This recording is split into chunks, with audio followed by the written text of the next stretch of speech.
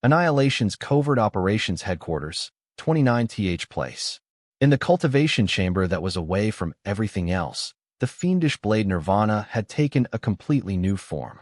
Its sharp blades had now increased to 8, 2 more than before. Furthermore, the shape that Nirvana had taken was beginning to trend strangely. The crooked blades were unbelievably sharp, like the fangs of a demonic beast. A single cut would not simply slice his enemies in two, but completely tear them apart. Nirvana is becoming scarier and scarier, Radix commented, his eyes trained on its many blades. If any outsider were to lay their eyes on it, they would surely think it is some monstrosity, nothing like what they would believe to be a sword. Xia Fei said nothing. What was strange was not Nirvana, but the black birthright ring of the fiends. In that instant, that ring had actually suppressed Nirvana, preventing it from revealing its true form. It was only after they returned to base that the ring released Nirvana from its suppression. Xia Fei was now holding Nirvana in its completely new form. With that thought in mind, Xia Fei placed his hand over the ring, and instantly, the images from eons ago appeared in Xia Fei's mind once more. The images were none other than the final battle plan meeting of the commanders from the Fiend clan in that military tactics office. The scene had been etched into that microarray. The birthright ring that also came from the Fiends had retrieved this memory and sent it into Xia Fei's consciousness. Xia Fei had watched it more than once. There was no signs of the Fiends betraying the alliance from the images back then, and they had repeatedly emphasized the necessity to break through the Universal Origin Control Center, someplace called the Seven Stars Steel. Xia Fei surmised that the Fiends of the Devil Shadow Dragoons were facing two major problems at that point of time. The first was the opportunity to take the Seven Stars Steel when the Mega Dragon race attacked, while the second was to rendezvous with the rest of the Alliance army after taking the Seven Stars Steel, attacking the Mega Dragons in a pincer maneuver. Back then, the commanders of the Fiends seemed to care a lot about the Seven Stars Steel, calling it the origin of the universe. It seemed that the most mysterious and powerful seventh brain region, that sapient life forms, had existed solely because of the Seven Stars Steel's existence. Are you thinking about that video again? Radix asked when he saw Xia Fei appearing distracted.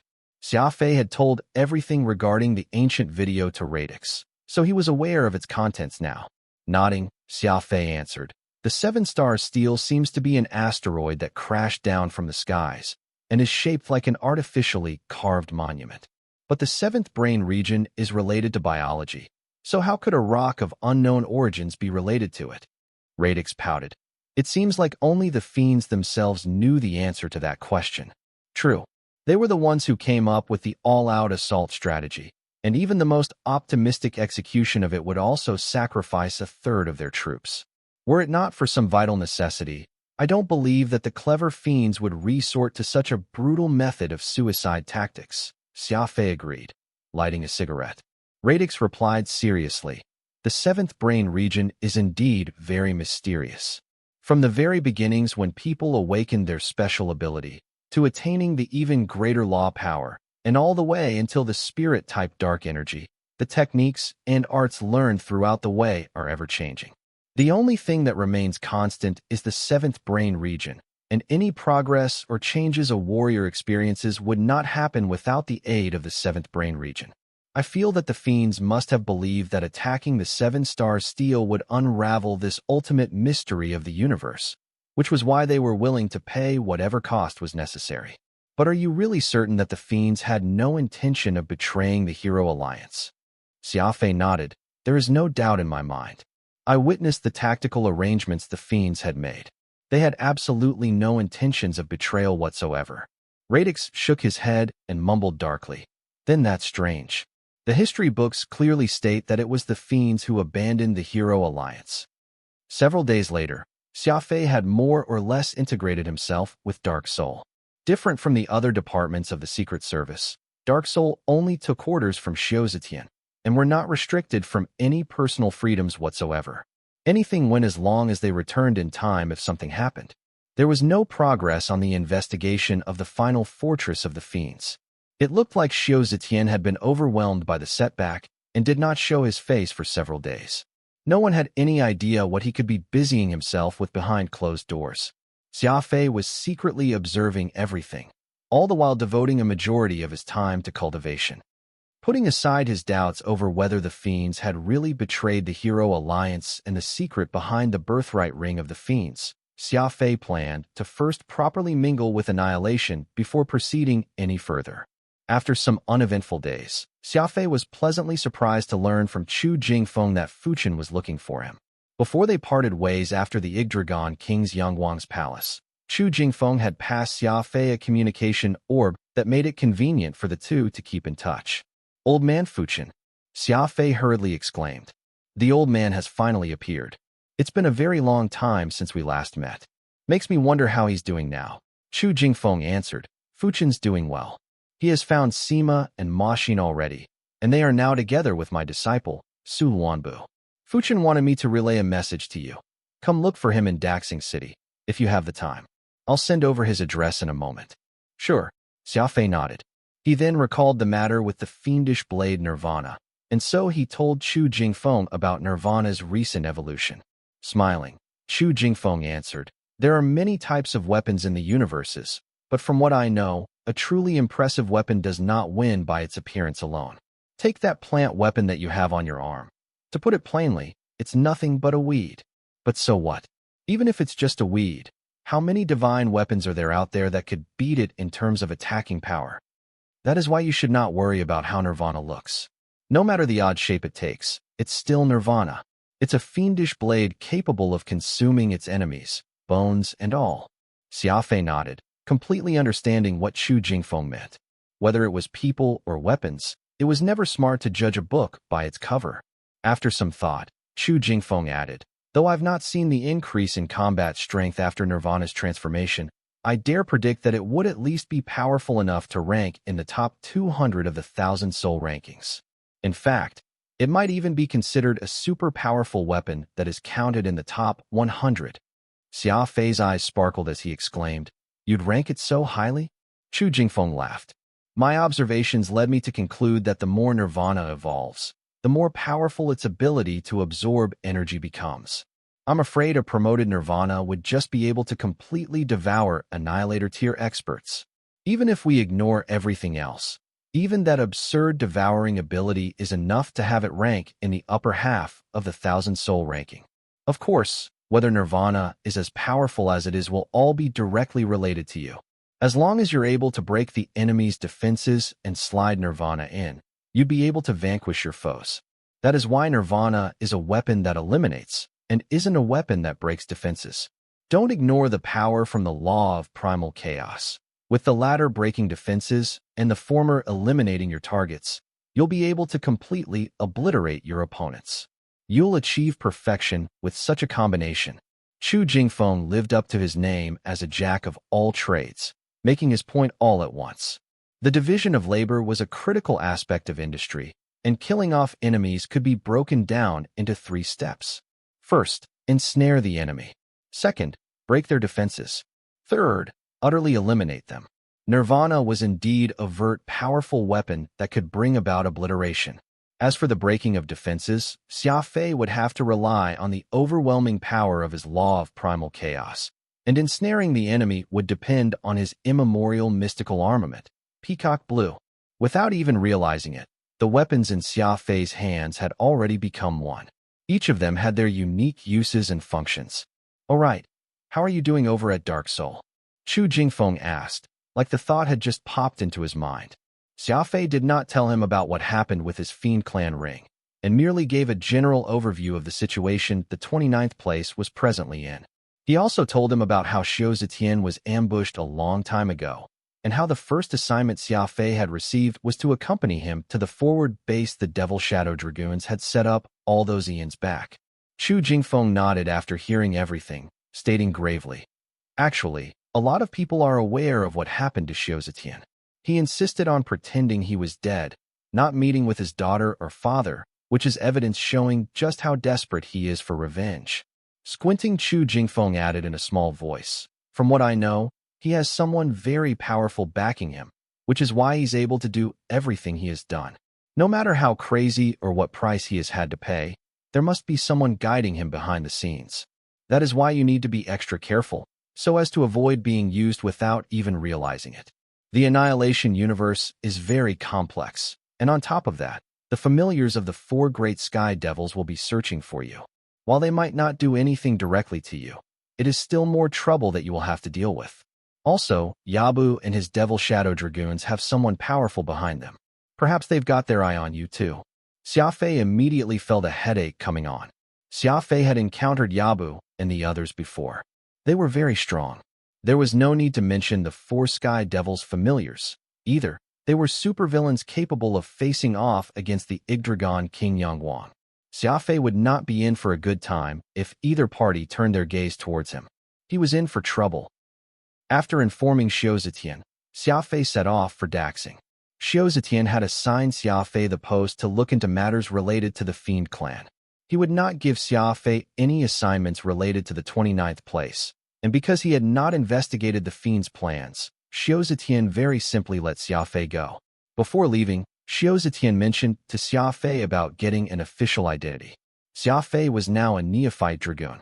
He would have to take a test to become an official dragoon.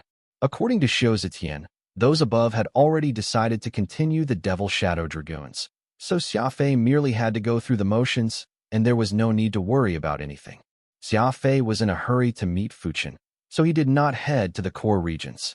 The Annihilation universe had an advanced transportation system, and Xia Fei could request a small frigate from the 29th place, as his special identity was part of the Secret Service, so he did not run into any obstructions the entire way. After several spatial shifts that took no more than 2 hours, Xia Fei found himself in Daxing, a bustling city in the Annihilation universe. Despite the amazing backdrop of mountains and rivers, Xia Fei was not in any mood to admire the views Daxing City had to offer. He sped along his way to a large mansion to the south of the city. That was where the last two unrestricted spiritualists, sect grand uncles Sima and Mashin, were spending their old age after retiring. After knocking on the door, someone verified Xia Fei's identity before leading him to the back gardens. In the distance, Xia Fei saw Fuchen seated together with the two elders, chatting and laughing. Fuchen had a humble attitude, given that he was the junior in the crowd. Aside from those three, there was also a young man dressed in a windbreaker, calmly whittling down a willow branch with a small paring knife in his hand, looking like he was trying to make himself a simple flute. This person was most likely the most capable disciple of Chu Jingfeng, Su Wanbu. Xia Fei. Fuchen spotted Xia Fei and got up. He grabbed Xia Fei's arm on approach, an excited look in his eyes. "Old man, I've really missed you dearly," Xia Fei said with a slight smile. "Me too. Come with me." Fuchen led Xia Fei to the two sect grand uncles Sima and Mashin, and pointed at Xia Fei, sect grand ancestors. "This is Xia Fei, the final inheritor of the unrestricted sect in Alpha, also the strongest." Mashin and Sima sized up Xia Fei, as the black-haired Mashin sighed. "I heard you're the one who had the unrestricted sect shut down? And you've even gone as far as to move Spirit Mountain away?" Xia Fei was startled. Why had the two asked that the moment they met? Could they be looking to settle the score after everything that had happened? "I heard you're the one who had the unrestricted sect shut down? And you've even gone as far as to move Spirit Mountain away?" Elder Mashin asked gravely. Xia Fei wrinkled his eyebrows and simply answered, "Yes, I was the one who did that." "And you're not planning to explain yourself to us?" Sima asked after a pause. Xia Fei was silent after admitting to the deed, which upset Sima somewhat.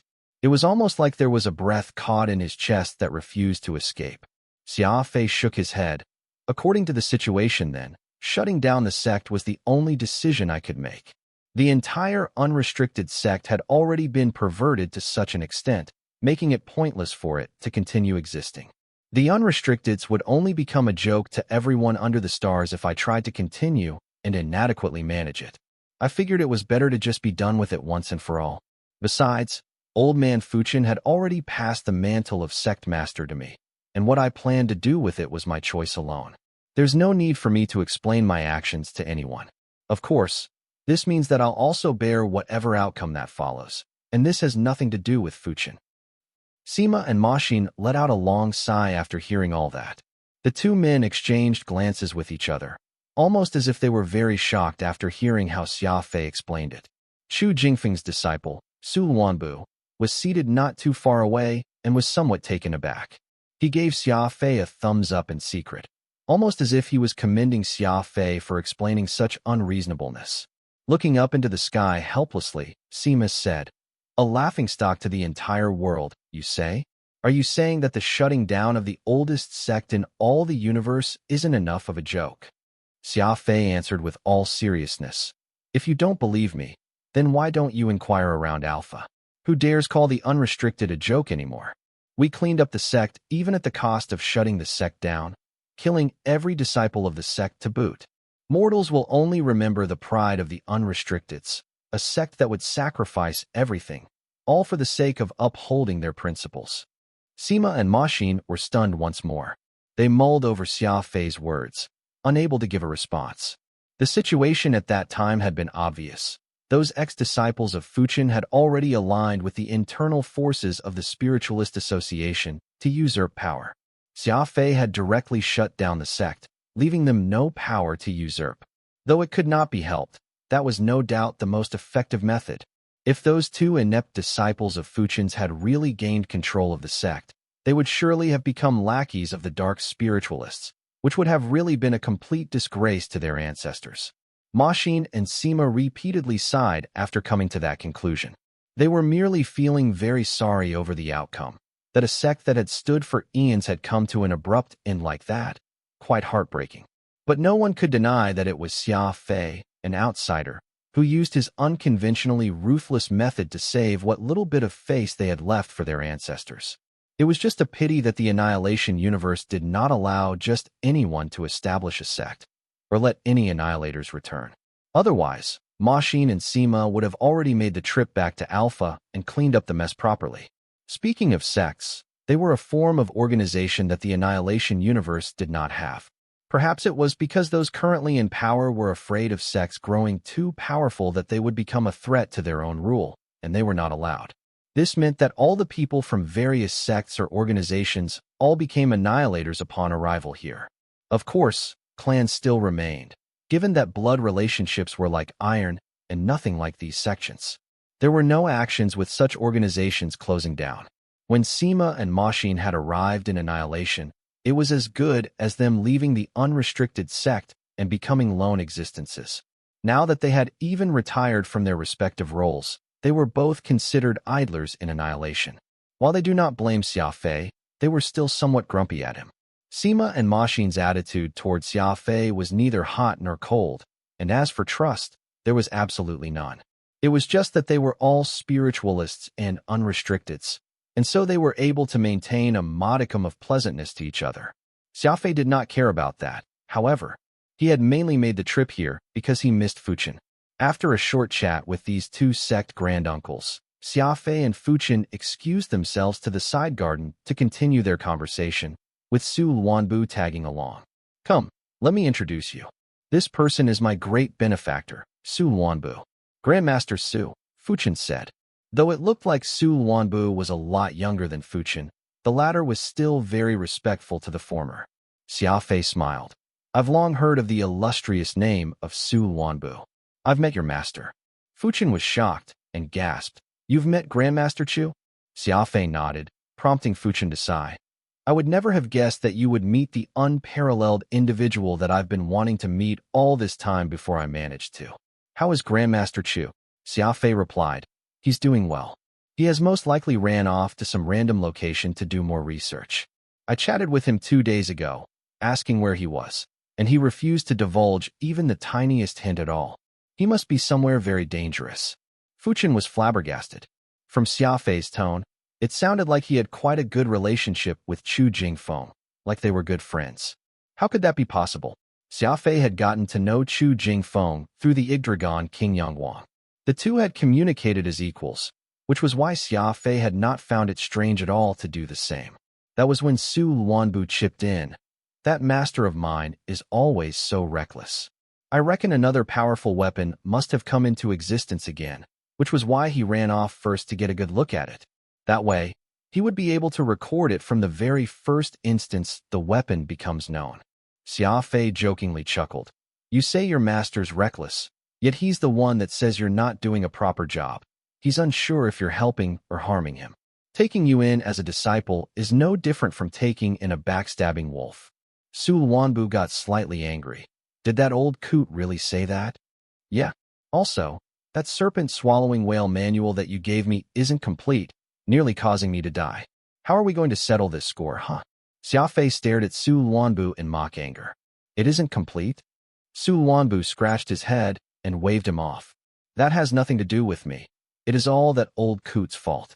He was talking about how amazing the manual was when he handed it to me, not once mentioning that it was not the complete version. Su Wanbu and Xia Fei were getting along grandly, able to chat so warmly with each other despite meeting for the first time. Honestly, Xia Fei and Su Wanbu were somewhat alike. Both had personalities that disregarded seniority, speaking their minds freely. Furthermore, they were both smart, quick-witted, and with sharp tongues that quickly descended into a war of words. Fuchen suddenly felt very old, completely unable to keep pace with Su Wanbu and Xia Fei. However, Fuchen was sincerely happy for Xia Fei. Being able to establish a relationship with Grandmaster Chu Jingfeng and his disciple meant Xia Fei would not be alone here in the Annihilation universe. Chu Jingfeng was someone who compiled the 1,000 soul ranking and had countless trump cards up his sleeves. It was no doubt a good thing that Xia Fei had befriended that master and his disciple. You're so unreasonable. Su Wanbu panicked slightly. He realized that Xia Fei was really good at using reasoning fallacies, and he was no match for Xia Fei on that front. How could you call yourself a disciple if you can't even tell you did not get the complete edition? Is your brain made of glue or something? That is why you must take responsibility for this accident. Enough talk. Because of the great suffering I underwent as a result of that incomplete serpent swallow whale, I need compensation from you, Xia Fei demanded, extending his hand. Su Wanbu was indignant. Chu Jingfeng had not blamed him for this slip-up, yet it was Xia Fei who had taken a bite of him, refusing to let this go. Su Wanbu claimed he had no idea the manual was complete or otherwise, yet Xia Fei questioned his eligibility as Chu Jingfeng's disciple, asking why he did not have the knowledge the manual he got was complete or otherwise, leaving Su Wanbu speechless. Tell me, how should I compensate you? Su Wanbu was annoyed. Xia Fei chuckled. No need for any recompense. Just help me accomplish 3 things, and you're not allowed to disobey them. I won't do anything like kill that old coot, Su Wanbu interrupted him. Xia Fei replied. Why would I ask that of you? At most I'll ask you to help me be my pair of legs and run errands for me when I'm unable to pull myself away from any present matters, to help take care of my people when trouble arrives. Xia Fei patted Fuchen on his shoulder and said in a deep voice, I'm leaving. Take care of yourself. Fuchen and Xia Fei were different. Xia Fei had joined Annihilation under the identity of a dragoon, and he had his own calling, but Fuchen had been promoted naturally and was considered a spiritualist in the Annihilation universe, awaiting further orders. Here in the most powerful central hub across all universes, high-level warriors were numerous. Fuchen needed to wait for a recruitment drive from the various major departments, applying for them like what people did when looking for a job. Only then would they be accepted into the mainstream of Annihilation society. Otherwise, they would just be free warriors, like Chu Jingfeng and his disciple. Don't forget the agreement we've made. Xia Fei waved towards Su Wanbu. Su Wanbu nodded, whispering for only Xia Fei to hear, don't worry. People of God's Eden always uphold their promises. I'll be sure to get the old coot to invite you over to the garden for a visit. That old thing has plenty of good stuff. Xia Fei was startled. Hasn't God's Eden been destroyed already? Su Wanbu thought nothing of it. The fiends are extinct, so why are you Skywings still running amok? Pausing meaningfully, Su Wanbu continued. There are some things that could be perfectly justifiable once you give it a name change. Take you, for example, a member of Dark Soul and the last Devil Shadow Dragoon of Annihilation. Who would even guess that you're a descendant of the fiends? The fact that the old coot shrugged off the matter of the serpent-swallowing whale incident to me. I'll have to make him bleed a little for it now. Xia Fei nodded. He was indeed quite interested about that God's Eden that the master and disciple hailed from. Heavens will work in mysterious ways. This was the first meeting between the descendant of the fiends, Xia Fei, and the master and disciple of God's Eden. Annihilation Covert Operations Headquarters, 29th place, where Dark Soul members resided. Xia Fei returned back to the headquarters and received a summons from Sui Zetian. He made his way to his office, only to find the old man poring over someone's details. That person was a blue-blood warrior, except that he was very different from the other blue-bloods. The blue-bloods were all short in stature as a race, but this one was well over 2 meters tall and weighed over 300 kilograms. His fierce appearance and muscular frame made him appear as mighty as an ox. Xiao Zetian pointed at the person on the screen and said, "I believe you want to know the whereabouts of the other 2 elemental mystical armaments. This person is called Yu Man, and from what I've gathered, he holds a strange flame in his possession. He could very well be who you're looking for." The 5 flames of Lux Gloria? Xia Fei was surprised. The rending yang fire, fire of sorrow, fire of linked sound, wolf butcher blaze, and empty valley conflagration were the 5 mystical armaments that formed Lux Gloria. To think it would actually fall into the hands of a blue-blood warrior. Xia Fei had the water-type Terror Genesis, the earth-type Southern Star, and the plant-type Cloud Sea. If he could get his hands on Lux Gloria, then that would be 4 of the elemental mystical armaments in his possession. All he would lack would be the metal-type Absolution. Xia Fei asked calmly, "I want to know where Yu Man is, and ask for a few days off." Xiao Zetian wrinkled his brow. It will be the official time for the newest batch of neophyte dragoons to certify their status in a few days. You'll see him when that time comes. Xia Fei was stunned. That meant that Yu Man was already here in Annihilation, and he was also a neophyte dragoon. A week later, a warship took off. This was Xia Fei's second time making his way to Furnace Citadel, where the neophyte dragoons' assessment and review ceremony would be taking place. Anyone who made it past the assessment this round would get their first dragoon medal, becoming an official dragoon. Xia Fei was not alone, as for some unknown reason, Xiao Zetian had sent Shane with him, almost like he was acting in the capacity of a nanny. "It's just a ceremony. Is there a need to trouble you to follow me?" Xia Fei asked courteously, when actually he had already had several sleepless nights just thinking about how he could confront Yu Man, the holder of the fire element immemorial mystical armament, this time. "Do you think I want to do this? You ended up in an altercation the last time you were sent here to pick up a form. The leader is just uneasy, so he told me to accompany you." Shane shrugged in resignation. "There are many pairs of eyes here. It's more likely he's worried I'll expose my identity, right?" Xia Fei thought to himself. To kill or not to kill, that was a serious problem. Many sources of information had all corroborated the fact that only when all 5 elements of the immemorial mystical armament were combined together would it be able to demonstrate its true strength. Furthermore, it seemed like the weapon had other uses beyond simple combat. Xia Fei could not guess what they could be, but what he was aware of was the fact that this elemental mystical armament was very different from the rest. If Xia Fei managed to encounter Yu Man during the evaluation, according to the rule that immemorial mystical armaments would clash immediately upon meeting, the 2 would surely have a fight to the death, as it had been demonstrated with Shui Shengsheng and Feng Yu. As long as they were hosts of an immemorial mystical armament, they would surely end up fighting. It was just that the time and place was highly inappropriate. They were going to be attending the Dragoon Medal ceremony, and there were plenty of eyes from all over the universe watching. Fighting with Yu Man there was definitely not good. There was even the possibility that if he was not quick enough, he might even expose his identity.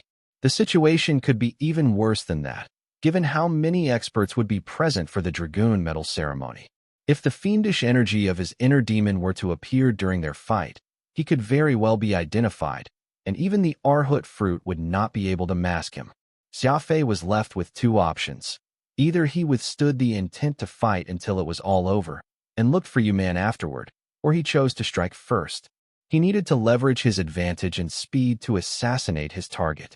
The former was difficult, given that the mystical armaments would see red the moment they sensed the presence of the other. Even if Xia Fei could control himself, could Yu Man do the same? The idea to immediately assassinate the man was, on the other hand, quite a decent choice. But even if Xia Fei succeeded, he would surely face endless troubles afterwards. The Devil Shadow Dragoons were already recognized as an aberration by the other Dragoons. If he were to strike during the ceremony, perhaps even Xiao Zetian might not be able to protect him from the repercussions. This is really so troublesome. Xia Fei heaved a sigh as he thought about all that. Shane was nonplussed. What's so troublesome? I already made things clear with you before we departed. The moment the evaluation begins, use your speed to reach that location that I told you about, and then just hide. The Destiny and Holy Light Dragoons will surely use this opportunity to punish the Dark Moons. That has always been the convention. After all, the Dark Moons are a motley crew of annihilators here. Their status is low, and though Destiny and Holy Light Dragoons aren't able to directly point their weapons at them, they use Dark Moons as their test. The side that can beat up Dark Moon the worst will be the one with more face. There's no need for you to participate in this. Just wait for them to finish fighting and for that final whistle to sound, and you can leave your hiding spot and collect your medal. As for the ceremony, that's even simpler. Everyone will form up in a row and be given a single Dragoon medal in accordance with the results of the evaluation. There might even be some major figures that will come to watch the fight live, so as to have their pick from this batch of Dragoon combatants of those that they would like to join their departments. You're a Devil Shadow Dragoon, and these people could not be more eager to avoid you. Who's going to take you into their department? Just leave with me after receiving your medal, and we can find some random place to have a drink or two. It's that simple. Shane was afraid that Xia Fei was unclear about the plan, so he went through it step by step once more. According to the plan, there was nothing difficult for Xia Fei to do. The key here was that his target was with the Destiny Dragoons. If Xia Fei was given the choice, he would rather resolve this problem during the strength evaluation. After all, the evaluation would be held out in the wilderness, likely broadcast to the evaluation committee with high-speed cameras. The chances of him being discovered would be minuscule. But if Xia Fei and Yu Man were to face off right in front of countless major figures of annihilation, Xia Fei was afraid that there would be a good chance someone could see through his true identity. Shane had no idea the reason why Xia Fei was being so depressed was because of the strong desire he had for the fire-type immemorial mystical armament. He swallowed audibly and continued. I noticed you've been very serious with your training recently, and you've shown great power, but this is ultimately the Annihilation universe. There are many descendants of heroes who had their seventh brain region open the moment they were born. They reached the law power stage at 6 after they were done with special abilities, interacted with dark energy once they reached 12, and became high-level annihilators before even they were 18. Xia Fei was shocked. He had no idea why Shane mentioned all that to him, but those geniuses that Shane spoke of cultivated at a rate that made others break out in a cold sweat just hearing about it. High-level annihilators before becoming 18.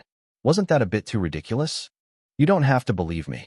When we arrive at Furnace Citadel, you'll immediately understand what I mean when you see all the neophyte dragoons assembled. Those who were made to undergo enhancement training in Furnace Citadel were all commoners. In other words, they were the least qualified. The experts and geniuses I speak of are all in their own clans and families. Though the strength evaluation allows people to engage in combat, I simply don't think you can get too high of a ranking on the battlefield, because there's simply too many descendants of heroes. Their ancestors were all immortal gods and goddesses who fought against the ancient dragon all those years back, during the sundering of the universes. Cough. Xia Fei nearly laughed out loud. It turned out Shane had mistakenly thought that Xia Fei was seeking the limelight and was looking to obtain a high ranking in this strength evaluation. According to the plan that Xia Fei had laid out for Xia Fei, he would not be required to fight, and surely he would rank in the back. Shane had thought that Xia Fei did not want to see his name too far back, so he was nagging and coaxing him from diverging from the plan. Xia Fei shook his head. He of course had no plans of seeking the limelight. Not getting into trouble was enough for him already. But Xia Fei was left lamenting after hearing about those descendants of heroes. He was also a warrior, yet the difference in talent was far too huge. Radix could tell what Xia Fei was thinking, so he spoke up. What are you being so surprised about? Don't forget that you only began on the path of the warrior at the age of 17, and now you're already a level 1 annihilator. That was just a total of 7 years spent cultivating. These so-called descendants of heroes can't even hold a candle to you. Somewhat taken aback, Xia Fei chuckled. He had only considered that he was 24 years of age, but his level was incomparable to these younglings who were barely 18 or 17 years old. Thus, he had ignored the more important point. His 7th brain region was only opened when he was 17. In terms of the time spent on his road of cultivation, Xia Fei was definitely the fastest. Whoosh! The warship landed upon the sand dunes beyond Furnace Citadel, and Xia Fei alighted from the warship with Shane. The weather today was a lot hotter than when Xia Fei had first registered. There were a few warships of varying sizes parked around, looking like there were a good number of neophyte dragoons in this batch. The official warship from Dark Soul had its own unique insignia, and everyone looked at Xia Fei and Shane with a different gaze when they came walking off the ship, choosing to stay as far from the pair as far as they could. Shane was unperturbed by their reaction, chuckling. We of the 29th place usually offend far too many people. These people are used to being on guard against us, but not to worry. As long as our leader is there to hold the skies up, if you see anyone that rubs you the wrong way, you can just invite them back for a cup of tea. Arriving at the entrance, Shane flashed his 29th place badge, while Xia Fei kept a low profile and merely showed his identification as a neophyte dragoon. No one obstructed the two as they entered the Furnace Citadel courtyard. There seemed to be people pointing and staring behind their backs. When Xia Fei turned around to look, all he saw was Kane, the one whose arm he had broken a handful of days ago, who was staring at him with a group of Destiny Dragoon neophytes. The moment they saw Xia Fei turn around, Kane immediately turned his face away, while the others maintained their unfriendly stares at Xia Fei. Shane shook his head. This is why I said that you shouldn't have caused any trouble. That rascal has gathered some men, and it seems like he's planning something sinister for you during the evaluation. It's a good thing you're a speedster, so you shouldn't have any trouble leaving them in your dust. Xia Fei nodded his head nonchalantly. Xia Fei knew Kane's type very well. He was nothing more than an embroidered pillow that had cultivation, but no actual combat experience. Though he was at the same level as Xia Fei, their disparity became as clear as day the moment they exchanged blows with one another. He was a warrior that had not seen blood spilt, going up against someone like Xia Fei, who clawed his way up from a pile of corpses. Forget their auras. Their difference was like heaven and earth from experience alone. The handful that he was with looked to be the same type, too. Xia Fei felt that he would have no problem dealing with them even if they ganged up on him, so he did not mind them at all. Shane pursed his lips and left Xia Fei to join the crowd participating in the evaluation, while he left for the spectator stands. There were live screens everywhere, showing that the ages of many of the dragoons were not very old. There were parents or fellow clansmen who had come to watch the fighting. It was an honor for any clan or family to have someone who could join the strongest fighting force in all of Annihilation. There were between 2,000 to 3,000 people gathered here today, with plaques erected in the yellow sands all across the compound where all the dragoons would head toward their allocated spots.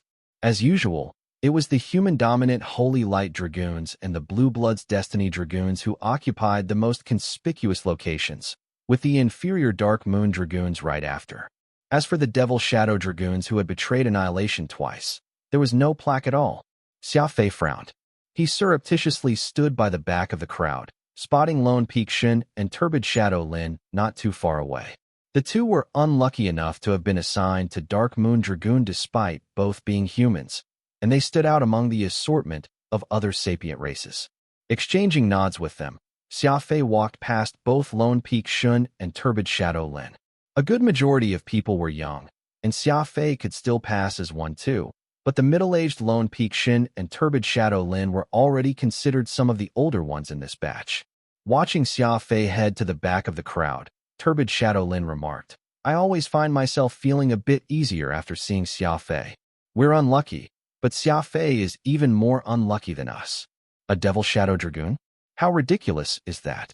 Lone Peak Shun furrowed his brow. Xia Fei is ultimately still someone who helped us.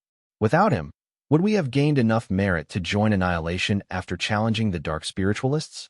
We ought to lend him a hand if he finds himself in a quandary. All right, Turbid Shadow Lin nodded in agreement. The two of them somewhat sympathized with Xia Fei, and when they looked around, it was just people from Annihilation everywhere. These youths of the Annihilation universe already had their strength at the Annihilator tier, while people from the lower-tier universes like Xia Fei and Lone Peak Turbid Shadow were in the minority. All of them stood out like solitary figures. Breath control covered Xia Fei's aura. Xia Fei did not wish to make a move against Yuman here, and even if they fought, It would be best if he dragged it out until the strength evaluation started. Sweeping his gaze around the crowd, Xia Fei searched for Yu Man's figure. Given his stature, it ought to be easy locating him, but Xia Fei did not find a trace of him after looking around. Rumble. That was when a mid-sized warship landed rudely right in the middle of Furnace Citadel. Others had their ships parked outside, while the owner of this warship was obviously not of low status, actually daring to land right in Furnace Citadel. The doors opened, and first a long row of bodyguards exited, before a blue-blood warrior well over 2 meters tall came striding out. Zing. The water mystical armament Terror Genesis. Plant mystical armament Cloud Sea. The earth mystical armament Southern Star. The 3 immemorial mystical armaments on Xia Fei all became agitated at the same time. He had finally appeared. Yu Man, the holder of fire immemorial mystical armament Lux Gloria, Xia Fei's destined foe. Yu Man was tall and bulky. As he debarked from his ship, he looked around. It was like he could sense the signal from the immemorial mystical armament and was searching for Xia Fei. Xia Fei was in the very back of the crowd and had concealed his aura with breath control, making him very inconspicuous. Yu Man appeared to be very laid back, so after snorting, he swaggered off to stand at the front of the Destiny Dragoons. It seemed the Blue Bloods were also very afraid of Yu Man, parting and emptying out a large space around Yu Man for him to enjoy, and there was even a warrior there to attend to his needs. Brutes will be brutes. That person from the Blue Blood Royal Man clan really doesn't have much etiquette, showing off so much. A warrior next to Xia Fei grunted coldly. Xia Fei was taken aback, but then he smiled and asked, "Where does that big blue blood come from?" The person glanced at Xia Fei, and after seeing Xia Fei's harmless face, humble demeanor, and friendly aura, he replied, "That guy is called Yu Man. He's the grandson of the Blue Blood race's Royal Man clan's patriarch. The Royal Man clan is quite the odd one, still living in an old-fashioned style, even in this era. They reside on the distant border like a pack of natives, wearing beast hides, living in caves, eating roast meat, and drinking cheap barley alcohol. But the Blue Blood race seems to have a lot of respect for the Royal Man clan, as if their ancestors had done something amazing for their race." Xia Fei nodded. It seemed like Yu Man had a lot of status in the Blue Blood race, making him difficult to target. After a brief pause, the man continued, "When the evaluation starts in a little while, it's best if you keep your distance from him. That brute doesn't really care about the rules. Our Holy Light Dragoons and the Destiny Dragoons are the 2 strongest Annihilator armies, and we both respect each other so as to not hurt the relationship between us. This has been a rule for many years now. But that guy is very unreasonable. He might suddenly throw a tantrum and start fighting, but there's no need to fight with him. If you have the time, it would be more worthwhile to earn points by beating up the Dark Moon Dragoons." The man pointed at the group Lone Peak Shin and Turbid Shadow Lin were standing in. His meaning was that they could beat up the Dark Moon Dragons whenever, for that inferior Annihilator force existed to be trampled on so as to show off the power of the Holy Light Dragoons and Destiny Dragoons. At that moment, the steward of Furnace Citadel, Deng Wan, walked onto the stage and began giving a rousing speech. But those attending had all heard the speech for so many years that they were sick of it. Xia Fei's attention was on the screen that suddenly appeared. On it were the scores of the various Annihilator Dragoon champions over the various years. For many years, starting from the very first session, the Devil Shadow Dragoons. Devil Shadow Dragoons. Devil Shadow Dragoons. It was all the Devil Shadow Dragoons. Xia Fei was stunned. Before the betrayal of the Fiend race, not a single army had been able to surpass the Devil Shadow Dragoons. They had held first place throughout their tenure. That was absolute power. It was no wonder that people always mentioned the strongest tacticians when speaking about the Fiend race and the Devil Shadow Dragoons. This was hard proof. When the Devil Shadow Dragoons had still been around, they had taken all the championships. No one had ever been able to match them. Boom. In a flash, Xia Fei felt the blood rushing to his head. As a descendant of the Fiend race, even if he wasn't a pure one, he still felt incredible pride and honor. The Fiend race and Devil Shadow Dragoons had truly been amazing, monopolizing all the championships. Alas, after the battle against the massive dragon, the Fiend race had been thoroughly purged, and their name had ceased to exist in the annals of history. It was only many years later that the Annihilators re-established the Devil Shadow Dragoons, but because they were fewer in number, they were ranked dead last. Even the Dark Moon Dragoons were far superior. As Xia Fei thought about the past, he became a little agitated. Suddenly, he realized that everyone was looking at him for some reason.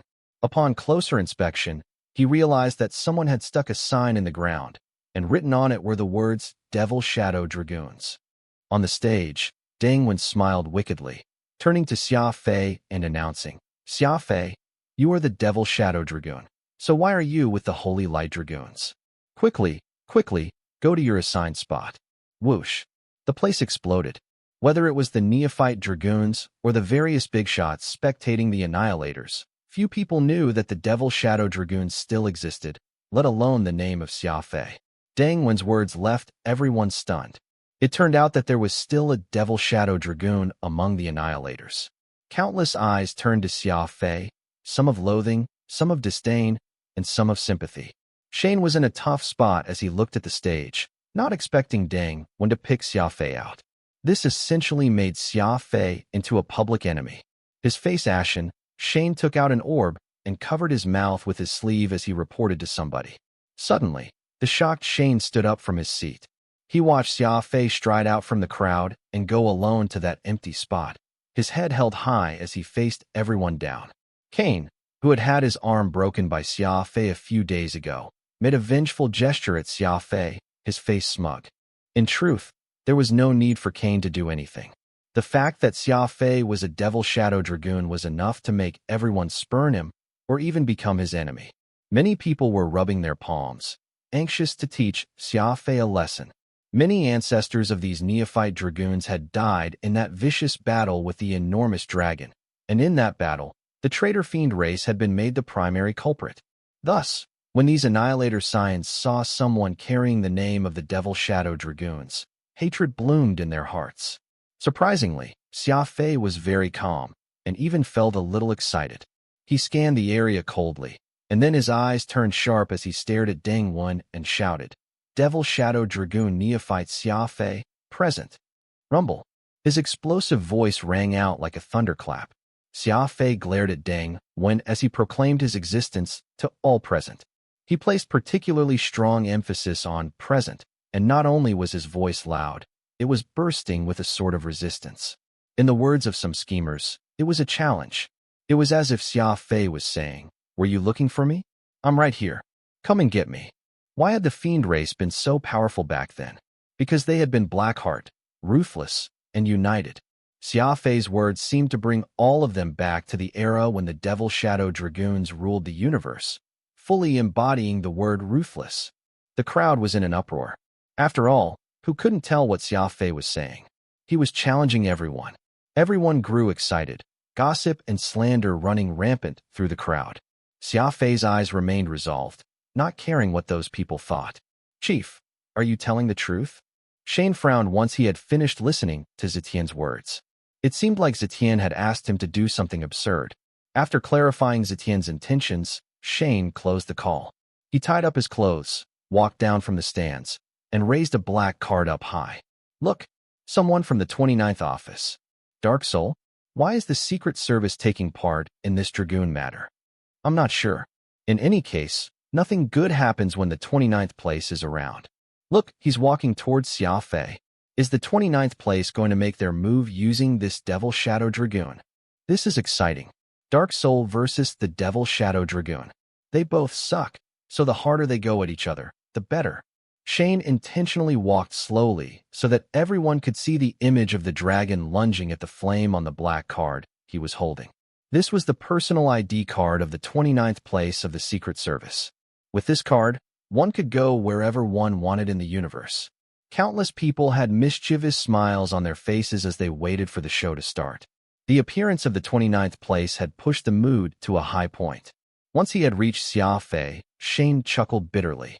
Brother, didn't you say that you didn't want to cause a commotion? You were speaking quite boldly just now. Xia Fei said nothing. Perhaps it was because of his personality, and perhaps because he had been affected by the glorious past of the Devil Shadow Dragoons. In short, under pressure, Xia Fei had decided to not bow his head down, but to completely explode. Shane seemed to be showing off, intentionally holding the card in the air for a few seconds, and then he took the ID card representing the Shadow Division and hung it around Xia Fei's neck. Boom. The area exploded again. What was going on?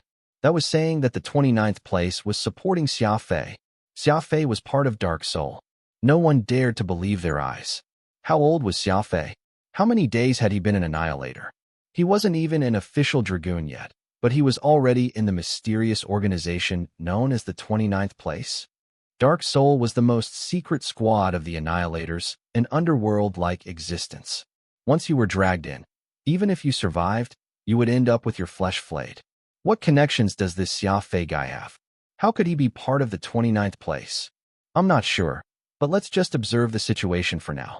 Nothing good will happen by provoking the soul of darkness. The voices dwindled away, for the 29th place was far too infamous. Quite a few people chose to wait and see. Xia Fei smiled and asked, "Is that really necessary?" Shane replied firmly, "Of course. You think that this is all your own affair? That Dangwon clearly knows that you're a member of Dark Soul, but he still caused trouble for you. Someone had clearly instructed him to do this. Starting from now, this isn't just your war, but a war against the entire 29th place. In the end, even if our pride isn't worth anything, that old man behind the 29th place won't stand to be humiliated." Xia Fei was taken aback. Chu Jingfeng had told Xia Fei long ago that there was some amazing old man standing behind Zetian, but not even Chu Jingfeng had been able to find out who. It seemed now that the rumors were true. Xia Fei was part of Dark Soul, and if someone was conspiring against him, they were conspiring against all of the 29th place. This was essentially bringing shame on that old man standing behind the 29th place, so Shane had to wash away that shame. Shane didn't return to his seat, instead walking in a slow and eerie manner toward the stage. He stared at Furnace Citadel's chief steward, Dangwon, the culprit behind this uproar. Dangwon panicked, bowing and nodding quickly to Shane. Alas, Shane wasn't falling for it. He went up to the stage and stood less than a meter from Dangwon, whose face was now green and covered in sweat. "You're Dangwon?" "Yes, this one is Dangwon, chief steward of Furnace Citadel." Dangwon smiled weakly. "Exactly who I was looking for." Shane's face turned stiff, his eyes going cold. He said loudly, "Follow me. The 29th place invites you to tea. Right now." These words resounded in the skies of Furnace Citadel for everyone to hear. There was no room for excuses. Shane walked right up to Dangwon on the spot and invited that man for a cup of tea at the 29th place. Everyone sucked in a cold breath of air. Tea at the 29th place was not good to drink. It looked like Dark Soul was determined to hold out for Xia Fei, which was very strange. Xia Fei was not very old and was hardly some scion from a reputable clan. He lacked any backing to speak of, so why would 29th place display such an attitude for him? At that moment, the entire Furnace Citadel erupted into a disquieted commotion. Some took the opportunity to rile up some antagonistic emotions toward the 29th place, but unfortunately the notoriety of Dark Soul was simply too great, and few rallied to the call. No one truly dared to stand out and go up against the Secret Service. At most they just muttered a few words under their breath. At the end of the day, Dangwon was still the steward of Furnace Citadel. How could they continue to hold the Dragoon Medal ceremony if he was brought away? Without their leader present, the entire event was turning into a great mess. Shane did not care about any of that.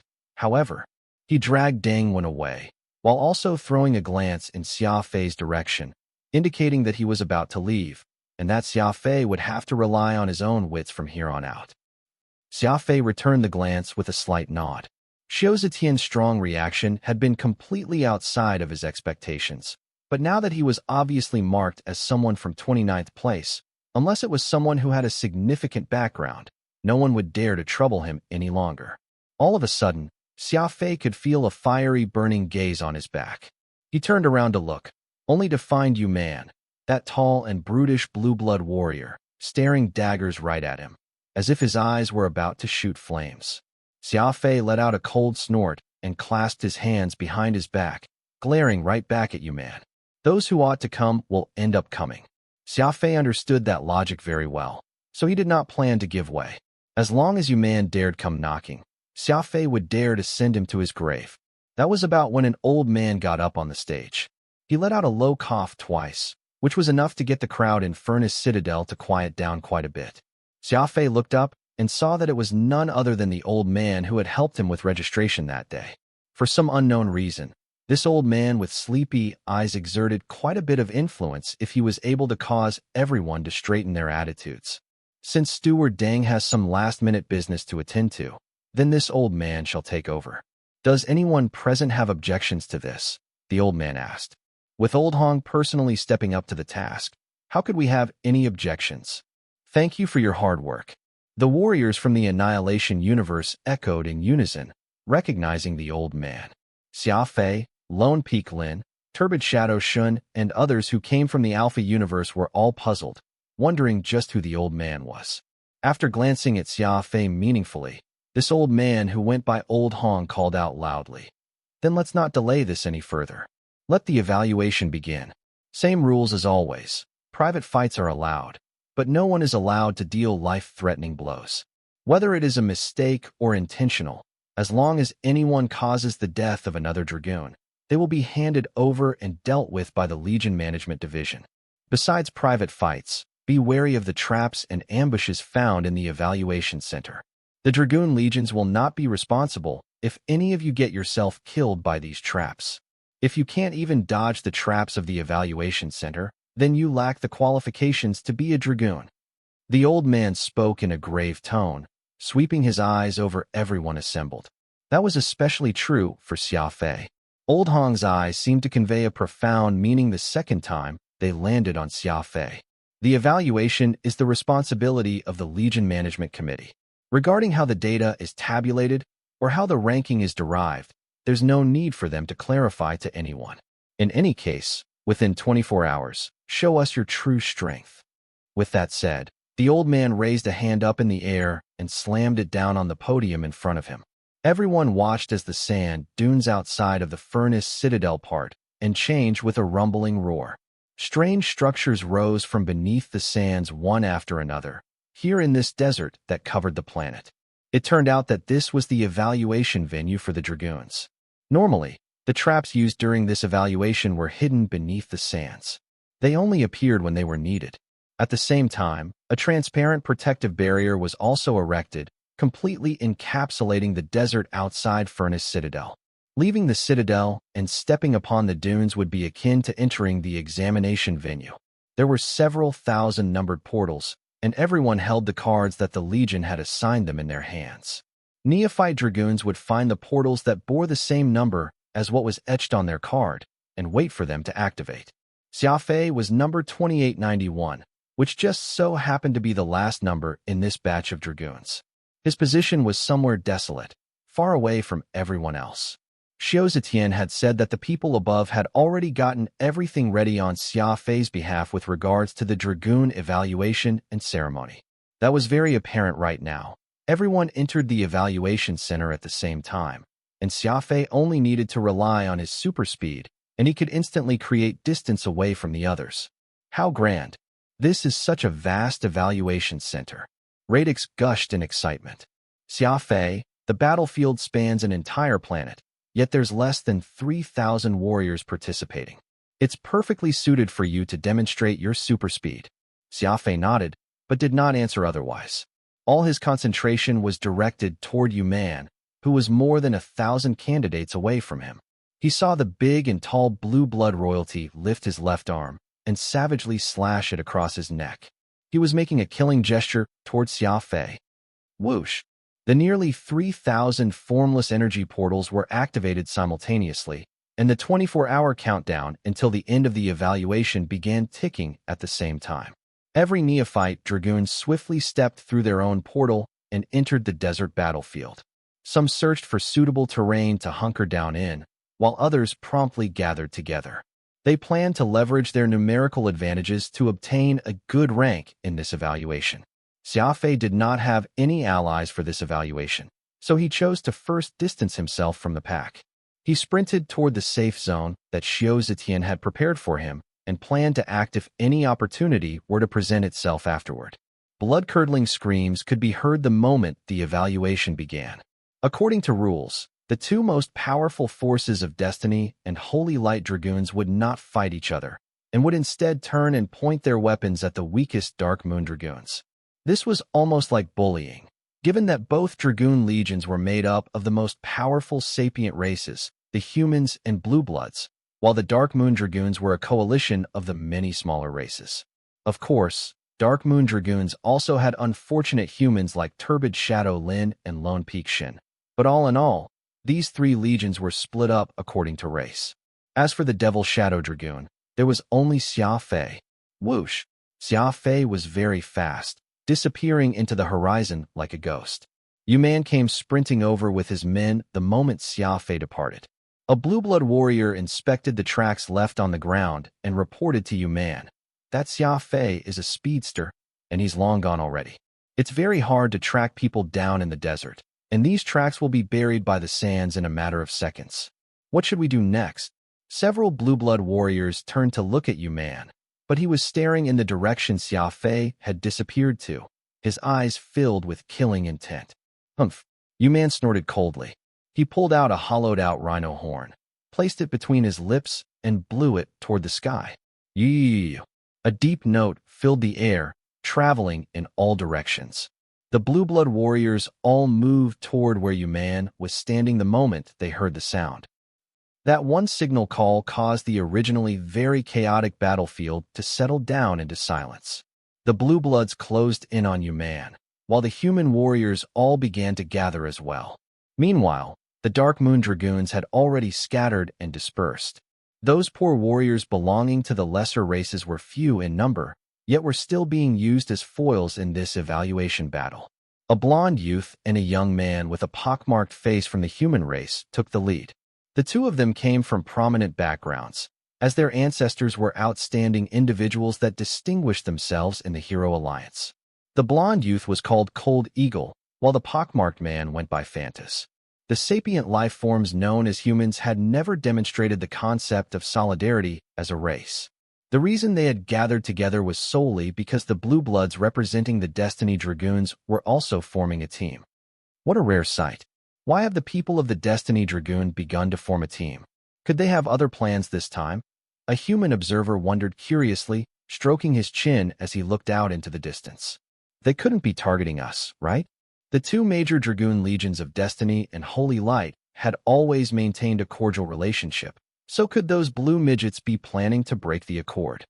Though humans and blue bloods did not fight each other, their contradictory relationship was severe. Humans called the blue bloods blue midgets, while the blue bloods called humans arrogant foxes. While those words were unkind, they pinpointed the weaknesses of each race.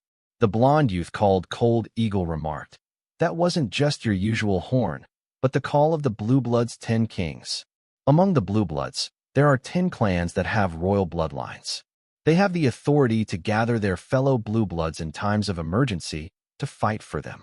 Phantas was standing beside Cold Eagle and added, "That's right. The one blowing the 10 Kings' call this time is the grandson of the royal man, Yuman. We need to be careful. Among the 10 Kings of the Blue Bloods, the royal man are the most unruly and are just a bunch of barbarians. They are capable of anything." Cold Eagle scoffed arrogantly. "Our numbers are about even, so as long as we do not disperse, those hateful midgets won't be able to do anything to us. From here on, we will be acting as a group, hunting down the lowly dark moons, while making our way through the hidden traps in the sands. Those who trust me may follow me." With that, Cold Eagle led some people toward the deeper parts of the desert. Phantas also harbored the same idea as Cold Eagle, but the two of them working together was impossible. Thus, the Holy Light Dragoons who were affiliated with the humans split into two factions, one who followed Cold Eagle, and the others who went with Phantas. What do we do? Are we going with Cold Eagle or Phantas? Kane, who'd had his arm broken by Xia Fei a while ago, hesitated for a good while before stomping his feet. Phantas is sinister, while Cold Eagle is haughty. Let's go with the latter, and see if we can provoke him to attack Xia Fei. With that said, Kane led a few of his comrades and hurried after the troop of men Cold Eagle was leading. Xia Fei was unaware that a rare occurrence of teaming up had occurred in the evaluation battle that usually had everyone fighting for their own interests. There were 2,000 warriors from both the Destiny and Holy Light Dragoons, and they were all now grouped into 3 separate forces. Xia Fei spat out a mouthful of sand. There did not seem to be anything amazing about this battlefield, but there were actually plenty of traps hidden in the desert. Even Xia Fei had found himself nearly getting caught by some quite a few times, and this last instance had been the worst, forcing Xia Fei to eat a mouthful of sand. I really can't underestimate this place. To think there would be so many ambushes laid out here. He lightly brushed his finger across his spatial ring, pulling out the topographical map that Xiao Zetian had given him and comparing it against the directions to find his hiding spot. In Xia Fei's experience, this place was definitely not good for hiding. The 3 sandy dunes were like barrows, arranged in a triangle. According to Xiao Zetian's instructions, Xia Fei ought to hide in the center of the 3 barrows. But these 3 dunes were not even 2 meters tall, and the center was just an open space. Unless Xia Fei turned himself into a boulder, there was no way he could remain hidden without any cover to speak of. Just what is going on here? Xia Fei frowned, muttering to himself. All of a sudden, Xia Fei discovered something strange. His arm was disappearing. Xia Fei held his hands in front of him while holding onto the map, but he could not see the map or the arms that were supposed to be in front of him. Xia Fei was startled, but quickly experimented a few more times. In front of him was what seemed to be an invisible wall, right in the center of the 3 barrows. It was an area about 4 to 5 meters square, and anyone who stepped into it would find themselves naturally becoming invisible. Xia Fei chuckled. This was indeed a great hiding spot, after all. From afar, this looked nothing more like an empty clearing of sand. No one could imagine that there was a hiding place right in the middle. What will we do now? Radix asked, curious. Xia Fei sat down on the ground and examined his surroundings. The evaluation will go on for 24 hours, so let the others fight it out first. We'll only be making our move in the final few hours. With that said, Xia Fei actually began cultivating right where he sat, looking completely calm and relaxed. In a matter of minutes, however, Xia Fei suddenly sensed the ground tremble. It felt like there was a giant insect slowly burrowing beneath the sand. Xia Fei was startled. Just as he was about to use his Origin of Heaven Eye technique to observe what was going on, he heard a sound from a nearby barrow, and a pale white hand reached out from the ground. A pale white hand reached out from the ground, not even 100 meters away from Xia Fei. An elderly man soon climbed out from beneath it, looking somewhat haggard, his clothes in tatters. Xia Fei's hiding spot was right beside 3 dunes that looked very much like barrows. It was rare to see a person come crawling out from the barrow without any warning whatsoever, and Xia Fei tensed up as he watched it happen. The wind billowed loudly, as this elderly man in tatters raised a fist up to the sky and yelled loudly up at the skies. You want to kill me? You're all far too early for that. Xia Fei lifted his head up and only saw just starlight. There was no enemy trying to kill the elderly man, so Xia Fei had no idea what nonsense the fellow was spouting. From the way he was dressed, this person was definitely not a neophyte dragoon from any of the legions. Though his clothes were already torn, Xia Fei could still tell that they had been made of the highest quality, so the old man must have been a person of stature. How did this person get in? Wasn't the battleground of the evaluation of the dragoons sealed off earlier? Radix asked curiously. Xia Fei shook his head. I don't know either, but perhaps he was here even before that, and the sealing of the battlefield has trapped him in here together with us, as well. Xia Fei was in a very strange position. He was in a place of stealth on this battlefield, which was no different from a bug in a game. Anyone who entered this space would blend in with the surroundings, making it impossible for anyone to make out his presence. This elderly man looked to be exhausted, planting his butt down heavily on the ground, his breathing ragged and labored. He looked like he had just returned from the dead. Rumble. The changes came fast, as there was another abrupt development to the situation. There was an additional mass of burning flames in the sky, like a blazing meteor that had penetrated through the atmosphere. It was just that this meteor was not passing through the atmosphere, but through the protective barrier erected over the Dragoon evaluation battlefield. It was a shocking scene. That blazing meteor had smashed through the protective barrier that the distinguished Dragoons had in place. Boom. The meteor's impact point was right in Xia Fei's vicinity. Before he could even understand what was happening, He saw the scene before him transform into that of a direct clash. The auras from four masked individuals were directly confronting that elderly man who had crawled out from the barrow, almost as if a great battle was about to unfold. Xia Fei was stunned. That is because the four beings he saw in front of him were none other than the sole familiars of the four great sky devils, the Winged Gale, Sea Calamity. Evidently, they had been hunting this old man, and they had chased him all the way to the Dragoons' evaluation battlefield. Wang Dingtian, to think you had learned the matter-type art, sky-splitting escape, to traverse through the stars with matter. You've really opened up the eyes of us brothers today. Unfortunately, Lord Paletooth had specifically researched that sort of concealment art that could move across galaxies, so there's nowhere left for you to run. The one speaking was Wing, the sole familiar of the broken wing sky devil Paletooth. The old man called Wang Dingtian gritted his teeth. Humph. This here is one of the territories belonging to the Dragoons. As long as I make the call, the Dragoon legions would send their men out here. When that time comes, even if you're the sole familiars of the Sky Devils, there's nowhere for you to run, either. Letting out a mirthless laugh was the sole familiar of the Gale Sky Devil, Medicinal Cauldron Prince, who remarked, "Fool, don't think I have no knowledge about this. While it's true that we're on the evaluation battlefield of the Dragoons, no one could barge into this place without being a being of our caliber within the next 24 hours. After all, this place is something erected during the age of the Hero Alliance. Right now, there are only that handful of undying old monsters, aside from the 5 ancient apexes, who are qualified to exchange blows with us. I refuse to believe the 5 ancient apexes will help you. Isn't it far more likely they will kill you? Hand over the ancient Orcus Immortalis scriptures to us. Otherwise, we'll really strike to kill." Wang Dingtian was startled and answered, "The ancient Orcus Immortalis scriptures are a treasure handed down from my ancestors. I'd rather die than hand it over to outsiders." "Nonsense." The Medicinal Cauldron Prince's sole familiar lashed out. "Had it not been for my master leaving behind his metal book, could your clan have created the scriptures upon the basis of the law of life? That metal book belongs to us. The ancient Orcus Immortalis scriptures is also ours." Xia Fei could not help but be startled after hearing this. Was the ancient Orcus Immortalis scriptures a derivation of the law of life? Xia Fei knew the law of life all too well. There had been but one scroll of it in the law realm, and it had been passed down to old demon Oro's hands. It was the very law that Avril was cultivating right now.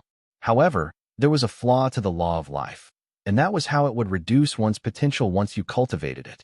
It was comparable to a warrior who would find themselves stagnating in the founder tier after learning the law of life, despite originally having an annihilator tier potential. Furthermore, there were plenty of power types who could not learn the law of life. Old Oro had the law of life hidden for many years, and he did not cultivate it himself, which went to show that there were quite a few side effects to learning it. Avril was not a warrior and did not need to fight. That was why Xia Fei was at ease letting her cultivate it and lengthening her lifespan. Wang Dingtian's ancient Orcus Immortalis scriptures were a derivation of the law of life, but he did not know if there would be any difference from the version of the law of life that had made its way to the law realm. From what the 4 soul familiars were saying, the ancient Orcus Immortalis had been extracted from the metal book. It was the life's work of the Medicinal Cauldron Prince, and it sounded like it was very impressive. With a decisive swing of one arm, Wing, the sole familiar of the broken wing sky devil Paletooth, yelled, "Enough of your nonsense. We don't give a damn about your Dogshti Immortalis scripture.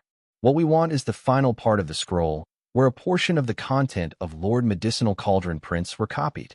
Hand over the last scroll, and we'll spare your life." Wang Dingtian rolled his eyes. It was apparent that this elderly man was quite wily.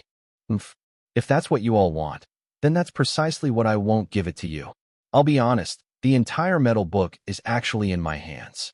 I'll destroy it by my own hands if I feel like it." Wang Dingtian threatened them.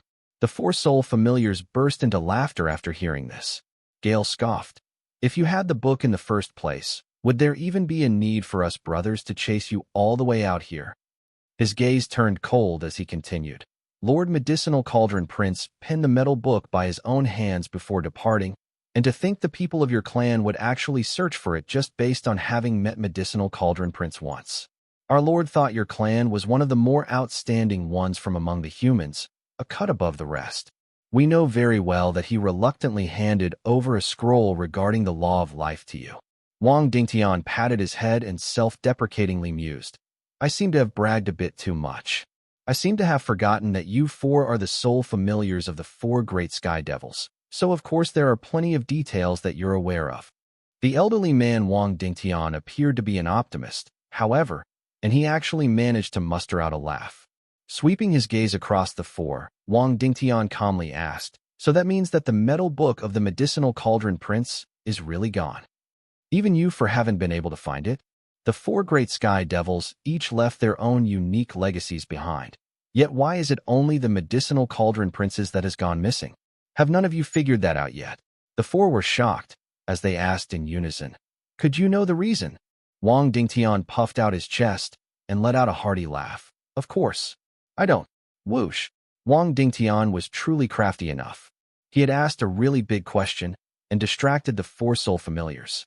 In the end, it had all just been psychological warfare. He was planning to capitalize in that moment when Wing Gale Sea Calamity were lax and unprepared to flee. Grab a hold of him. Sky-splitting escape could only be used once, so there's no way he can run off again. This person is just as crafty as his ancestor. Let's just kill him. Wing Gale Sea Calamity bristled as they let out yells and gave chase. Xia Fei contemplated that for a while before deciding to follow and take a look. He used his speed and breath control technique to keep a safe distance from the pursuers, doing his best not to let any of the men discover him. Without a doubt, the four great soul familiars had yet to locate the medicinal cauldron prince's metal book. It was almost as if they were very interested in this book of absolute learning. They were unwilling to let go of even a scroll that concerned only a part of the book. Before coming together, they had forced their way into the eighth universe. Anyone could tell they deemed that there was no price too high they had to pay just to get their hands on that metal book. Boom. The four familiars needed only one attack to kill Wang Dingtian. From afar, Xia Fei stared at the four figures like they were deities that had descended to the mortal realm.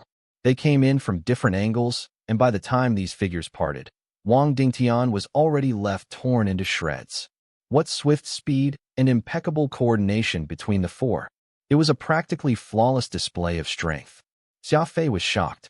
It turned out that Wang Dingtian had fled before, not because he was strong, but because these four soul familiars did not plan to kill him off. The moment they made the decision to go for the kill, they were able to slay the peak war god in an instant. All of a sudden, Xia Fei could feel a burning glare being trained on him. He quickly ducked to the side as a black figure who moved at a speed even greater than Xia Fei had already zoomed over. This figure did not attack, but instead forced Xia Fei into a corner. It had to be stated that Xia Fei's speed was 30 million meters per second. Only a max-level speedster could achieve a speed even greater than Xia Fei's. With one hand on the ground, Xia Fei adopted a crouched posture that kept his frame low to the sand. The individual who had instantly forced Xia Fei into a corner was not an outsider, but Broken Wing Sky Devil Paletith's soul familiar, Wing. Pursing his lips, Wing stared at Xia Fei. Why is it you again? Where were you hiding just now? To think I did not discover your presence nearby. Xia Fei remained silent. He had yet to determine if the four great soul familiars were friends or foes just yet. And with how Wing was a warrior who moved at an even greater speed than he did, Xia Fei had to give 120% of his concentration to this encounter. Speed was the sharpest weapon. Xia Fei was well aware of this fact as a warrior of speed, and what it meant to possess a speed even greater than his own. Sure enough, Wing lived up to his name as Paletith's soul familiar. Xia Fei could vaguely feel that Wing might very well be even faster than Grand Ancestor Xia Guqing. It was at this moment in his thoughts that he heard Gale shout from afar, I found it. That old man actually had the ancient Orcus Immortalis scripture on him. Let's go. Wing shook his head, mumbling to himself. He should have just handed it over from the beginning, and this whole matter would have been settled. This Wang Dingtian sure is someone who valued the material over his own life. He turned to Xia Fei and flashed a strange smile. What are you so nervous for? It's not like we're here to kill you. Xia Fei asked gravely. Aren't you afraid that I'll spread the word that the four of you were the ones who killed Wang Dingtian? Gale burst out in laughter. Do you even know who Wang Dingtian is? He is just like the Chu clan of God's Eden, just someone the Annihilators abandoned. The 5 ancient apexes would be glad to hear that he has died, since that means one less rival for them. Xia Fei was quiet for a good while. Xia Fei knew who the 5 ancient apexes was. They were the warriors who were still alive from the Hero Alliance of yore. It was written in the history books that the entire Hero Alliance was wiped out due to the Fiend's betrayal during the decisive battle against the Mega Dragons. However, Chu Jingfeng, someone familiar with the inside story, had told Xia Fei that only the frontline warriors of the Hero Alliance had met their demise that day. Several of those working on logistics who had seen no frontline action managed to survive, and they were godlike experts. The 4 soul familiars had said that Wang Dingtian was a burden to the 5 ancient apexes, and now that person had been slain by the hands of the 4 soul familiars with hardly any fanfare. Were the 4 soul familiars too powerful, or was Wang Dingtian just an empty name? Gale swept his gaze across the surroundings. The Dragoon evaluation had only just begun, and there was no one around besides Xia Fei. Smiling, Gale told Xia Fei, just like Wang Dingtian, we're not killing you because we don't wish to do so. Remember, if there comes a day where you interfere in our business, even if you're a fiend, you'll also suffer the same fate. The 4 great soul familiars deserve to be called the replicas of the Sky Devils. They left the Dragoons' battlefield like it was no different from their own backyard, barging and leaving whenever they wanted. As for the unfortunate Wang Dingtian, no traces of the man remained. Did you see the speed that wing moved at just now? Radix was staring up into the sky, gulping loudly. He was so quick. He might even be faster than Xia Guqing with his max-level law of speed. Xia Fei nodded. He is just a replica of the broken-winged Sky Devil Paletooth. I simply can't imagine just what the combat strength Paletooth himself possessed. Fortunately, those 4 did not see you as an enemy. If you were to fight against them, I'm afraid any one of them could defeat you solo, Radix said. His words betrayed the lingering fear he felt in his heart. Xia Fei had to admit that the difference between the soul familiars and himself was indeed wide. However, that only made Xia Fei wonder all the more. The 4 great soul familiars seemed to be single-mindedly searching for the medicinal Cauldron Prince's metal book and were not at all concerned with any other affairs. Xia Fei had originally thought that because the soul familiars were of the fiend race, there was a possibility that they would seek to avenge the fiends now that they had resurfaced, drenching annihilation in a bloodbath. But now it seemed like that thought was far too simplistic. The 4 great soul familiars lacked any intentions of becoming enemies with the Annihilators. They were only concerned with the metal book, otherwise they could surely inflict heavy losses on the so-called New Hero Alliance if they were to throw themselves against the Annihilators, given the strength the 4 possessed. Xia Fei made his way to the spot where Wang Dingtian was torn apart as he mulled over the matter. The sly old fox was also very suspicious, and Xia Fei felt that Wang Dingtian's death was far too simple. This was an elderly annihilator who knew a matter-type art that could traverse through galaxies. The 4 soul familiars had also treated him as an existence comparable to the Annihilation Universe's 5 ancient apexes. To die here? And not even withstand an attack from Winged Gale Sea Calamity? Technique. Xia Fei used the origin of heaven and observed the area where Wang Dingtian had perished. He was startled because he discovered that the remains of the corpse that had been dispersed all around were giving off a very weak signature. Energy was everything to a warrior, and the higher level a warrior was meant a higher energy signature. The true experts, even when shredded into pieces, would still be as eye-catching as a field of fireflies under the observation of his origin of heaven. Though the energy signature where Wang Dingtian had died was not too strong, it was not too far off from what one would expect to find on a common warrior. There's no need for you to keep looking. This old man isn't dying so easily. This voice appeared from behind Xia Fei from out of nowhere. Xia Fei turned back in a panic, only to find another Wang Dingtian behind him. Aside from his missing left arm, this elderly man was the same as the old man he had seen before. Left arm. Xia Fei was shocked. It was apparent that this crafty old man had paid a heavy price, but in doing so had made the 4 soul familiars believe that they had killed him off. It was a brilliant move that fooled even the soul familiars. Had Xia Fei not possessed the Triclopean fiend race's legacy art, Origin of Heaven, he would not have uncovered this ruse, either. You're a crafty one, Xia Fei said with a smile. Wang Dingtian ignored the comment and reached out his right arm. Would I still be alive if I didn't have means of some sort? Enough joking around, young man. Come over and help me up. Wang Dingtian might have pulled one over the four great soul familiars, but he was currently in a severely weakened state and was looking for Xia Fei to help him to his feet. Xia Fei thought about that for a moment and reached out his right arm. He sent out Peacock Blue, using its blue leaf to help Wang Dingtian up. Wang Dingtian was somewhat surprised when he saw Peacock Blue appear. He scrutinized Xia Fei and proceeded to chuckle. And you're calling me crafty? I think you're not that far off from me yourself. I recognize this thing. It's a weapon. You won't be going against my request doing this, and you'd even be able to kill me if the opportunity arises. You're really quite something, young one. Xia Fei's thoughts did indeed align exactly as what Wang Dingtian had stated, attempting to use Peacock Blue to test him. If Wang Dingtian was truly weak, Xia Fei was not going to eliminate the possibility of sending him along on his way. Ignoring all other factors, just letting his fiendish blade Nirvana devour such a peerless expert would be very beneficial as it stood. Xia Fei laughed along as well. Venerable immortal, I wouldn't dare get any closer to a person of your stature, so I hope you'll forgive my disrespect. Wang Dingtian shut his eyes and uttered in his deep voice, what you did wasn't wrong. Caution is how one lives longer. Had you really gotten close to me, or directly made your move against me, this would not be the result we have now. I am fond of smart progenitors. Now find me somewhere secluded. I wish to rest for a while.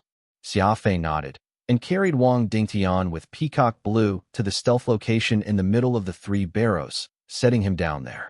Wang Dingtian looked at Xia Fei curiously and asked, to think there would be such a cloaked location after all these thousands of years here in the evaluation battlefield of the Dragoons? How did you discover it? And why have you brought me here? Xia Fei answered simply, I can't really say how it was found, but I'm bringing you here out in good faith. Besides, your venerable self must know that I've always been here. While you might not know exactly where I was, I'm sure you could more or less make an educated guess. If I brought you anywhere else, it would only appear like I was being insincere, and there's no telling if you might have made a move against me after you've rested. I firmly believe that even a skinny camel is larger than a horse, so there's no reason for me to brew animosity between your venerable self and myself, given that we harbor no ill intent toward one another. Xia Fei was speaking very courteously, and Wang Dingtian was laughing heartily after hearing Xia Fei's explanation. With a meaningful gaze, the elderly man saw Xia Fei in another light. Xia Fei's original intention was very simple. From the words that the four great soul familiars had spoken, Xia Fei already learned that Wang Dingtian was a powerful being who was independent of the Annihilators. Any power beyond the Annihilators was powerful, whether they were the four great soul familiars or the Yggdragons from the 8th universe, or Chu Jingfeng of Eden's Garden. As for someone who came from places unknown like Wang Dingtian, it was best if Xia Fei did his utmost not to offend them, and maybe even establish a cordial relationship whenever he could. Killing everyone he met would just be foolhardy, and ultimately, Xia Fei had to think for the sake of his clansmen, as well as his friends and wife. Thus Xia Fei made very clear his intention to befriend Wang Dingtian. You've got quite the eye. Wang Dingtian shut his eyes. Don't worry. I will of course repay your sincerity in kind. Right now, the entire evaluation battlefield is a blind spot, and no one will see anything that you do, including the fact that you've helped me out. Xia Fei chuckled, understood. There are currently 2 barriers over the battlefield right now, and the extra one must have been erected by your venerable one's hand, not wanting others to learn of your present state of injury. That's correct, Wang Dingtian said gravely. There are indeed a few people out there who must not learn that I've been injured. There are plenty out there who would delight in throwing me even further under the bus. With that said, Wang Dingtian shut his eyes, exuding the calm and determination expected of a super expert. I need about 4 hours of rest, and there will be a message that will be sent to everyone on this battlefield, including you. Wang Dingtian did not say another word after that. Xia Fei saw that his broken left arm had inexplicably begun to grow back rapidly. His energy was also quickly recovering. Furnace Citadel. Old Hong Xian, the one who had taken over as the host of the Dragoon Award ceremony at the last minute, was in a secret room, awaiting orders from above. Hong Xian did not report to the Dragoon Legion's headquarters, but had gone directly to the Annihilator's 5 ancient apexes. Vandus, Xia, Gregory, Thunder, Autumn Erudite. These were 5 very prominent names in the Annihilation universe, where no one could compare to them. That was because they were the remaining 5 warriors from the old hero alliance who were still alive. During the battle against the Megadragons, the 5 of them had their own reasons for not being present at the battlefield, and it had turned out to be their great fortune, but also unlucky. It was their great fortune because none of them died, but they were unlucky as well. There had been many rumors, claiming that the 5 already knew that there was no chance of winning the fight, which was why they had fled. Thunder and Autumn Erudite were fine, as the 2 were the chief logistic officers back then, so there were good reasons for them not to have participated in the battle, but the other 3 became the subjects of plenty of discussion. It was just that no one dared to say things directly to their faces. In any case, the 5 ancient apexes took over the Annihilation universe after the battle, and the 5 of them took turns at command. Whether they were deserters or not, at least the Annihilation universe had not descended into utter chaos with them around. All these years, the 5 ancient apexes had done everything they could to keep their command of the Annihilation universe as low profile as they could, all the while letting it recover a portion of its past strength. It was Autumn Erudite's turn to be in charge this year. Hong Xian was his old underling. They were both from logistics, which was why he had the qualifications to report this matter directly. Oh, Wang Dingtian and those 4 guys came. Autumn Erudite appeared like an old pedant nodding along, then asked after hearing Hong Xian's report, "Any losses with the neophyte dragoons?" Hong Xian shook his head. "It's unclear. Wang Dingtian has erected an exclusion barrier, which essentially sealed off the battlefield. The 4 guys came later, and left not too long after. As for whether Wang Dingtian departed or not, because the method he used to set up the barrier used the Amber Door, I suppose he'll be taking it along with him when he leaves." Amber Door. Autumn Erudite was shocked, repeating that to himself. What a familiar name. When Wang Dingtian got a hold of that all those years back, he bragged about it for a long time to me. Hong Xian added, Wang Dingtian had always been sly and crafty. This time, he actually barged into the evaluation battlefield of the Dragoons, so I'm afraid he might have done so for some unknown reason. It's too bad that I'm not strong enough to break through that Amber Door, which is why I would like to request your esteemed self to personally come over. Why would I go? Autumn Erudite asked back, chuckling. Hong Xian was confused, wondering out loud. You're in charge of managing the Annihilation universe this year. You're supposed to show your face and handle this sort of thing. Autumn Erudite shook his head. Not another word. I won't be meeting Wang Dingtian. If I'm not mistaken, there's no one in the entire Annihilation universe that would be willing to meet him. It's a very good thing that you've informed me of this beforehand. Now give your report to the Dragoon Legion headquarters. There's no need for you to be bothered with anything else. Old Hong Xian had not expected this answer from Autumn Erudite, and could only nod helplessly. Transferring the communication device, Hong Xian made his report to the headquarters, and they went and tried to contact Autumn Erudite afterward. Having already been informed prior, naturally Autumn Erudite was nowhere to be found, so the headquarters tried to contact the other members of the 5 ancient apexes, but they were nowhere to be found, either. With this matter regarding Wang Dingtian, the 5 ancient apexes chose to atypically avoid it. There was already a rumor going around that the 5 ancient apexes disagreed with each other, but what few knew was that the 5 ancient apexes did not just disagree with each other. Their relationships were practically like fire and water. Furnace Citadel, the evaluation battlefield owned by the Dragoon Legions since eons past. Xia Fei left Wang Dingtian and went charging toward the endless desert at his top speed. Where are we off to?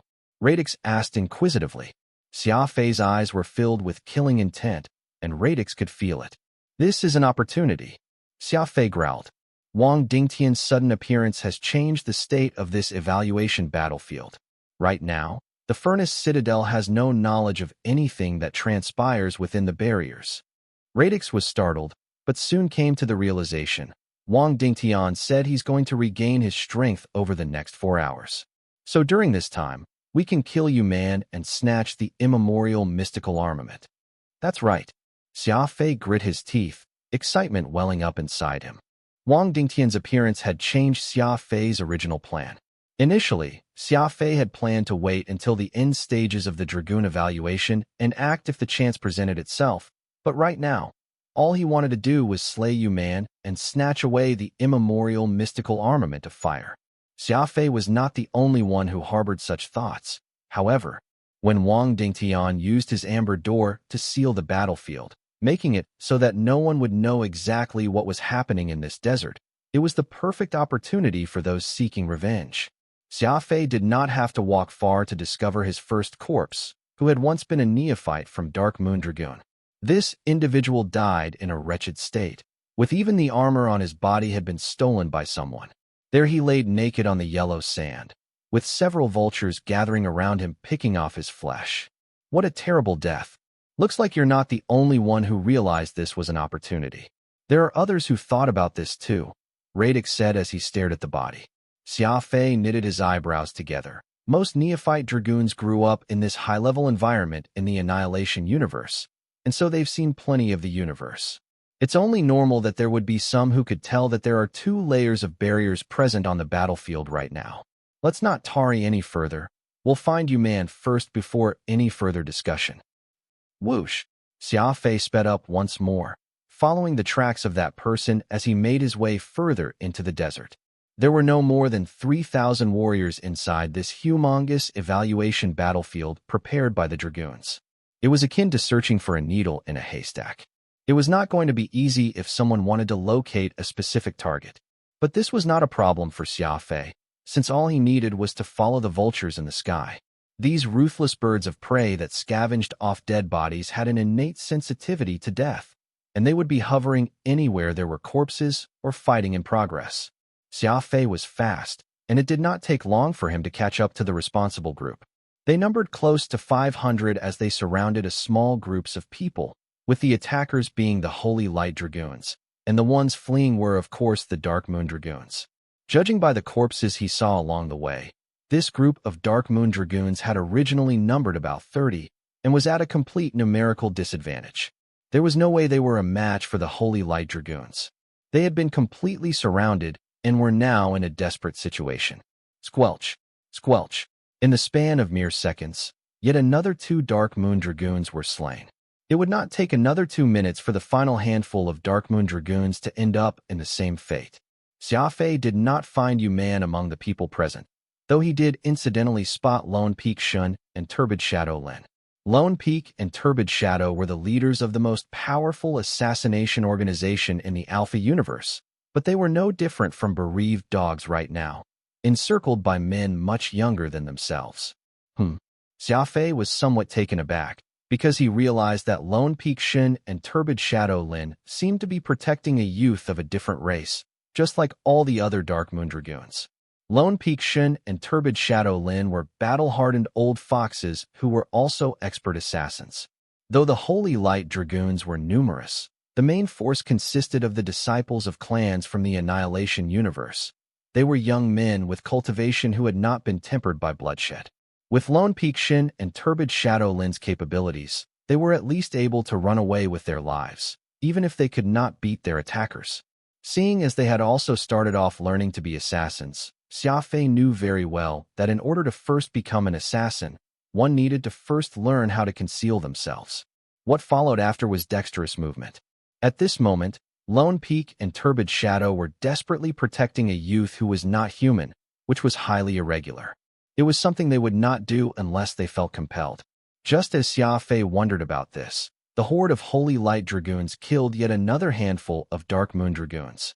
Xia Fei needed to make a decision right now, whether to save Lone Peak Shun and Turbid Shadow Lin, or to just leave. Xia Fei came to a decision as he muttered under his breath. The enemy of my enemy is my friend. Xia Fei shot forth like a bullet, wielding his fiendish blade Nirvana, as well as the powerful Fiend Lock, while also sending out his max-level Holy Beast Shatterstar. Peacock Blue's leaves grew unreasonably, and even the Dark Space King Little Goldie joined them in plunging straight into the midst of those holy light dragoons. This was Xia Fei's habit. It was either he chose not to fight, or to fight with all his might. No matter if he was against a single enemy or an entire army, he treated his enemies with equally brutal efficiency. Honestly, Xia Fei's method of ambushing from behind was not at all upright, but no one could deny just how astonishingly good it was. Peacock Blue had grown to well over 5 kilometers long with a great rumble, and the sound of Fiend Lock whipping through the air crackled like it was the Thunder God's whip. That was especially true for Fiend Lock, now that Xia Fei's energy was pouring into Fiend Tier. By fitting it directly onto Fiend Lock, the weapon had become so powerful that it was like Xia Fei had plucked a thunderbolt from the sky and clutched it in his hand, sweeping through and annihilating everything in front of him. Nirvana, Little Goldie, Furball, and Peacock Blue. All those formidable weapons had a consciousness of their own, so there was no need for Xia Fei to control them at all. All of them knew exactly what they were supposed to do. As Xia Fei's arms, they were naturally capable of anything vicious. There was no way those holy light dragoons could defend themselves from him. Everyone saw Xia Fei descend upon them from behind too late, leaving dead bodies in his wake. Those who were somewhat experienced were able to dodge the attack, while those who had zero combat experience to speak of simply found themselves rooted to the ground, waiting to be killed. Whether the warriors were from the Alpha universe or the higher-tier Annihilation universe, all of them had a fatal weakness. That was spending an extended period of time not seeing combat. These scions of important clans were being nurtured like they were precious treasures. All they had was cultivation, but absolutely zero combat experience to speak of. 500 level 1 Annihilator tier warriors, with quite a few being descendants of heroes, sounded very frightening on paper, right? But in actual combat, Xia Fei felt that these 500 youths were weaker than the 13 Devil Shadow Dragoons. Warriors naturally had to constantly keep an eye out behind them, yet they did not even take precautions against an ambush simply because they held numerical superiority. Xia Fei was just one man, and in that first round of assault, he easily routed the loose formation of youths. From the moment he ambushed them until the end, not even a full second passed, and Xia Fei had managed to take at least 30 lives. He was basically just sweeping the battlefield. By the time the Holy Light Dragoons came back to their senses and realized what was happening, the desert sand had already been dyed in fresh blood, while Xia Fei swept up Lone Peak Turbid Shadow with his Peacock Blue, as well as the other 3 lucky survivors of the Dark Moon Dragoons, and disappeared without a trace. On a sandy rise in the middle of the desert, hidden behind some shade, Xia Fei set the 5 Dark Moon Dragoons down, while making a quick scan of their surroundings. Lone Peak Shin and Turbid Shadow Lin were fine. They had seen Xia Fei in action before and knew just how powerful the smiling young man was. But the other 3 Dark Moon Dragoons were so shocked that their mouths still hung agape. The scene they had just witnessed was still fresh in their minds. Xia Fei was quick, his weapons were strange, and his methods were vicious. He was like a snarling beast who had suddenly pounced upon his prey, frightening the 3 quite a bit. As for Xia Fei using Peacock Blue to grab a hold of them and bringing them here, none of them thought to retaliate. If Xia Fei was an enemy, they would have already been dead by now. Stunned, Lone Peak Shun and Turbid Shadow Lin nodded appreciatively to Xia Fei. Aside from being grateful that Xia Fei had lent them a hand, they were also expressing a deeper meaning with it. The 2 swiftly gathered around a very young alien, asking him all sorts of questions, inspecting him to see if he sustained any injuries. This young alien had a green horn on his head and did not look older than 15 or 16. The Dark Moon Dragoons were the legion that consisted of the many minority races in the Annihilation universe, besides the humans and the Blue Bloods. He was not particularly strange-looking, as it was actually the humans Lone Peak Shun and Turbid Shadow Lin who looked like the odd ones out here. Xia Fei watched them oddly. For some reason, Lone Peak and Turbid Shadow were very respectful toward this youth.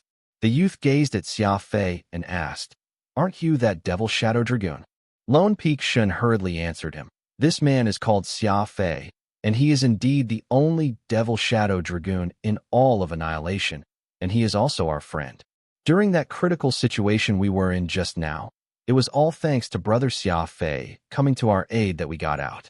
Otherwise, I fear what might have happened. Turbid Shadow Lin was constantly trying to wink at Xia Fei, looking like they were trying to lie for him. Xia Fei made no indication to confirm or deny the statement. In any case, they did not have a serious connection with him, so he was very willing to fulfill the good deeds of others. The youth was shocked. Some tears pooled in his eyes, most likely due to the serious psychological impact of having escaped from the jaws of death, and he was finally able to relax, which resulted in him having difficulties holding back his emotions. Mr. Xia Fei is really powerful. I will surely repay you handsomely for saving my life, the youth blustered as he proceeded to bow to Xia Fei. With how courteous and respectful the youth was acting, Xia Fei could easily tell that he came from a large clan with a good education. Xia Fei casually returned the bow and said to Lone Peak Shun and Turbid Shadow Lin, I still have other matters to attend to, so you guys should search for some place to hide first. Given how something peculiar is happening to the evaluation battlefield, everything that's happening inside will not be recorded, which is why everyone has been tempted to start killing. I'll be taking my leave first. The moment Xia Fei said he was about to leave, the youth fearfully looked around their surroundings, and his complexion paled. He leaned into Lone Peak Shun's ear and whispered a few words, before looking expectantly at Xia Fei. Lone Peak Shun heard the youth's instructions and extended a hand, indicating their wish to have a few words with Xia Fei a short distance away. Lone Peak, Turbid Shadow, and Xia Fei strolled to a spot several dozen meters away from the rest of the Dark Moon Dragoons. Who is that? Xia Fei asked in a low voice, somewhat curious about the background of that youth. That person is our young master. Lone Peak Shin and Turbid Shadow Lin said somewhat helplessly. Master? Xia Fei was surprised. The esteemed Lone Peak Shadow had now turned into a guard dog for someone else? How ridiculous was that? Turbid Shadow Lin sighed and replied in an equally low voice, I won't lie to you. That young man is the grandson of the Dark Moon Dragoons Legion commander, the Green Wasp Emperor Tyson. Back when we brothers were still lesser-known warriors, the Green Wasp Emperor sought us out. He suggested that as long as we become his underlings, we would be able to join the Annihilation universe. Neither of us had any roots in Alpha, so we thought this was an opportunity. Thus, we agreed to the deal, and the Green Wasp Emperor did not lie. He helped us a lot, and to a certain degree, our assassin organization Lone Peak Turbid Shadow also became the spokesperson for Alpha. Unfortunately, the Dark Moon Dragoons were weakening, and even the Legion commander was now ostracized by every side, and had to abandon us in the Alpha universe for many, many years. It was only after you gave us the chance to kill the Dragoons that they made exceptions for us. Xia Fei nodded. A warrior's pursuit was to become stronger, and seeing as Lone Peak Shin and Turbid Shadow Lin had nothing that tied them to Alpha, there was no reason for them to decline the Green Wasp Emperor's offer to bring them up to the Annihilation universe. It was just too bad that the Dark Moon Dragoons lacked the strength, and that had affected Lone Peak and Turbid Shadow. From that point alone, Xia Fei felt a degree of empathy for them. He was also stuck with the name of the Devil Shadow Dragoons, and was now with the Black Ops Division, the 29th place. He was in a state quite similar to the two older men. Since he's the grandson of the Dark Moon Dragoons Legion commander, why are the Holy Light Dragoons still making a move against him? Xia Fei asked, unable to make sense of the logic. This time, Lone Peak Shun and Turbid Shadow Lin exchanged glances, and the former answered, it is precisely because of his identity that the Holy Lights seek to kill him. The Holy Light and Destiny Dragoons have been plotting to swallow the Dark Moon Dragoons for many years. The Green Wasp Emperor adores his grandson Spring, so as long as he's killed, Lord Tyson will surely become despondent, and without him holding down the fort, the Dark Moon Dragoons would surely be taken over once he falls. Though they were all Dragoons, there were still plenty of dark deeds and plotting happening behind the scenes. It more or less confirmed that there were no good people in Annihilation. Xia Fei heaved a sigh. That's pretty tragic, but it's none of my business. I'll see you later. I still have even more pressing matters to attend to. Lone Peak Shun and Turbid Shadow Lin stepped forward to hold Xia Fei back together, with the former saying, Don't go. You man and all the Blue Blood warriors are out there searching for you right now. Their numbers are well in the thousands. Xia Fei frowned and repeated, All the Blue Blood warriors. The moment the battlefield opened, Xia Fei had been the first to enter, and so he had no idea about what had happened after his departure. Lone Peak Shin nodded. That's right. The evaluation battlefield this time around is very strange. All of the Holy Light and Destiny Dragoons have formed into 3 groups. The least among them numbered as many as that horde you saw just now, close to 500 warriors. They are led by a descendant of the Hero Alliance, Phantus. Turbid Shadow Lin added. Originally, we had expected the 2 major Dragoon legions to target us Dark Moon Dragoons, which was why we had formed a team of 40 or so in advance. Based on what the others had experienced in the past, people would usually split up, and a team of over 40 ought to have been able to deal with the situation here on this battlefield. But this time, the Holy Light and Destiny Dragoons all made the unprecedented move of grouping up together this time. Had you not lent a hand, we might have been done for. Xia Fei mulled over what he had heard and asked, "You man has targeted me for death?" Lone Peak Shun and Turbid Shadow Lin exchanged looks with one another, and the latter answered. Right from the get-go, he sent the word out, and everyone participating heard his declaration. You'd already run off far away by that time, so of course you had no idea. Xia Fei smiled. Yu Man was the descendant of the Blue Blood royal clan. King Man, sure enough. The way he acted was different from the rest. When the evaluation started, the Dragoon legions were still in control of everything, and killing was forbidden. For Yu Man to declare that he intended to take Xia Fei's life, it just went to show how little care he had for the rules of the Dragoon legions. If that was the case, then there was nothing else to say. The fight was on. It was just that Yu Man had over 1,000 Blue Blood elites with him, and Xia Fei had to come up with a proper plan as to how he could take him down like this. Turbid Shadow Lin saw Xia Fei contemplating and said, "The young prince hopes that you will protect his flanks. As long as you can assure his safety, the Dark Moon Dragoon would definitely show gratitude to you. And given the Green Wasp Emperor Lord Tyson's character, he will definitely be a man of his word." Xia Fei lifted his head and turned to look at the youth named Spring. This was the prince of the Green Wasps, and the grandson of the Dark Moon Dragoon's Legion commander. He was looking expectantly at Xia Fei. Having been hunted down just now, Spring had been frightened quite a bit by the ordeal. This was the Annihilation universe. As long as the opportunity presented itself, Annihilators would not hesitate to kill. It was impossible to survive here without willing to be underhanded. Xia Fei's appearance had allowed Spring to see the light at the end of the tunnel. Right now, he was no different from a drowning man grasping onto a piece of straw, hoping that the formidable Xia Fei could save his life. Arriving at Spring's side, Xia Fei asked softly, "Since your grandfather is the Legion commander, I'm sure those neophytes of the Dark Moon Dragoons ought to listen to your orders, right?" Spring nodded, and somewhat proudly said, "The minority races here in Annihilation might not be as populous as the humans or Blue Bloods, but we are very united." Xia Fei pursed his lips and commented offhandedly, "United, yet you still ended up being hunted down like dogs?" Spring paled and tried to defend himself. This has never happened before. Every year, there would be people who died here on the evaluation battlefield, but that was few and far between. How was I supposed to know that the Holy Light and Destiny Dragoons would form such large parties this time? Xia Fei shook his head. "These are all your problems, and I have no interest in learning about them. I am only feeling sorry for the warriors belonging to the Dark Moon Dragoons." "Sorry." Spring was perplexed. "Sorry that they would still follow you. Seeing you fall to such a state, I'm afraid they are even worse off," Xia Fei explained nonchalantly.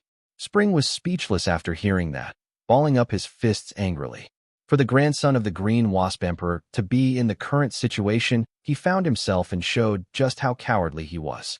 Perhaps it was because the Dark Moon Dragoons really were too weak, which was why they turned out to be even more united than the Holy Light and Destiny Dragoons. When they were in their legion, the Green Wasp Emperor would of course be in charge, but here on the evaluation battlefield, it was instead the head of the horse who took the lead, meaning it was the soldiers who decided where to advance. Presently, Spring had nearly been hunted down and killed despite being the grandson of the Green Wasp Emperor, so one could imagine how much worse the other Dark Moon Dragoons were faring. If it was just Spring alone, Xia Fei would not have held much hope for the youth, but it would be entirely different if it was the entirety of the neophyte Dark Moon Dragoons. Even if they were weak, there had been close to 800 of them here on the evaluation battlefield. Even after eliminating those that had been slain, there were still close to about 500 warriors that were still alive. If those 500 were to band together, they would at least be able to form into a force that could not be underestimated. Spring would have to consider for himself how he should do it. Xia Fei could not help him. The universe had always been a place where every man fended for themselves.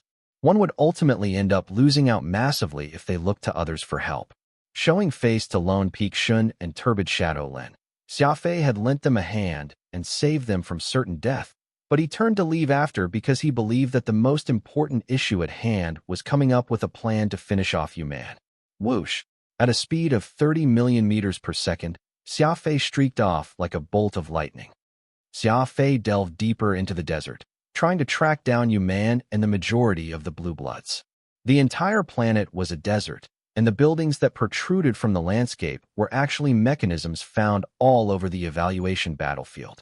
People could earn points through them. Unfortunately, no one could be bothered to earn points right now.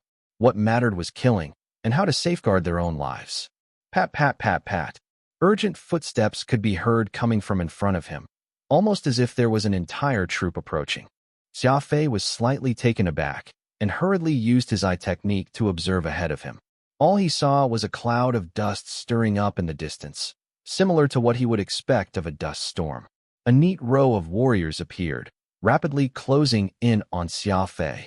This was the horde of blue blood warriors from the Destiny Dragoons.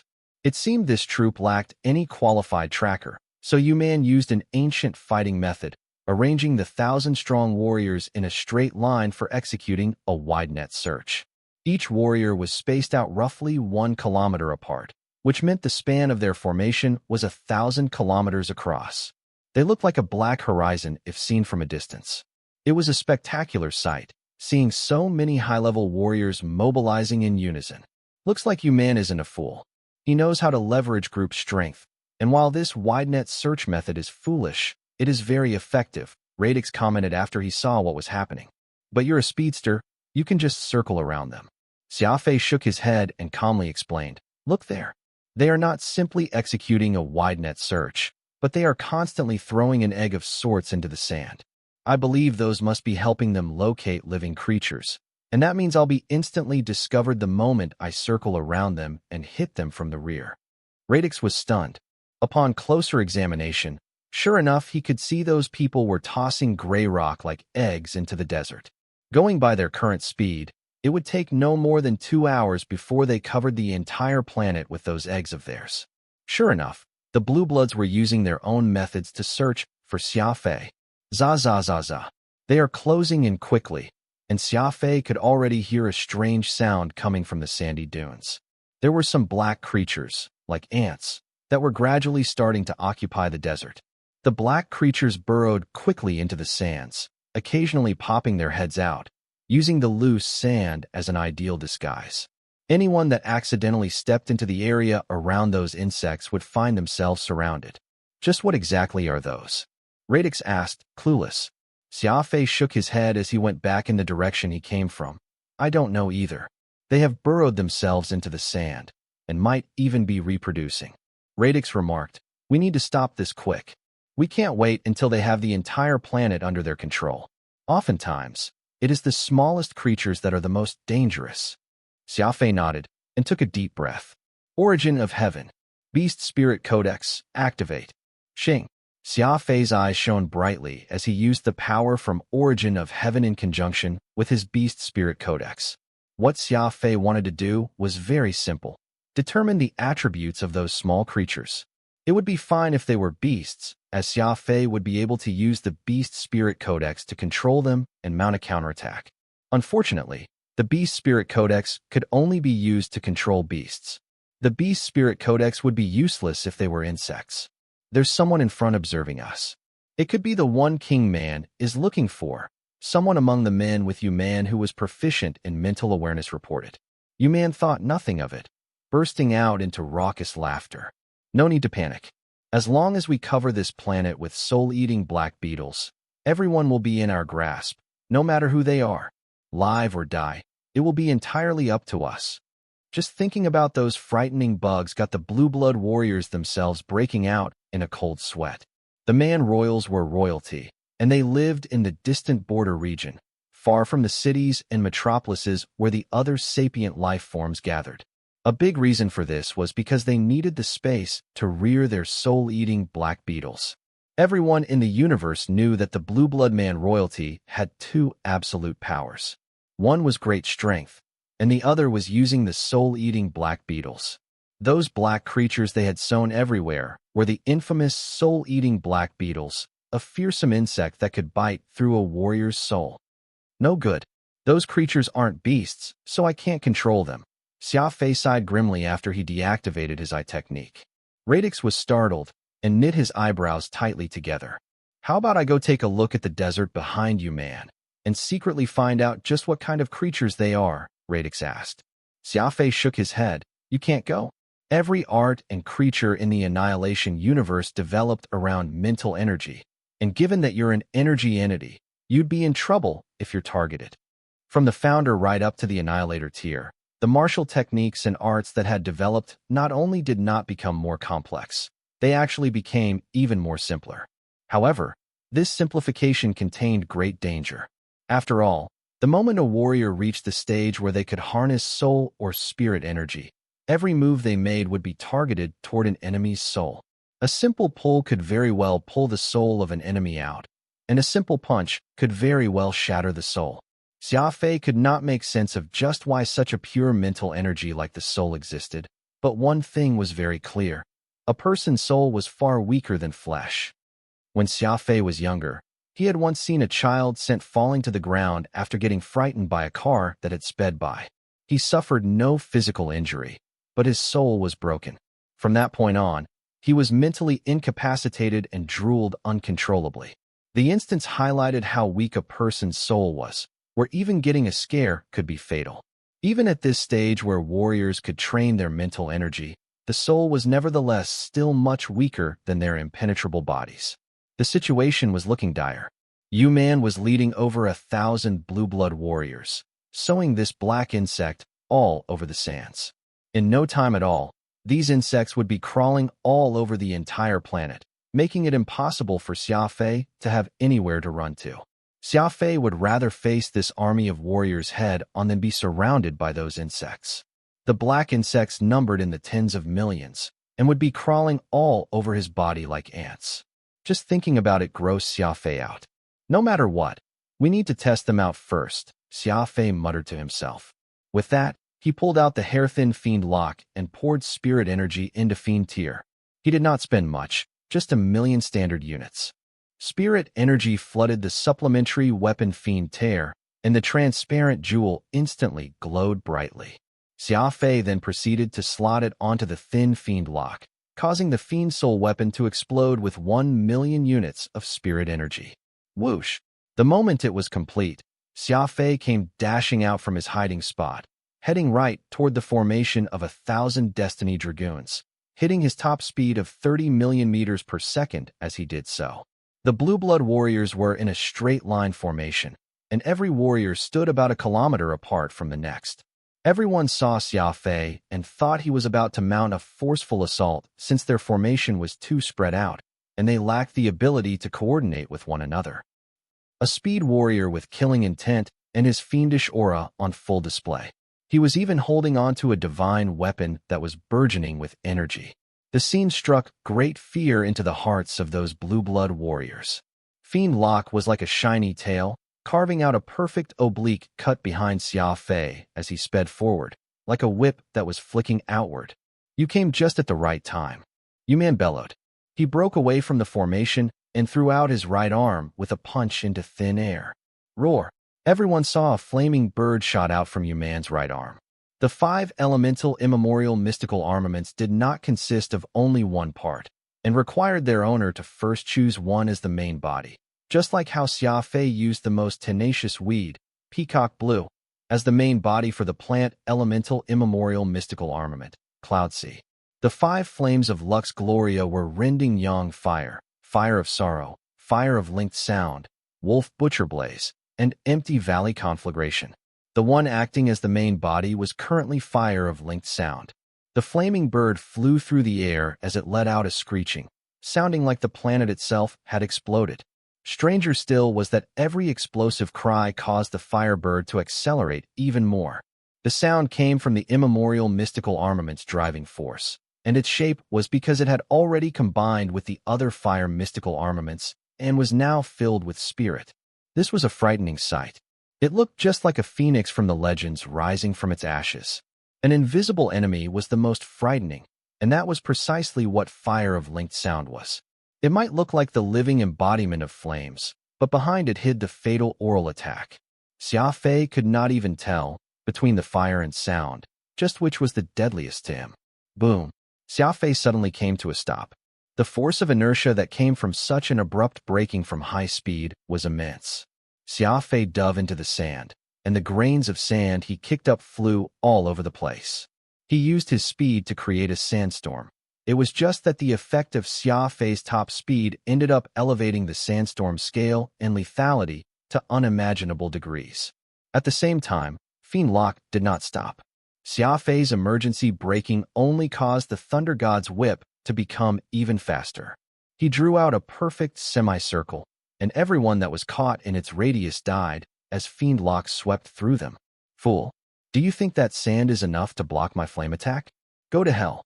Man yelled as he placed both of his hands together, making a shoving motion. With a rumbling, black dust was unleashed from his hands. No, it was not dust.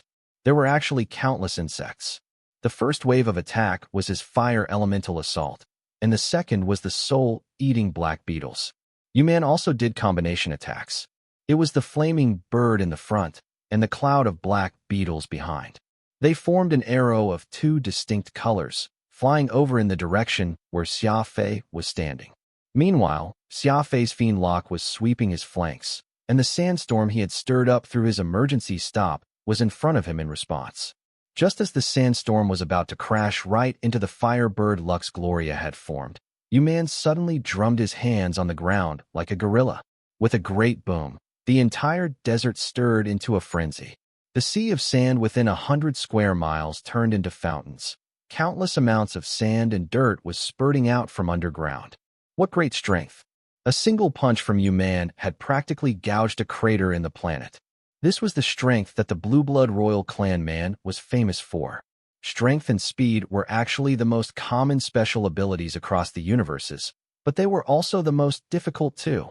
Upon reaching a certain standard, strength and speed became impossibly difficult to improve, and seeing a warrior highly proficient in either was a truly rare sight. The Skywings were the rare speed-based clan, while the Blue Blood Man Royals were the rare strength-based clan. These two clans had taken the most ordinary but also the most difficult special abilities and developed them to an incredible degree. It was not just the sand and dirt in the desert. Even the Blue Blood warriors beside Man were sent flying. Only Man stood tall, as stable as Mount Tai, before subsequently continuing his charge forward. Strength and speed actually shared certain common aspects with one another, as accelerating would naturally require the strength of a warrior, since it would take great strength to support the body when achieving high speeds. A strong body was needed to properly use strength, allowing people to instantly explode with astonishing bursts of power. The entire desert, and every warrior, all descended into chaos. Only Man, with his blue body towering over 2 meters, came sprinting right for Xia Fei at a speed of close to 3 million meters per second. Such a tactic was indubitably the application of an aggressive all-out assault that sought to shatter everything before it. He was charging at his enemy by relying on his brute strength. In scant few milliseconds, Man executed 4 martial technique moves, each very powerful on its own rights. His strongest trump card had not been the fire elemental immemorial mystical armament, or the shocking attack that made the entire desert shudder, but Man's own melee skills. Xia Fei was a speedster, and anyone who allowed Xia Fei to drag them into close combat would be no different from entangling themselves with a ghost. Tap, tap, tap.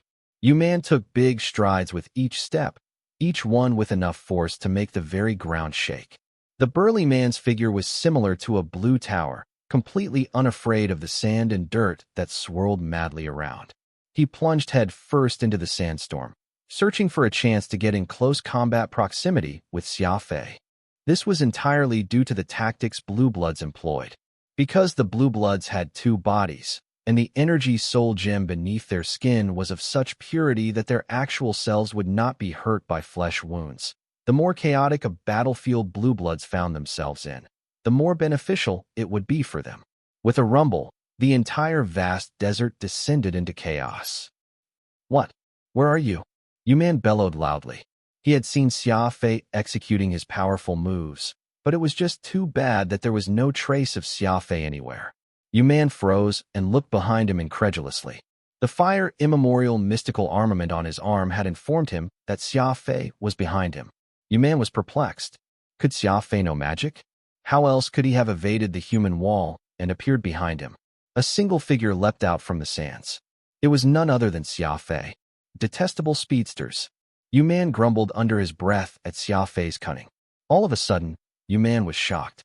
He realized that the desert was rapidly collapsing, with where Xia Fei was standing as the point of origin.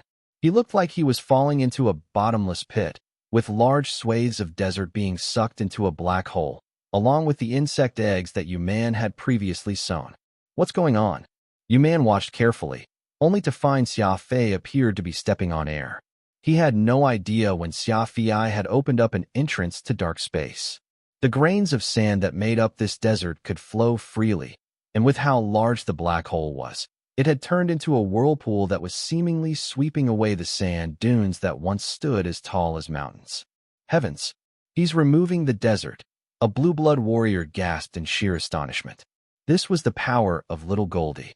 Yuman might be able to sow all the insect eggs he liked.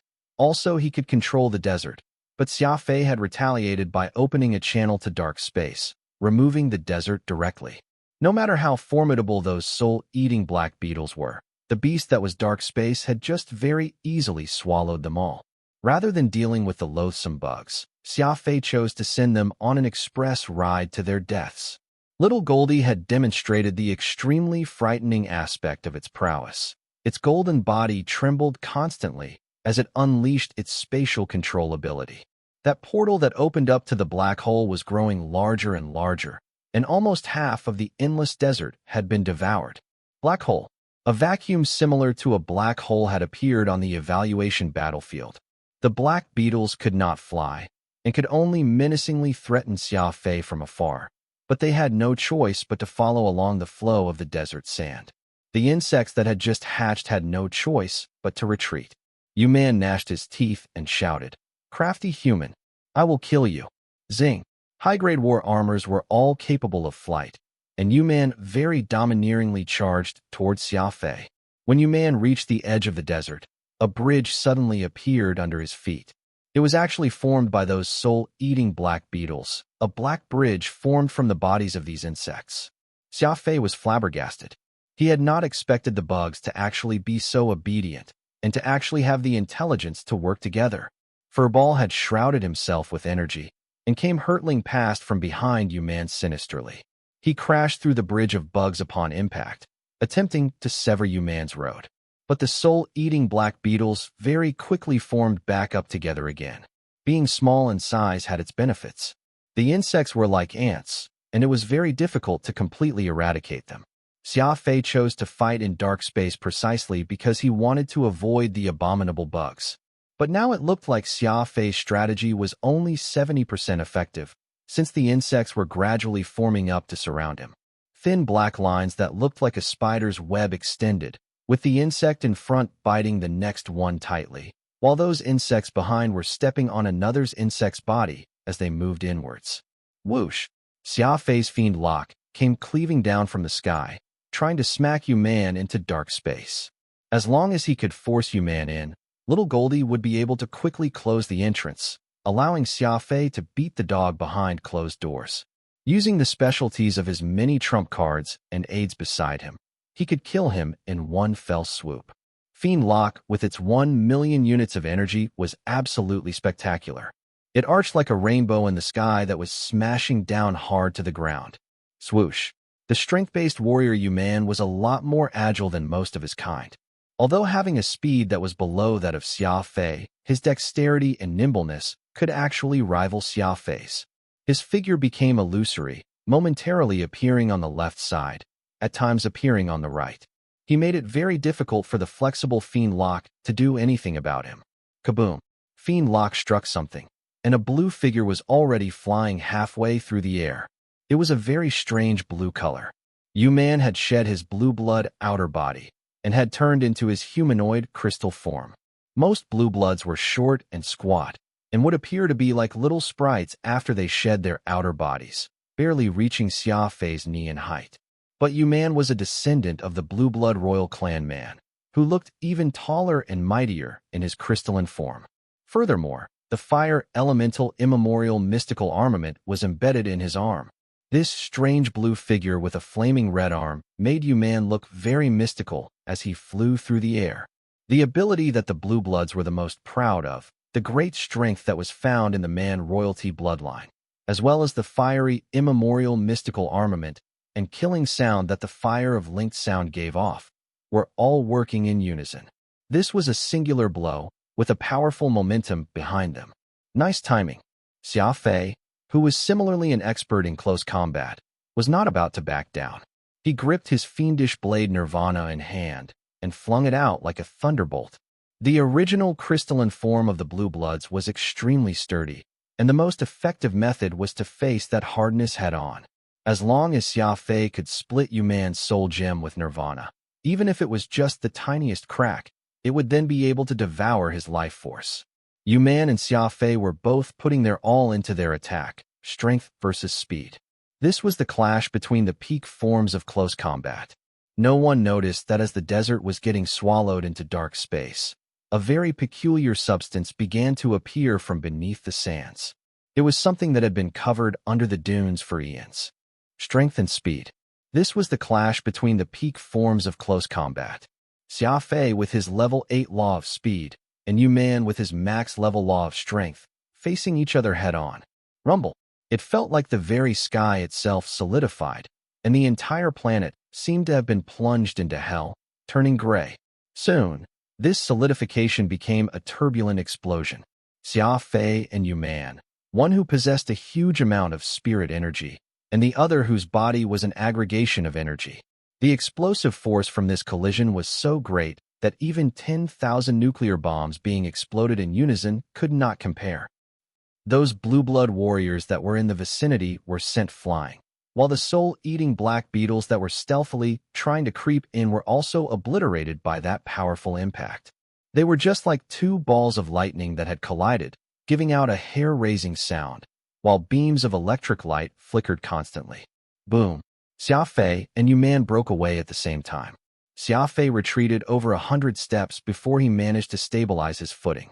Man did not have it easy either, similarly sent hurtling far away after that forceful collision. Man stared at Xia Fei incredulously, then looked down at his own body. There, on man's cerulean soul gem body, was a crack that Xia Fei's fiendish blade Nirvana had created. A lot of his energy had been drained away by Nirvana, and his body had dimmed slightly right now. How vicious! Man hissed, his eyes almost tearing. He bellowed. Just who exactly are you? Using a sleeve to wipe the blood from the corner of his mouth, Xia Fei smirked. The one who will be taking your life, of course. Whoosh! Xia Fei began his second round of attack the moment he finished his reply. Reality had proven that the blue blood's cerulean soul gems were by no means impossible to kill. Nirvana was the enemy of all energy and living beings. What Xia Fei wanted was a persistent barrage of attacks. Repeatedly. The moment man's soul gem cracked open, that would also be the moment he died. Divine armor. To me. man's voice boomed as he spread his arms open.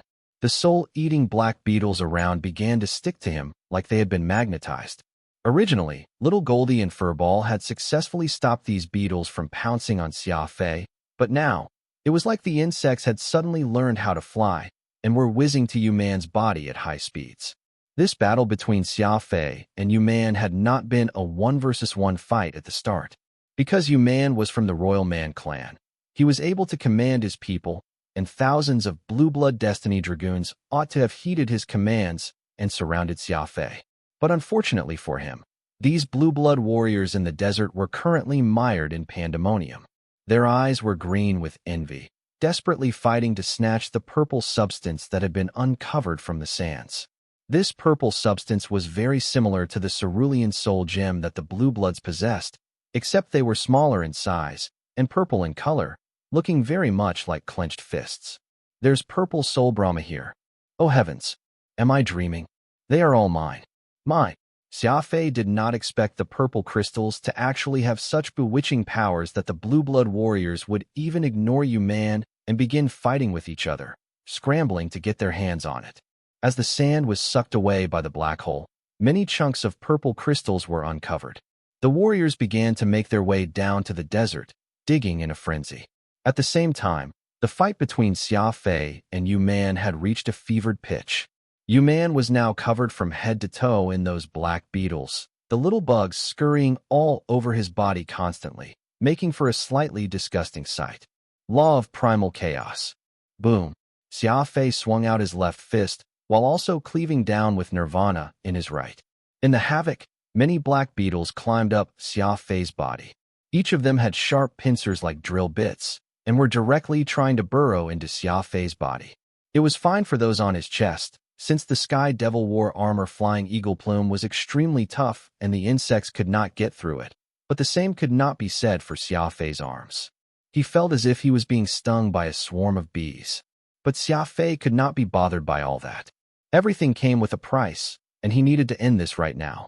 If he were to give man enough time to gather more of those beetles, then he would be forced into a passive role in this battle.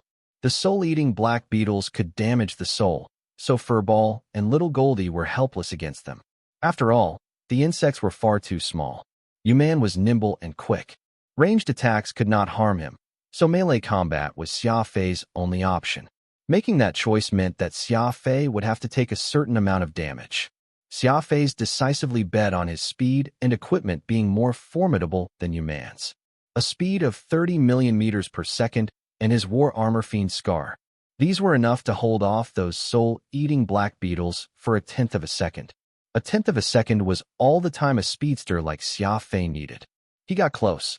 Xia Fei closed in on man while fending off the countless black beetles. He thrust out a punch with his left that was imbued with his max-level law of primal chaos. On his left arm rested the 8-bladed fiendish blade Nirvana. Man had no idea just how powerful Xia Fei's law of primal chaos was, and had mistaken it for the same type of attack that he had withstood before, so he used his arm to block it. Crunch. A crisp sound rang out. Man's soul gem body was subverted by Xia Fei's law of primal chaos, shattering upon contact. It was only at that moment that man panicked in fright. Unfortunately, it was far too late, and Nirvana had already landed squarely on man's head. That one strike opened up man's head quite a bit. Cerulean soul gems were truly sturdy, and while this opening was not large, it was enough for Nirvana to lodge in. Swoosh. Nirvana exuded a black mist and began rapidly devouring man's energy, like a vampire sucking blood. Man was shocked. He had completely not expected that the attack Xia Fei made in the beginning would be leagues below this attack with the law of primal chaos. They were practically heaven and hell. Imbued with the law of primal chaos, Xia Fei's fist was powerful enough to break a blue blood's indestructible soul gem. Man hurriedly used his right hand to pull at Nirvana, but it was too bad that Xia Fei moved much quicker than him. Another punch with his left shattered man's remaining arm with one swift blow. Everything had happened in a split second. Xia Fei did not use the law of primal chaos for 2 attacks, and this sudden use of the subversive strength allowed him to turn the tables on his opponent. With that done, Xia Fei lifted his leg and left. His entire body was currently crawling with the black beetles, and he was in a very precarious circumstance as well. Whoosh! Xia Fei used the strong winds created by his speed to get rid of the bugs, while man was in the distance, looking like a drunkard, wavering all over the place. Nirvana's powerful devouring capability was causing him to lose consciousness. Man is dead. A blue blood warrior let out a terrified cry. The Man Royal clan held a very esteemed position in the blue bloods' hearts, believing they were the most powerful royal line. Now that man had been defeated after only a few rounds with Xia Fei, it left the Destiny Dragoons all stunned. Squelch. Just as those words left his lips, someone came streaking in from the side. A sword swung right at his head. This individual was instantly beheaded as the assailant snatched away the purple crystal in his hand. Xia Fei frowned. What are these things that they can actually cause the Destiny Dragoons to descend into such a frenzy? Radix shook his head. I don't know, but it must be something very important. Otherwise, they wouldn't be desperately scrambling to get a hold of them. The changes to the evaluation battlefield were extremely strange.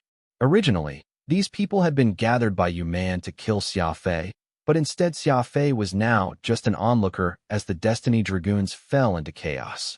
After his previous two experiences, Xia Fei had gained plenty of insight as to how he could obtain the elemental immemorial mystical armament. Xia Fei did not need to do anything. All he had to do was get near the armament, and the armament themselves would climb up his body. Whoosh!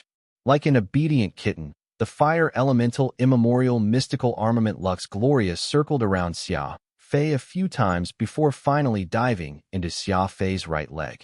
Instantly, Xia Fei felt his blood boil. His body temperature rose, like he was having a soak in a sauna room. It was very warm, but also very comfortable, and his whole body felt at ease. Plant, water, earth, and fire. 4 of the 5 immemorial mystical armaments had been gathered. All that was missing was the metal immemorial mystical armament, and Xia Fei could combine the 5 elements together. But there was something Xia Fei still did not understand. Why did the immemorial mystical armament need to embed itself in his body? Right now, his 4 limbs had been occupied by an immemorial mystical armament each. So would the final metal immemorial mystical armament need to occupy his head? Presently speaking, aside from the plant immemorial mystical armament that Xia Fei originally possessed, the other armaments had hardly improved Xia Fei much. That was aside from the water immemorial mystical armament Terragenesis that would occasionally provide a 3rd layer of defense for Xia Fei during critical moments, while the other immemorial mystical armaments would all quietly remain where they were, like they were asleep. Most likely I'll have to wait until the 5 are all gathered before something will trigger and happen, Xia Fei muttered to himself. Radix said, the metal immemorial mystical armament is the strongest, and the one out of the 5 elements that had the greatest combat strength. Even if you've already obtained 4 of the 5, you still can't let your guard down when you encounter the metal immemorial mystical armament. Xia Fei nodded. He had nothing to add, so he swept his gaze toward the battlefield. Without Yuman, the soul-eating black beetles were gradually dying off, unleashing a final attack in their madness before dying, which ended up killing off several dozen blue-blood warriors as a result. The insects had already grown a lot weaker and were hardly a threat to the warriors now. Return, Xia Fei said to Little Goldie. Little Goldie hurried to close the black hole, returning the desert back to normal. It was just that there was a lot less than before. Like a piece of cake with a big chunk taken a bite off, it looked like a segment of the desert had a large indent in it. Raising an eyebrow, Xia Fei mused. Well, no matter what those strange purple crystals are, let's just grab a bunch of them first. Whoosh! With that said, Xia Fei turned back to the desert, peacock blue at the ready. The plant acted like an excavator, its long leaf blades flying as it dug through the sand, searching for the purple crystals. Though the purple crystals were precious, there were still a limited number of them. After searching for almost 2 hours, practically digging out the planet in the process, Xia Fei had only found about 20 or so pieces of them. As for the others, they of course gathered even less. A single chunk of purple crystal would often invite a bloodbath the moment it was found. It was not just the Destiny Dragoons of the Blue Bloods. Even the humans from the Holy Light Dragoons and some Dark Moon Dragoons were fighting for possession of these purple crystals. Xia Fei was elated upon seeing this scene. The more of a pandemonium this battlefield became, the more beneficial it was for him. After all, as more people ended up dead, no one would notice that Xia Fei was the one who had killed Yuman. It was rather late, and so Xia Fei returned to the location where Wang Dingtian was recuperating. All he saw was the crafty old fox with a fully regrown arm and a healthy flush on his cheeks, brimming with vigor. Xia Fei thought about it some and retrieved a piece of purple crystal from his spatial ring, asking him, I wonder what sort of benefit this thing here has. It's enough to stir the dragoons in this battlefield into a frenzy searching for it. It's complete bedlam outside here. Wang Dingtian squinted at it before letting out a gasp of shock. Purple soul Brahma? This is a sort of condensed soul, even more valuable than a blue blood soul gem. How could the evaluation battlefield have such a thing? Purple Soul Brahma. How could the evaluation battlefield have such a thing? Wang Dingtian gasped in shock. Xia Fei asked with a furrowed brow. Could this be a type of soul gem? Wang Dingtian had made a complete recovery by this point, so he stood up and let out a long sigh. It has been years. It was during the era when the Annihilation universe was in its golden age, where there were plenty of incredible soul skills and many warriors that were powerful beyond measure. That crystal in your hand, each of them represents the life of a warrior. Xia Fei was startled. Suddenly, he felt that these purple crystals were a bit hot to the touch. Each of them represented the life of a warrior? What did that mean? Turning lives into crystals? This must be a matter-type soul art, Xia Fei muttered to himself. Wang Dingtian smiled and turned to face Xia Fei. There's no such art with the law of matter. Purple Soul Brahma absorbs the soul of a person and condenses them into a body of energy. Because this is a condensed form of a living soul, that is why I said they are very similar to the Blue Blood's cerulean soul gem. Condensed soul? Is there such an ability out there? Xia Fei asked, shocked. Wang Dingtian thought nothing of it. It was very common in the past. Back then, there were plenty of experts about, and there were the more powerful law powers of time and life that you've not ever seen before. Warriors that possessed those two law powers are what you'd call heaven-defying. Of course, it was also rare to find people like you that could cultivate the law of speed and the law of space to your degree. Xia Fei lit a cigarette and said softly, I haven't seen the law of time, but I've seen the law of life. Honestly, I don't think the law of life is anything amazing. Many don't even learn it, and the version I've seen isn't used for combat, but to increase the user's lifespan. Wang Dingtian pointed at Xia Fei and laughed. You're a sly one. You clearly know that my clan has an advanced version of the law of life, so you specifically mentioned this to me. Xia Fei did not give an answer. Indeed, he was interested in learning about the Sky Devil's version of the law of life that Wang Dingtian's clan possessed, which was why he had intentionally picked the topic. Wang Dingtian continued, It is very easy to neglect the issue of what version of law it was, since they are all considered to be life energy. They are not as strong as soul energy, but the difference here is like university and high school. Everything in high school will look easy after entering university. But anyone having such a mentality would be sorely mistaken. You're the perfect example of this. You've already mastered soul and spirit energy, but do you dare say the law of speed is useless? Xia Fei was taken aback, but answered firmly, Of course not. Without speed supporting me, there would be no way for me to bring my spirit energy to bear, no matter how much I became. Honestly, I've learned plenty of things in my life so far, and speed has been what has been propelling me forward this whole time. Without it, I'm afraid I might not have lasted until today. Wang Dingtian smiled. You're correct. Speed is what you relied on the most, and it is akin to a tree. The law of speed is the roots, while your spirit energy is the leaves. Only a tree with strong and deep roots would be able to grow up strong, with widespread branches and leaves. The law of speed you learned is very good. It has strong elasticity and is an advanced legacy version. As for the laws of time and life, there are no places it exists outside of the Annihilation universe, because even the partial and inferior versions of the law have been collected by the Annihilation universe. Xia Fei mused. No wonder the law of life and law of time disappeared from the law realm at the same time. It turns out it was those people from the Annihilation universe pulling the strings. Xia Fei knew this very well. The law realm had possessed the law of time and law of life a long time ago, but it had inexplicably disappeared after. Had Xia Fei not met the old monster Oro, he might not even be aware of either law's existence. Wang Dingtian thought nothing of it. It's not so much them pulling the strings. The Annihilation universe already dominated the many universes, and they did everything in broad daylight. It was not like anyone would be able to stop them or anything. Xia Fei thought about that and said, How did our conversation get derailed into law powers? You haven't told me about those purple crystals yet. Wang Dingtian tapped his head absent-mindedly and laughed. Seeing that Purple Soul Brahma has dredged up plenty of memories, so I could not resist and elaborated a little. It's also that you have an understanding of how the universe was like in the past. The Purple Soul Brahma were the souls that the experts of the Brahma race stole, condensed into a sort of life energy.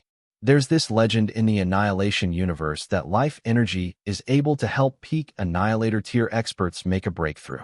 That is why everyone was so desperately snatching up the purple soul Brahma. It is all in order to become a godlike existence. Every single one of those purple crystals is priceless. Xia Fei asked curiously. So what you mean to say is that level 9 annihilators could become even stronger after using the purple soul Brahma? They could transcend to an even higher domain. Wang Dingtian waved his hand dismissively. It's just an urban legend. But I do know that there's no way the purple soul Brahma could help peak annihilators advance. Instead, it's very helpful to lower-level warriors, given that the crystals are not just mental energy, but also a condensed form of a warrior's life. It is different from the usual soul energy or the even higher-grade spirit energy. If the Brahma race had not disappeared a long time ago, their technique that could draw someone's life and condense it into energy would not have been lost to the ages. That is why these purple soul Brahmas are so expensive. There are plenty of peak annihilators around, and many are willing to purchase them at exorbitant prices. Even if you can't sell them, it'd be great even if you were to just try it. With that said, Wang Dingtian paused and asked Xia Fei, "Your law of speed has reached level 8? That's right, Xia Fei confirmed. Then the purple soul Brahma could help you break through to the peak. It's worthwhile to try, Wang Dingtian told him confidently. Xia Fei was extremely shocked. The law of speed was the most difficult law power in all the universes he knew of. Xia Fei had even managed to cultivate the law of primal chaos to its max level, yet the law of speed was still one level shy. That was enough to show just how difficult this heaven-defying law power was. If this strange purple crystal could help Xia Fei break through to the peak law of speed, then it would definitely be a great thing. A speed of 60 million meters per second. It would be the closest thing to reaching light speed in the universe. With his fiend wings unfurled, he could shuttle through galaxies and the 9 heavens. Just having this thought made Xia Fei feel an unbridled sense of excitement. While the immemorial mystical armaments were great, they were something that he could not see or touch, given how he had no idea when he would complete the process of the 5 elemental immemorial mystical armaments being combined as one. But his law of speed was attainable. Seeing his grand ancestor Xia Guqing, he knew it was possible. Xia Guqing only had 5 soul marks, many levels under Xia Fei, but if they were to really fight, Xia Fei might not win. This was because Xia Guqing's speed was an entire level greater than his. Furthermore, as long as he managed to max out his speed, Xia Fei could immediately learn the chilled ligament Ghost Valley body reinforcement art of the unrestricteds. That would push his speed even further, going beyond the 60 million meters mark. Since ancient times, aside from the broken-winged sky devil Paletooth, no one had ever reached a speed beyond 60 million meters per second. Xia Fei would be the fastest person alive if he could master chilled ligament Ghost Valley. Even if Xia Fei had 9 soul marks, becoming a peak annihilator spiritualist, he would merely be on the same level as some of the top powerhouses, hardly any stronger than the others. But an increase in his speed would allow Xia Fei to stand ahead above the rest. He would become the most powerful speedster. There were plenty of upsides to this, countless even. As long as Xia Fei could reach the peak of his law of speed, it would not be impossible for him to challenge the peak annihilator experts despite still being a level 1 annihilator. That was speed. The most powerful and the most complex law power. Xia Fei's face slowly flushed red, appearing extremely excited. Wang Dingtian was observing Xia Fei's reaction the entire time. Now you know that the purple soul Brahma would be considered a treasure by anyone. But you'd view it as a peerless treasure, Wang Dingtian mused. Because of your unique identity, I am quite curious to see you shatter the peak of the law of speed. Xia Fei forced himself to calm down and asked, "What about my identity?" "Nothing." Wang Dingtian looked like the old fox that he was and intentionally waxed profoundly. "At the end of the day, you're not aligned with those old fogies of the Annihilation universe, so there's no drawback for me if you become stronger." After Wang Dingtian had crossed swords with the 4 great soul familiars, Xia Fei had a simple conversation with Paletooth's soul familiar. Given this old fox's identity and how he recognized the immemorial mystical armaments, he should now be aware of the fact that Xia Fei was a descendant of the fiends. With your foundation, you'll need 10 pieces of purple soul Brahma in order to make your breakthrough and attain the max-level law of speed, Wang Dingtian commented casually. Xia Fei showed no reaction. He had managed to excavate 24 pieces from the desert, which meant he would have leftovers even after promoting twice. So he had enough on hand. Reaching a hand out, Wang Dingtian said, "Well, after telling you so much, what I've shared should be of help to you. Why don't you give me 2 pieces of purple soul Brahma from your leftovers? It just so happens that I have a grandson who could use it." Wang Dingtian looked towards Xia Fei to gauge his reaction to his statement, only for the young man to shrug. "I didn't force you to say anything, and you told me everything of your own volition. If you really want these purple crystals, give me something of value in exchange for them." Wang Dingtian shook his head and sighed. "I knew you were someone who would be unwilling to take a loss. Choose one object from these here then, but I want 3 purple soul Brahmas for it." Saying that, Wang Dingtian flicked his wrist, and a grand assortment of items appeared on the ground in an instant. There were so many, they numbered well into the thousands. Xia Fei sighed. Wang Dingtian was indeed a wily old fox. Xia Fei had barely arrived at Annihilation for a handful of days, and had almost no knowledge of many things about it. Letting Xia Fei pick out a single item from this huge pile might seem fair on the outside, when really it would be banking on his greatest weakness, a lack of knowledge. Xia Fei thought to himself that he could just reject the exchange if he struggled with it. After all, there was no harm in keeping the purple soul Brahma anyway, given how highly sought after they were. Sweeping his gaze over the pile of items, Xia Fei looked over them as he observed Wang Dingtian's reaction. The moment Xia Fei's eyes moved over a botanical preservation canister, Xia Fei noticed Wang Dingtian's breathing suddenly stop for the briefest moment before returning to normal. Approaching it, Xia Fei nonchalantly picked up the canister and said, "Forget it. Seeing as this is a fated meeting with the esteemed elder, I'll just take a loss here and exchange the crystals for this thing here." "Are you sure?" Wang Dingtian croaked awkwardly, his voice several octaves higher than usual. "Yeah," Xia Fei sighed, as he hand-fed 3 fist-sized purple soul Brahmas to him. Wang Dingtian clenched his fist, and in doing so stashed away everything strewn on the ground, turning to leave.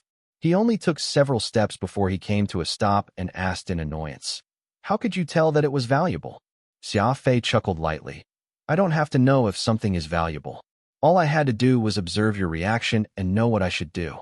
Democrat, Minnesota. Wang Dingtian's expression darkened, unable to hold himself from uttering a curse.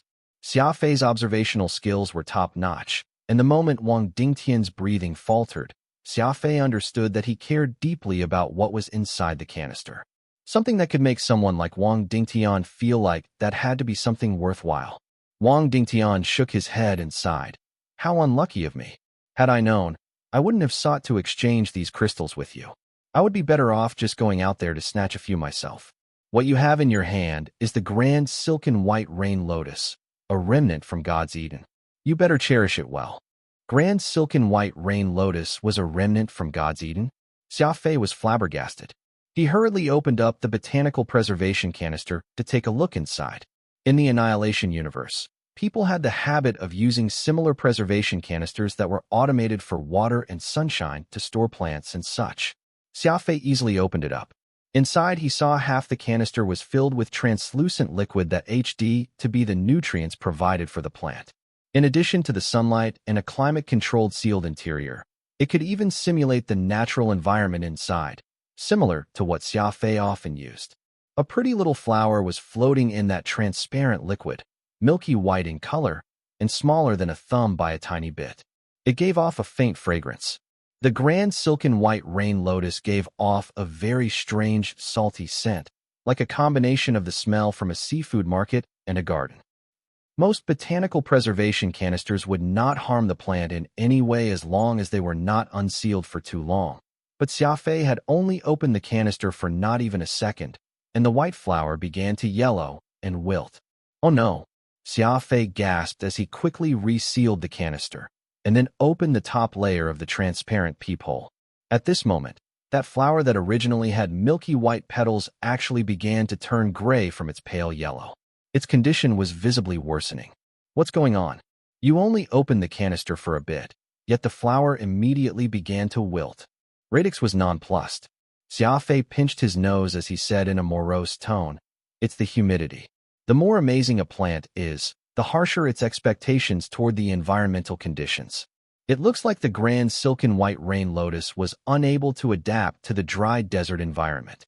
Given how extremely fragile it is, even just a grain of sand was fatal to it. Then what do? This plant from God's Eden was exchanged for 3 purple soul Brahma. It'll be a huge waste if it is ruined." Radix panicked. Xia Fei gritted his teeth and muttered to himself. Fortunately, the grand silken white rain lotus was not exposed to the desert air for too long, so it won't wither immediately. All we can do now is seek Chu Jingfeng for help. They must have an idea on how to save it since they were the original caretakers of God's Eden. Wang Dingtian dashed off and arrived at a spot some 10 kilometers away from where Xia Fei was. He smiled. Sure enough, the 5 ancient apexes did not even spare me a glance after I, Wang Dingtian, barged into the dragoons' evaluation battlefield. Looks like those old fogies have reached a point where they can't stand one another. Further away from him, those neophyte dragoons were still desperately digging for purple soul Brahmas.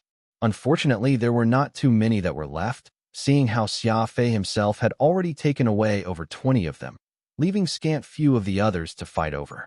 However, that did not stop how fervently they continued to search for them.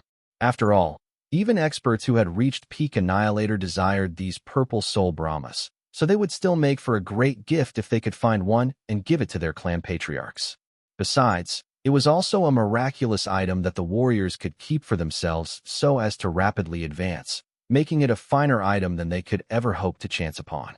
Come back to me. Wang Dingtian stretched his arms up toward the sky. An amber door hundreds of kilometers wide abruptly appeared. It was the divine weapon that he had used to cover the entire evaluation battlefield. The amber door shrank rapidly, until it was finally just the size of his palm. Wang Dingtian took it into his hand, and with a cold harumph, departed from this place. Furnace Citadel. This battle that was originally supposed to last 24 hours ended hastily after only 4 hours. Despite the shortened time, it was still a historic event where the neophyte dragoons had taken the most casualties during an evaluation ceremony since its inception. The death toll had surpassed 500, with nearly 1,000 heavily injured. The people who came to watch the fight were all in shock. This was an outcome that none of them could have expected to happen. Wang Dingtian, the 4 great soul familiars, they were all characters that could wreak havoc in annihilation with a tap of their feet, and even the dragoon legions were helpless when dealing with them. After removing the protective barrier, scout ships were sent one after another into the desert in an effort to retrieve all the injured and dead warriors back to the Furnace Citadel. As expected of the unexpected, Xia Fei was immediately brought to meet old man Hong Xian, without seeing anyone else. On the table was a medallion with the insignia representing the qualifications of a dragoon, threaded through a metal chain so it could be worn over the neck. Hong Xian let out a long sigh and pointed toward the medallion. Take it and leave. The ceremony has been cancelled. Xia Fei nodded indifferently, picking it up from the table. Hong Xian had also been the one who handed Xia Fei his registration the last time. Evidently, he was Xiao Zetian's person, so he did not trouble Xia Fei. When Wang Dingtian left, his location was about 10 kilometers away from you. I believe you must have been with him some time during those 4 hours. Hong Xian lifted his head up to look at Xia Fei. Xia Fei displayed his trademark innocent smile and answered softly, I don't know any Wang Dingtian. Hong Xian placed his hand gently on the table. You don't have to fake it, since I already know. You're the one who killed the descendant of one of the 10 kings of the Blue Bloods, you man. The Destiny Dragoons who are still alive are witnesses. Xia Fei shrugged. There were plenty of people who died this time around, and it happened all due to their struggles to snatch up those purple crystals. Even the Destiny Dragoons themselves fought fiercely with each other to get their hands on them. Xia Fei did not say anything more. The old man Hong Xian was someone who got sharper with age, so he of course understood what Xia Fei was insinuating. As long as Hong Xian could shift the blame of what happened to the appearance of the purple soul Brahmas, he would essentially be able to cover up the majority of what had transpired. The key here was whether he stood with Xia Fei. Hong Xian let out a bitter laugh, indicating that Xia Fei should leave. It was apparent he already understood what he meant with that comment. Xia Fei and Shane began their voyage back. Shane kept asking about the situation on the battlefield, but Xia Fei was occupied with his thoughts, worrying about that grand silken white rain lotus dying, and was in a hurry to contact Chu Jingfeng. Chu Jingfeng was not someone welcome in the Annihilation universe, and was a contact that Xia Fei wanted to keep secret. Xia Fei had no way of contacting him in front of Shane, so he could only patiently wait until he had the time alone to do so. The transportation network in the Annihilation universe was well developed, so it did not take too long for Xia Fei and Shane to return back to the 29th place. Pointing towards Xiao Zetian's office, Shane said, "The leader's waiting for you. It's fine if you don't wish to tell me anything, but there's no way you can hide things from him." Xia Fei nodded and soon knocked on the door to the office. Xiao Zetian seemed to have just finished a phone call with someone and was still holding onto a Bixiao orb in hand with a pensive look on his face. "Take a seat. I've already been informed about what happened on the evaluation battlefield, as well as what happened to you, man." Xiao Zetian chuckled bitterly. "You are really quite talented in making a mess out of things. The steward of the Furnace Citadel was directed by someone to target you, so of course we at the 29th place had to show him who he ended up messing with. Now, everyone around the universe knows that you're someone that the 29th place supports, but you've actually killed you, man." Xia Fei remained silent. Xiao Zetian did not look at Xia Fei with reprimand in his eyes, and there was a visible mix of surprise there as well. He really had not expected Xia Fei to manage to slay you, man. After some thought, Xia Fei asked, "So, who exactly is Wang Dingtian?" Xiao Zetian frowned. He was someone that did not join the Heroes Alliance back in the day. There will always be some people in this world that would not care if the universe was facing extinction, even if the Mega Dragons were knocking on his front door. Wang Dingtian and his clan were that kind of people. He's considered a resident of Annihilation, but he has no relations with us. Neither have anything to do with one another. Xia Fei nodded slightly. Seeing how cunning Wang Dingtian was, he could also tell that the man was very scheming, even being able to fool the 4 Great Soul Familiars. There was a brief pause in the conversation before Xiao Zetian continued. "Since you've killed you, man, it was a good thing that the battlefield descended into pandemonium, so the Blue Bloods would not openly trouble you. However, you need to hand over a piece of purple soul Brahma. That item has plenty of people mesmerized, especially some old monsters that will do anything in their power to get a few for themselves." Xia Fei very readily placed a piece of the purple crystal on Xiao Zetian's table. He still had 20 of them in his spatial ring, so he was not too heartbroken about having to hand one over, so he could at least account to those above. Leaving Xiao Zetian's office, Xia Fei made up an excuse to slip out of 29th place, heading to a birch forest by the foot of a mountain to contact Chu Jingfeng. The image of Chu Jingfeng's rosy cheeks soon appeared, almost as if he had been drinking. "I heard that you were an expert when it comes to stirring up trouble, and this time I'm completely convinced of this. Just a routine Dragoon Legion evaluation battlefield was reduced to its current state, and you probably contributed at least half to it," Chu Jingfeng remarked as he laughed out loud. Xia Fei was not in the mood to banter, so he immediately broached the subject. "2 things. I've gotten some purple soul Brahma, and Wang Dingtian told me that they are things that could help me make the breakthrough to reach peak law of speed. However, there's no word about it in your serpent-swallowing whale manual, so I was wondering just how I should use them, and if there are any side effects." "You really dispensed with the ceremony there," Chu Jingfeng grumbled. "It's true that my serpent-swallowing whale did not make any mention of the purple soul Brahma. That is because when I was writing it, I firmly believed that with the disappearance of the Brahma race, the purple soul Brahma would no longer appear anymore. As for how to use it, that's a little difficult. Every purple soul Brahma contains a life, and you ought to know what's so difficult about that since you've devoured life before." Xia Fei was startled. Initially, when he was helping treat Xiao Yi, that evil spirit that she was harboring in her brain region that he had absorbed nearly managed to eat him up. The entire ordeal was still fresh in his memory. Indeed, it would be very difficult. Spirits have their own consciousness, and I'll need to eliminate that first before I can utilize it, Xia Fei said after some thought. "That's right. So what's the second matter?" Chu Jingfeng asked. Xia Fei pulled out the botanical preservation canister containing the grand silken white rain lotus and calmly explained. I used 3 purple soul Brahma to exchange with Wang Dingtian for this grand silken white rain lotus. But I had no idea just how fragile this plant was, and accidentally opened the canister. The moment the grand silken white rain lotus interacted with the dry atmosphere and dirt, it immediately changed color. Chu Jingfeng's ruddy face turned pale instantly as he exclaimed in bewilderment, "You have Wang Dingtian's grand silken white rain lotus?" "Yes." "Quick, show me." Chu Jingfeng leapt up to his feet as he said that. Xia Fei did not dare to open the canister again, so he stuck the Bixia orb right next to the peephole on the canister. "What the heck? Aren't you far too careless?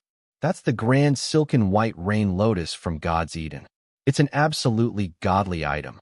Chu Jingfeng was pulling at his hair after he inspected it, his voice cracking from the heartbreak. Xia Fei watched as he began pacing back and forth in the room with his brow furrowed tightly. It has already begun to turn gray, which means this grand silken white rain lotus is already about to wither away. It has 72 hours at most.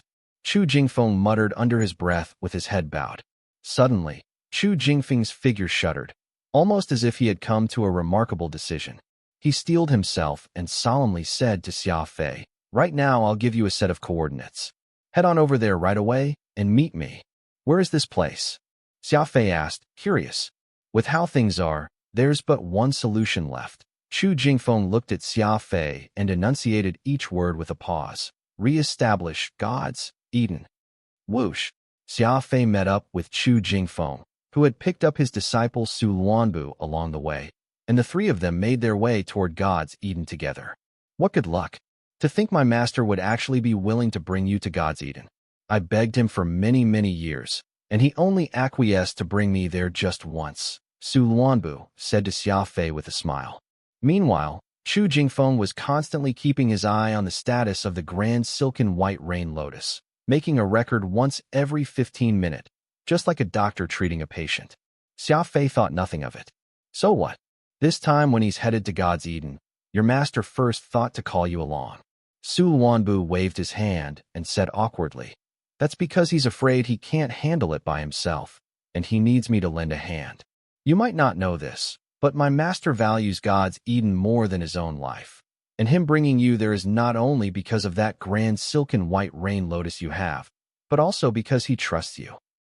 That was when Chu Jingfeng came over to Xia Fei's side after he was done recording. His eyes were stern. "How's the situation?" Xia Fei asked. "It's really terrible. The furnace citadel has extreme heat waves and is full of dirt and sand. Furthermore, the humidity was too far off. Those are fatal conditions to the delicate grand silken white lotus. Right now, I only hope it can hang in there until we reach God's Eden." Chu Jingfeng sighed. Changing the topic, Chu Jingfeng began talking about Xia Fei. "There's still 2 days to go on our trip. Will there be any problem with Xiuzetian?" Xia Fei replied, "I'm just a malingerer in the 29th place. Aside from matters associated with the fiends, Xiuzetian doesn't let me participate in anything else. It's like he had me join them all solely for the sake of solving the mystery behind the fiends. This time I've asked for a week of leave, and he approved it without even batting an eye." Chu Jingfeng nodded. Xiuzetian's wife died while he was investigating the fiends' ruins, which is why the fiends are a matter really close to his heart. He always held the belief that there were people afraid of him uncovering the secret behind the fiends, which was why they had her killed. But it was because of that he became even more determined to investigate the fiends, all for the sake of drawing out those people to deal with him again. This way, he will be able to learn just who it was all those years back that hunted him and his wife down. "You're an important pawn in the eyes of Xiuzetian." Xia Fei said nothing. Xiuzetian using him to investigate the fiends was an evident fact, but it was not too detrimental to him either, so he was not too bothered by it. "Follow me." Chu Jingfeng brought Xia Fei to the cultivation chamber on board the warship. Chu Jingfeng's warship was very well equipped, and the cultivation chamber was only second to what the 29th place had. It made Xia Fei's eyes shine. "It's still early, so you can use this room to absorb your purple soul Brahma," Chu Jingfeng told him. Xia Fei wrinkled his brow and looked around. "This room is a little small. I need a lot of space when cultivating my law of speed." Chu Jingfeng was unamused. "It's your fault for learning the law of speed. It'll be too late by the time we reach Eden. So I will teach you how to absorb the purple soul Brahma now. Every one of them contains a complete soul, so you'll need a bit of technique. Xia Fei was taken aback, but quickly agreed. 2 days later, in some foreign location in the endless expanse of stars, Xia Fei had not taken a step out of the cultivation chamber in the last 2 days. He knew very well that Chu Jingfeng was sincerely intending to teach him how to absorb the purple soul Brahma. On top of that, he did not want Xia Fei to learn just where God's Eden was located. God's Eden was a magical garden that the 4 great sky devils had constructed. There were all kinds of fauna and flora there, along with precious and rare plants. It was said that many of them could be used to improve a warrior's capabilities. Ever since ancient times, there had been many who would drool over God's Eden, wanting to get their hands on the miraculous fruits found there. That was why Chu Jingfeng was so cautious about the existence of the place. Even if Xia Fei was of the fiend's bloodline, Chu Jingfeng had no desire to tell him everything about God's Eden. There was some powder in front of Xia Fei. It was what was left behind after he was done with the purple soul Brahmas. After the energy inside the crystal had all been absorbed, what remained was nothing more than waste. Xia Fei had followed Chu Jingfeng's instructions and absorbed a total of 8 purple soul Brahmas over 2 days. Whoosh! The doors to the cultivation chamber swung open, and Chu Jingfeng entered quickly. "We're here." Xia Fei hurriedly got up and made his way to the command deck with Chu Jingfeng. When Chu Jingfeng saw the pile of powdered remains of the purple soul Brahmas on the ground, he gasped, "How many did you absorb?" 8, Xia Fei answered calmly. Chu Jingfeng went pale. He quickly examined Xia Fei's body, who could hear the panic in his voice. 8. 8 entire purple soul Brahmas. Just what did you do? Do you feel your body heating up? Like you're about to explode or something? Xia Fei pondered his question and answered, "I do feel a little hot, but it's within levels I can tolerate." Chu Jingfeng was absolutely shocked. Purple soul Brahmas were a type of life energy that had a consciousness of its own. To store it like Xia Fei was, without using it, was incredibly dangerous. Even Chu Jingfeng himself would only absorb about 5 of them in one go. Any more, and the energy would become conflicted and would damage his brain region.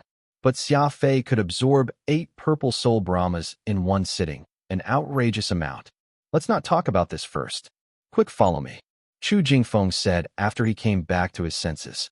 A short time ago, the warship had arrived at a brand new planet, with lovely white clouds floating in the sky and ruined walls and rubble strewn on the ground. These were visible indications that this had once been a very prominent location. There were collapsed buildings all around the area, the angular buildings clearly construction that had originated from the fiend race. Upon closer examination, Xia Fei noticed that there were images of amazing plants and animals carved upon them, showing just how many years had been spent building this garden. This garden covered a large area, and Xia Fei could not even see its boundaries. The many cobblestone paths extended away from him, while the many buildings were exquisite in construction, with bridges and lakes that made for picturesque views. The one who took charge of the construction of God's Eden was Medicinal Cauldron Prince, the only one who was a cultured scholar among the 4 great sky devils. That is why the garden had been so tastefully built, but it is too bad that it was destroyed in the end, Su Luanbu said with some regret. Chu Jingfeng retorted earnestly. "Look at the situation we're in. How could you still be in the mood to chat? Land the warship. We're going to hurry and send the grand silken white rain lotus to the final pool of life." "Understood, master," Su Luanbu quipped lightly, yet he guided the ship very dexterously with his hands, piloting the warship to land by a hill just outside of the garden. "Why aren't you landing it right in the garden? That would save us some time," Xia Fei pointed out inquisitively. "This is God's Eden we're talking about," Chu Jingfeng brayed, somewhat angrily. "Even if it is an abandoned garden now, it is still the most precious legacy that the Lord Sky Devil left to the world. Not even a bit of damage to the garden is allowed." Xia Fei stuck his tongue out. There was no room for amity when talking about this garden in Chu Jingfeng's eyes. "See, that's my old stubborn master," Su Luanbu pouted. Whoosh!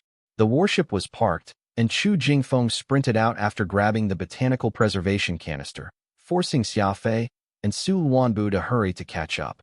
Though he was not a speedster, Chu Jingfeng had a very decent cultivation. He was very familiar with the paths here, and as he raced through the overgrown garden, he kept calling for Xia Fei and Su Luanbu to keep pace with him. In no time at all, the three men arrived at an artificial pool. While the other pools around had all dried up, this one still had water in it. Chu Jingfeng jumped into the pool with a splash, not concerned with the silt or weeds around him as he made his way to the center and gingerly set the botanical preservation canister down. This is the last pool of life water. In several years' time, the water here will dry up, and when that time comes, God's Eden will completely lose all its life force, Su Luanbu explained to Xia Fei. This last bit of water did not look remarkable, but Chu Jingfeng cherished it greatly. Xia Fei simply could not understand what was so magical about the life water. Chu Jingfeng opened up the canister. This time, the grand silken white rain lotus did not rapidly wilt as it had last time. It looked like the garden's environment was quite suitable for its growth. Placing the lotus in the water, Chu Jingfeng and Su Luanbu proceeded to shut their eyes in unison, activating some art. The little white flower floated on the water, unmoving. Gradually, the surface of the water began to glow, like a group of fireflies were being born on the water's surface. Bits of light gathered around the grand silken white rain lotus, and the small flower immediately regained its luster. As time passed, the lotus began to grow out its roots, which were as thin as bean sprouts. Chu Jingfeng wiped away his sweat, elated. It's a good thing that we came here in time and managed to save this grand silken white rain lotus. However, we can't let down our guard just yet. We'll need to wait until its root system is completely developed and subsequently transplant it to some moist soil near the water. Only then will it be able to grow healthily. Lifting his head up, he looked around at the abandoned garden and sighed. The once illustrious God's Eden now doesn't even have a single sacred plant left. I'm sure my grandfather would faint from the heartache if he ever witnessed such a scene. Xia Fei could also feel the sorrow as he asked, did God's Eden die off on its own, or was its ruin caused artificially? Chu Jingfeng replied, when the four great sky devils departed, God's Eden began to languish, so there was no need for anyone to do anything to it. Honestly speaking, the people of the Annihilation universe wish God's Eden was perfectly fine, as they would then be able to get their hands on its miraculous fruits and plants for themselves. Ruining it would not be beneficial to anyone. In order to ensure that grand silken white rain lotus could survive, Xia Fei and the others needed to stay on God's Eden for several days. Xia Fei took advantage of this time to cultivate his law of speed. Chu Jingfeng was very strict, only allowing Xia Fei to be active outside of God's Eden. Given that there were plenty of hills surrounding the garden which acted as natural protection for God's Eden, Chu Jingfeng brought Xia Fei past them. The scene nearly caused Xia Fei to gasp out in surprise. It turned out that God's Eden was not built on a planet, but an endless expanse of space. There was a long and narrow corridor that surrounded the garden, much like a running track as might be found in a stadium. Standing atop it allowed him to see a magnificent view of the stars. You never would have guessed this, right? Chu Jingfeng smiled. Xia Fei nodded. Indeed, I never would have guessed it. To think that God's Eden would actually be completely man-made. And here I was thinking that I was on a planet. Chu Jingfeng thought nothing of it. People who have not been here would never realize it. There's a legend in Annihilation stating that God's Eden was built atop a large turtle's back, and that this turtle would wander across the sea of stars with the garden on its back, which is why no one has ever been able to find God's Eden. Xia Fei chuckled. The person who came up with that story must have had quite the vivid imagination. Chu Jingfeng sighed. Sapient beings have been fascinated with God's Eden for a long time, which is why there are all sorts of legends and folktales out there. There are few and far who could really make their way here. You may begin sprinting, but please remember that the purple soul Brahma's energy needs to be used all in one go for it to be most effective. Xia Fei's law of speed training needed him to trace his law patterns while sprinting at his top speed. This was a unique training method that the Skywing clan had come up with. Grand Ancestor Xia Guqing had no idea if it was something passed on from the fiends, but it was Xia Fei's belief that it was very likely to be the case. As the most powerful martial technique Xia Fei had in his arsenal, no matter what Xia Fei had learned, he had never once given up on his speed cultivation. After all these years, he had gotten quite used to the alternative training method that the Skywings had come up with. While speeding, Xia Fei attempted to unleash the energy he had gained from the purple soul Brahmas. It had not been easy absorbing the purple soul Brahmas, and using them was quite the challenge as well. After all, they contained the energy someone had collected over their entire life, and Xia Fei was seizing all that for his personal use. Without being capable of finer energy control and possessing a tenacious willpower, there was no way he could have controlled the impact that came from that instantaneous burst of energy. But Xia Fei was very clever when using this energy. First, he used spirit energy to trace out the pattern. Then, when there was no way for him to carry on and he encountered problems, he would swap over to using purple soul Brahma to push on. This method was somewhat similar to a racing car using its second engine. Some of those cars would add a set of combustion injection parts on top of their engines, akin to a jet rocket. Every time the main engine reached its maximum speed and the car could not go any faster, the second engine would kick in and further increase the speed by a significant margin. The entire process was surprisingly smooth. Sure enough, the life energy contained inside the purple soul Brahma was exceptionally suitable for advancing his law of speed. It might not have been as effective if he had used the energy to progress his soul mark instead. The law of speed was still under the realm of the physical, and the soul mark was considered a mental power. The purple soul Brahma contained both physical and mental energy. It was most definitely a highly sought-after treasure for a warrior. His soul mark was being drawn bit by bit, even as Xia Fei's speed kept breaking past the 30 million meter limit. At the same time Xia Fei was cultivating his law of speed, the master and disciple duo of Chu Jingfeng and Su Luanbu were not loafing about either.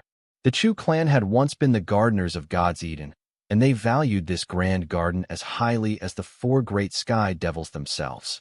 Given how the place was now in such a state of disrepair, Chu Jingfeng was very heartbroken. Xia Fei's possession of the very last grand silken white rain lotus was like the final symbol of God's Eden, and Chu Jingfeng had absolutely no desire to see it wither. 24 hours passed.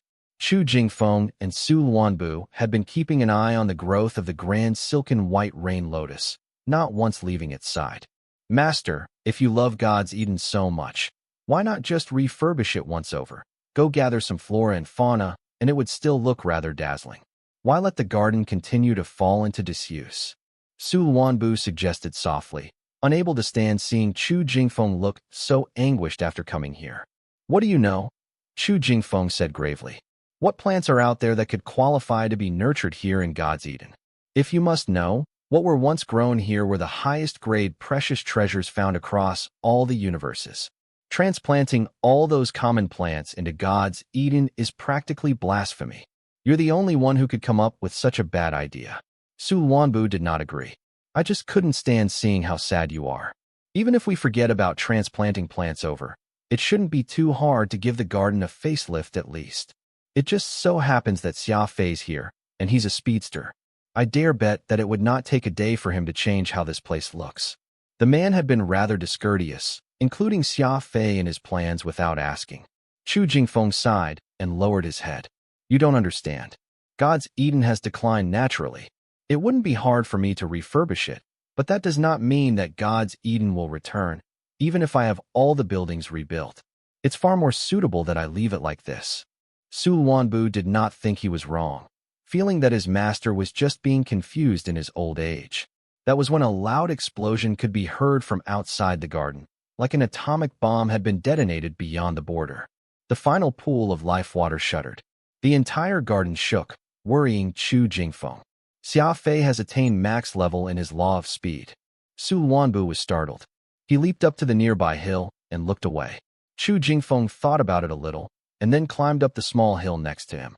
How majestic! Is this the prowess of the max-level law of speed? Su Luanbu exclaimed. The two men saw two large wings dragging behind Xia Fei's back as he circled like a streak of light around the corridor that formed the border of God's Eden. Perhaps it was because Xia Fei had reached max level with his law of speed, but even his fiend wings had become much sharper.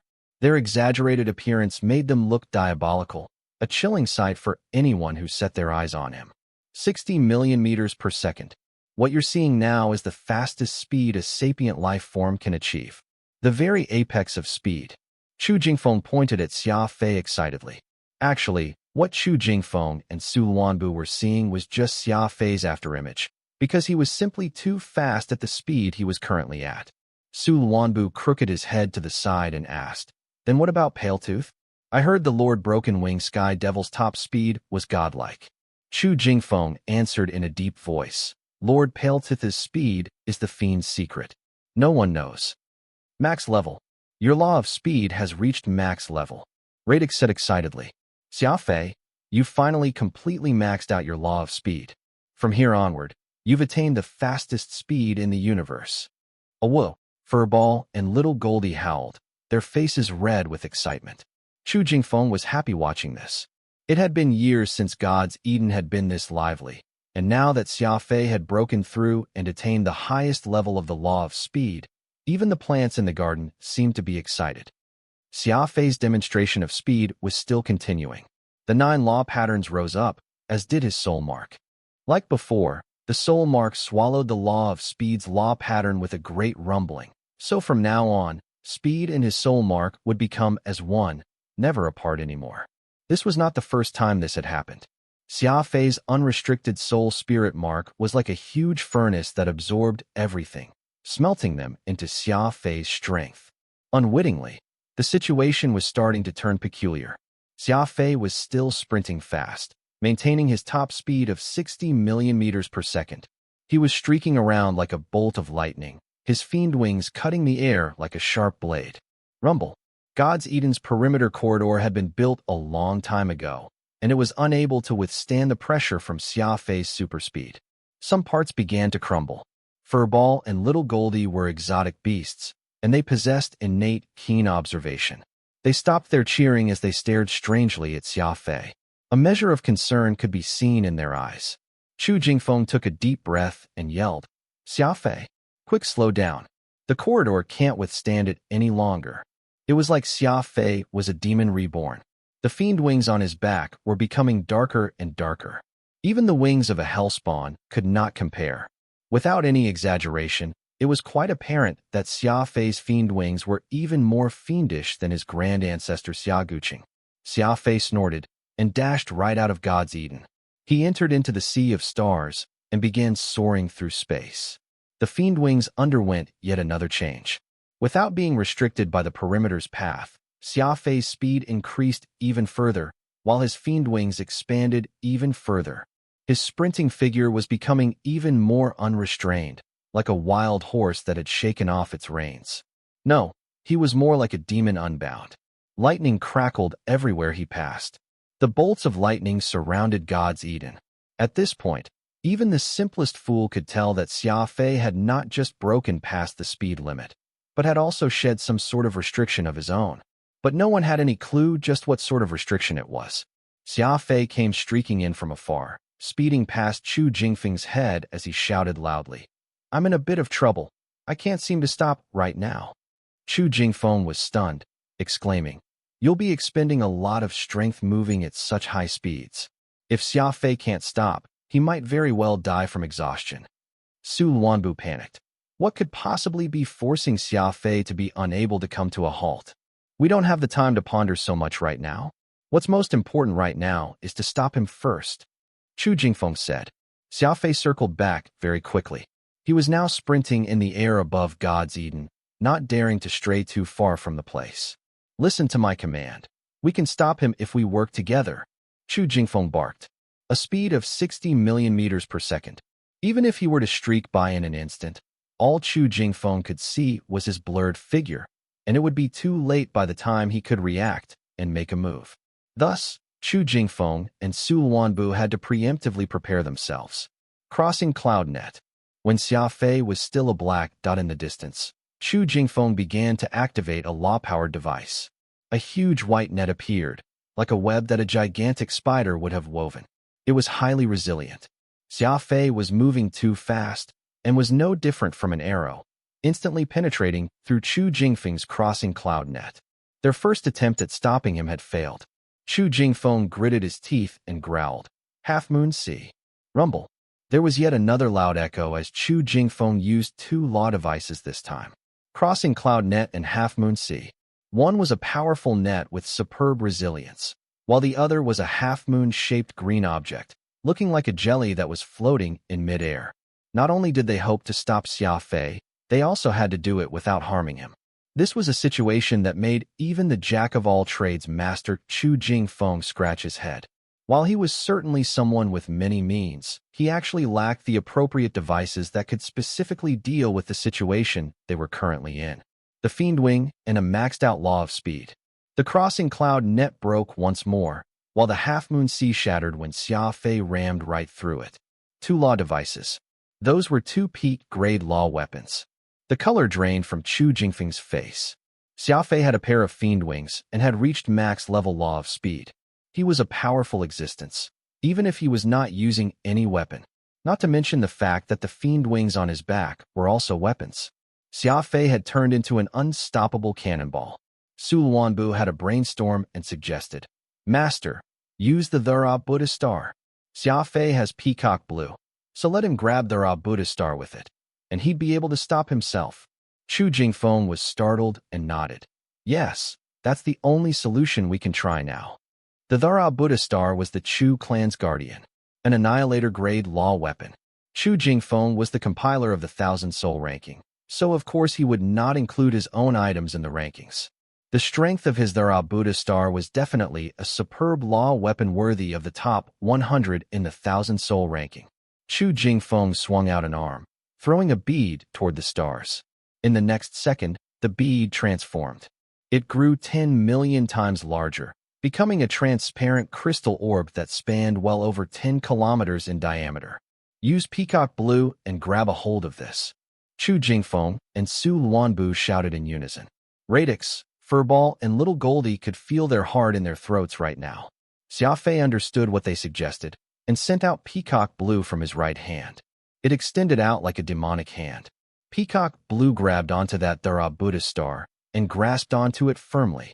There was a series of ear-piercing sounds as Xia Fei forcefully grabbed onto the Thera Buddha Star, and his momentum kept him sprinting forward for several hundred kilometers. The surface of the peak-grade soul orb looked like it was about to crack open. Finally, Xia Fei came to a grueling halt, his face scarlet from the strain, and his entire waistline seeming to have gone down a size. Chu Jingfeng and Su Luanbu hurriedly ran over to Xia Fei, but that was when something strange occurred yet again. There was a crisp sound that echoed through the air as Xia Fei let out a long sigh. The Fiend Wings on his back had broken off. This sound was not loud, akin to what one might hear when ice cracks on the surface of a frozen lake. However, an earth-shattering change came with the sound. Everyone watched as the two black Fiend Wings on Xia Fei's back broke off. "Your Fiend Wings. They broke," Su Luanbu shouted as he froze in his tracks. Chu Jingfeng did not say a word. He examined Xia Fei with a shocked expression as 4 words reverberated in his mind. Or to be precise, a person's name. Broken Wing Sky Devil. Broken Wing Sky Devil. Broken Wing Sky Devil. Everyone knew that the Fiend race had 4 great Sky Devils, and that it was due to their existence that the Fiends had managed to grow from a small clan on the borders of the universe into the 3rd major sapient race, able to rival the humans and blue bloods. They became the undisputed kings of stratagems and tactics. One among the 4 was called the Broken Wing Sky Devil, who went by the name of Paletooth. He was a speedster, and he had used a pair of broken Fiend Wings. A very long time ago, the 4 great Sky Devils had departed mysteriously and had not returned since. After the fight to the death against the Mega Dragons and the eradication of the Fiends, it was only now that Xia Fei, someone of the Fiend bloodline, had similarly had his Fiend Wings broken. Just what did that mean? Xia Fei was not a true fiend, yet he did have a portion of their blood in him. The Broken Wing Sky Devil Paletooth was a speedster, just like Xia Fei. The Broken Wing Sky Devil got his name because of the broken wings on his back, and that was now the same for Xia Fei. Chu Jingfeng could feel his brain wanting to explode with the implications. There were too many fantastical thoughts running through his mind, and for some unknown reason, when he saw Xia Fei's Fiend Wings break off, the first thought that came to his mind was the Broken Wing Sky Devil, Paletooth. "Ho!" Xia Fei squatted down on the ground, his head lowered. His heavy and haggard breathing made him appear very relieved. His two broken fiend wings stumps resembled two blades on his back. The two wings were floating in midair. Having lost their owner, they looked like fallen sails, appearing somewhat helpless. The wind blew, and the originally formless fiend wings scattered, like black soot that covered God's Eden with a layer of ash. Chu Jingfeng and Su Luanbu lifted their heads up reflexively, reaching out a hand to grab the gray remains of the fiend wings. However, this gray matter turned intangible and passed through their fingers before finally falling down on the ground. No one thought that a miraculous scene would appear after the remains of the fiend wings landed on God's Eden. The garden that had already fallen into a dilapidated condition actually came alive. Fresh flowers blossomed from within the weeds, almost as if the turn of spring had come. Chu Jingfeng was in a frenzy, watching the changes happen with great incredulity. He gulped audibly before charging into the garden so he could closely examine this surprising transformation. Xia Fei had already gotten up to his feet by this point. He looked skinnier than he was before, though he was still fairly spirited. He lit a cigarette and walked up beside Su Luanbu before coming to a halt. Furball and Little Goldie saw that their master was fine and happily leapt into Xia Fei's arms. Radix also floated nearby, carefully observing Xia Fei's fiend wing stumps. Whoosh! Xia Fei's fiendish energy was dissipating, even as his broken wings gradually disappeared. "Why did your fiend wings break?" Su Luanbu asked curiously. Xia Fei shook his head. "I have no idea. The instant I broke the threshold of peak-level law of speed, the fiend wings kept propelling me to keep accelerating, not allowing me to slow down at all, only until the end when they broke off. Everything happened without me being consciously aware of what was transpiring." "Did it hurt?" Xia Fei chuckled. "The fiend wings were originally formless, so how could I have felt any pain?" That was when they heard Chu Jingfeng yell from afar. "Come here quick. Come take a look." Xia Fei and Su Luanbu were startled and rapidly made their way to Chu Jingfeng's side. All they saw was the old man sprawled over by the edge of that final pool of life water as he watched the water's surface in excitement. Chu Jingfeng pointed to the center of the pool as he exclaimed, "I don't believe this. Life water is flowing anew. This is a miracle. It's the sign that God's Eden has recovered." Xia Fei and Su Luanbu hurriedly inspected it closely. They spotted some tiny bubbles rising from the center of the pool, almost like the effervescence one might see from an open bottle of champagne. Water was flowing from underground, and while it was not much, it was definitely a sign that the pool was rejuvenating. Chu Jingfeng looked up to the stars, barely able to contain his excitement as tears flowed freely down his face. The situation had developed in this completely unexpected trajectory, such that God's Eden was actually rejuvenating its life force. Chu Jingfeng and Su Luanbu both held the belief that Xia Fei's broken fiend wings and God's Eden rejuvenation were closely linked. The fiend wings breaking were equivalent to Xia Fei losing a weapon in his arsenal, and that was originally a bad thing. But God's Eden had thus rejuvenated because of it, so it had turned this negative into a positive. Chu Jingfeng and Su Luanbu were now very busy, the master and disciple taking a field trip to inspect the huge God's Eden, hoping to uncover more evidence that life was returning to this place. After some time, Chu Jingfeng and Su Luanbu rushed back to Xia Fei, giddy with glee. Chu Jingfeng pulled out his notebook and loudly declared, "There are a total of 1280 springs across God's Eden. Now one of the springs has returned, and the underground humidity for 4 springs is on the rise too. Those are definitely signs that God's Eden has begun to rejuvenate." Xia Fei nodded. "Then have the fruits and all the amazing plants that grew rampantly throughout the garden, have they returned as well?" Chu Jingfeng remarked, "These springs of life water are the basis of God's Eden. As long as the springs of life water have recovered, the underground water system of the entire garden will return. Water is the source of life, and first the water system must return to normal. But it is my belief that as these springs begin to pour forth, and the pools of life water begin to collect, the plants in God's Eden will make a comeback once more." Chu Jingfeng was not wrong in his assessment. Plants could not grow away from water, and what God's Eden demanded was not normal water, but the powerful life water. Only when they had enough of that spring's source could God's Eden bloom again. Do you know exactly the reason why the springs are flowing again? Xia Fei asked them.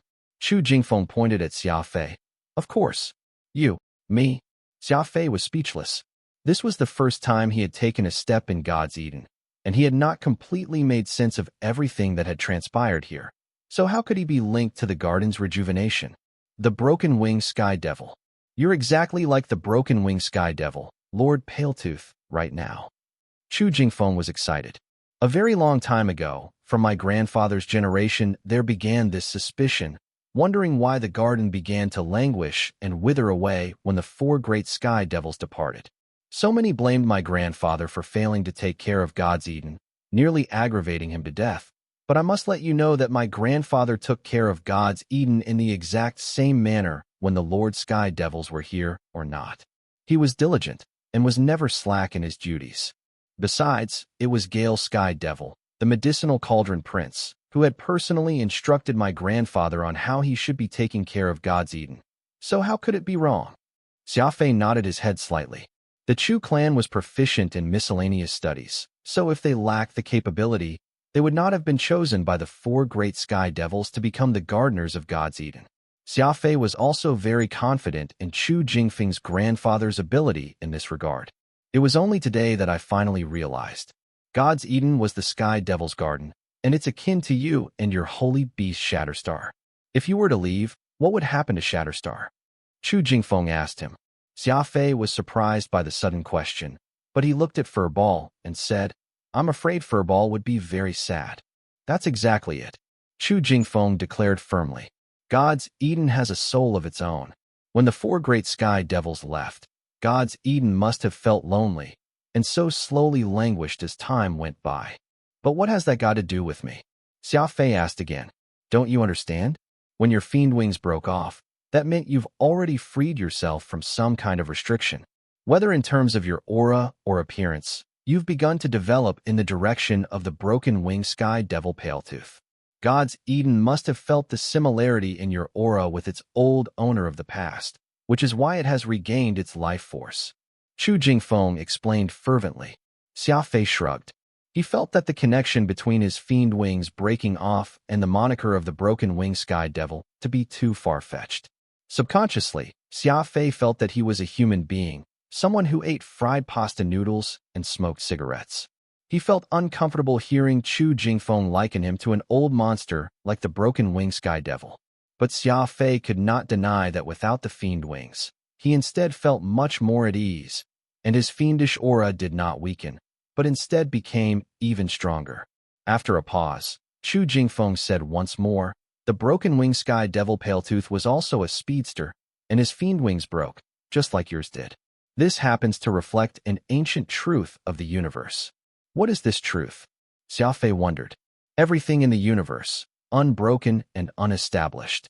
Only after things are broken can precedents be set, becoming unparalleled under the heavens. Chu Jingfeng said, breaking off your fiend wings is similar to transcending to a brand new realm. Right now, you're just like Lord Paletooth, both of you having a pair of broken wings. That is why the limits of speed you can achieve are also the broken-winged sky devil's limits. Xia Fei was shocked. If he possessed the same speed potential as the broken-winged sky devil Paletooth, then that would surely be something worth being thrilled over. Everyone knew that the speedster Paletooth was the fastest. No one could beat him in that aspect. A normal speed warrior would have a limit of 60 million meters per second, which was the current standard that the Skywing clan's grand ancestor Xiaoguqing possessed. Meanwhile, the limits that the broken-winged sky devil had definitely went beyond that. With a speed that was as keen as a knife's edge, even just edging over the known speed limit was an amazing thing. To become like the broken-winged sky devil?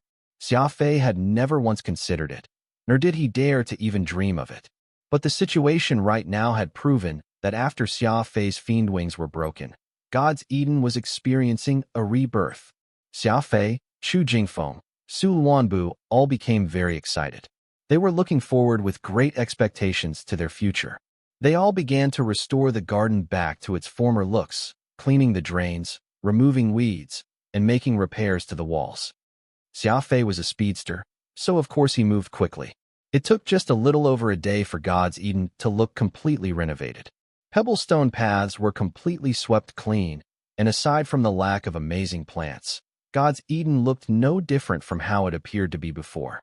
After everything was done, Chu Jingfeng brought Xia Fei over to the pool and buried the grand silken white rain lotus in a hole he dug in the wet loam beside the pool of life water.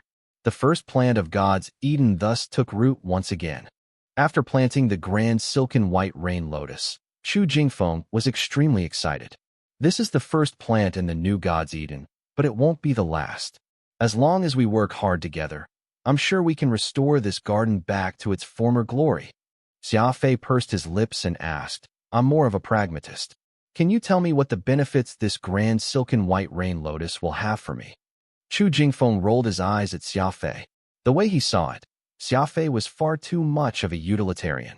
The revival of God's Eden was such a major event, yet Xia Fei could still keep calm. It was almost as if Xia Fei only cared about the plants, and not the garden. The grand silken white rain lotus will not be of any use to you, but its fruit is utmost precious. As for what it can do, I'll need to check my grandfather's notes, as I can't determine that just yet. That is just how the plants in God's Eden work. The plants themselves aren't anything strong. It is the fruits of the plants that can change warriors on a genetic level, which is why they are called miracle fruits. Chu Jingfeng explained to Xia Fei. Xia Fei nodded his understanding. It was not hard to comprehend the logic behind this. Bananas were delicious, but that did not mean the banana tree was also delicious. It looked like he would have to patiently wait for the grand silken white rain lotus to bear fruit before he could get what he wanted. Even if God's Eden had not been rejuvenated, Xia Fei had also managed to break through and attain the max level law of speed. He was in a good mood knowing he had made such an amazing achievement. So he worked together with the master and disciple duo to clean up God's Eden nicely. Xia Fei had taken some leave to come here, so he could not stay for too long. As such, he bade farewell to Chu Jingfeng and planned to return back to the 29th place. Chu Jingfeng thought about that and said, That's good, too. God's Eden will take some time before it rejuvenates, and is not something we can rush along. It just so happens that I need to make a trip back home too, so that I can browse through the diary my grandfather wrote when he was a gardener for God's Eden. Let us meet in Varanasi in 3 days' time, and we can come back here then. Xia Fei frowned. 3 days? Isn't that a bit too soon? After all, I'm still working for the 29th place. If I keep running off whenever, I'm sure I'll draw the attention of Xiao Zetian. Why don't you two go ahead, and I'll just come over sometime later. No way. Chu Jingfeng clutched Xia Fei's sleeve and earnestly made his case. The reason why God's Eden has rejuvenated is because you have the same aura as the broken-winged sky devil. If you don't come visit, the garden will still wither away. Xia Fei was shocked. Even a fool could tell what it would mean if God's Eden were to make a complete recovery.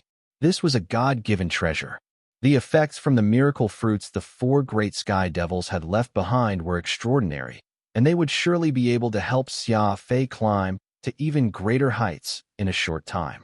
Xia Fei definitely had no desire to see God's Eden fall back into ruin.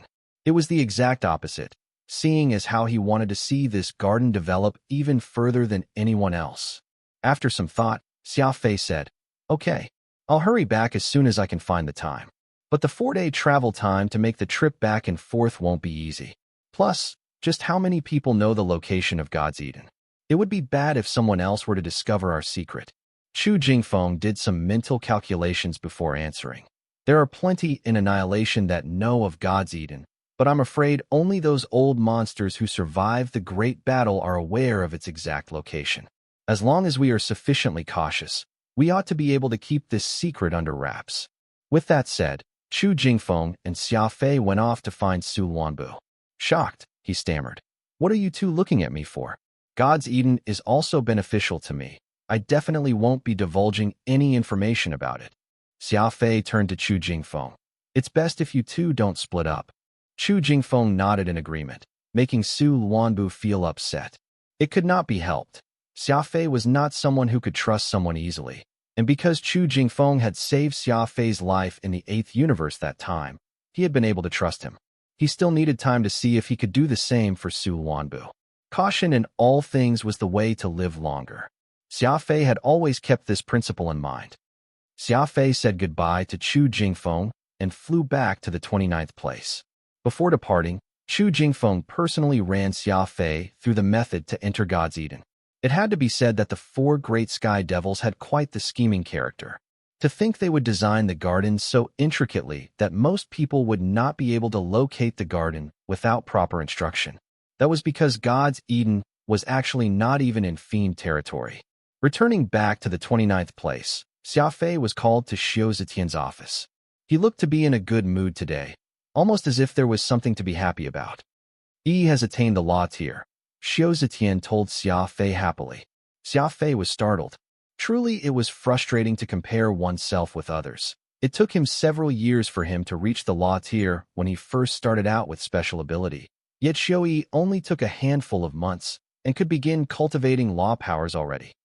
Smiling, Xia Fei flashed him his trademark innocent smile and unleashed a barrage of flattery. Miss Yi has unparalleled potential. I'm sure her accomplishments in the future will be limitless. Xiao Zetian nodded. That brat's extremely similar to her mother, wanting to be strong in everything, so much so to the point that she would even forego rest and sleep, just forcing her way and forging her path forward. Speaking of his wife, Xiao Zetian's eyes could not help but turn red, grabbing Xia Fei's arm. You're a great benefactor to my Xiao clan, so be at ease. As long as I, Xiao Zetian, helm the 29th place, there will not be anyone out there that would dare touch a hair on you. Xia Fei kept quiet.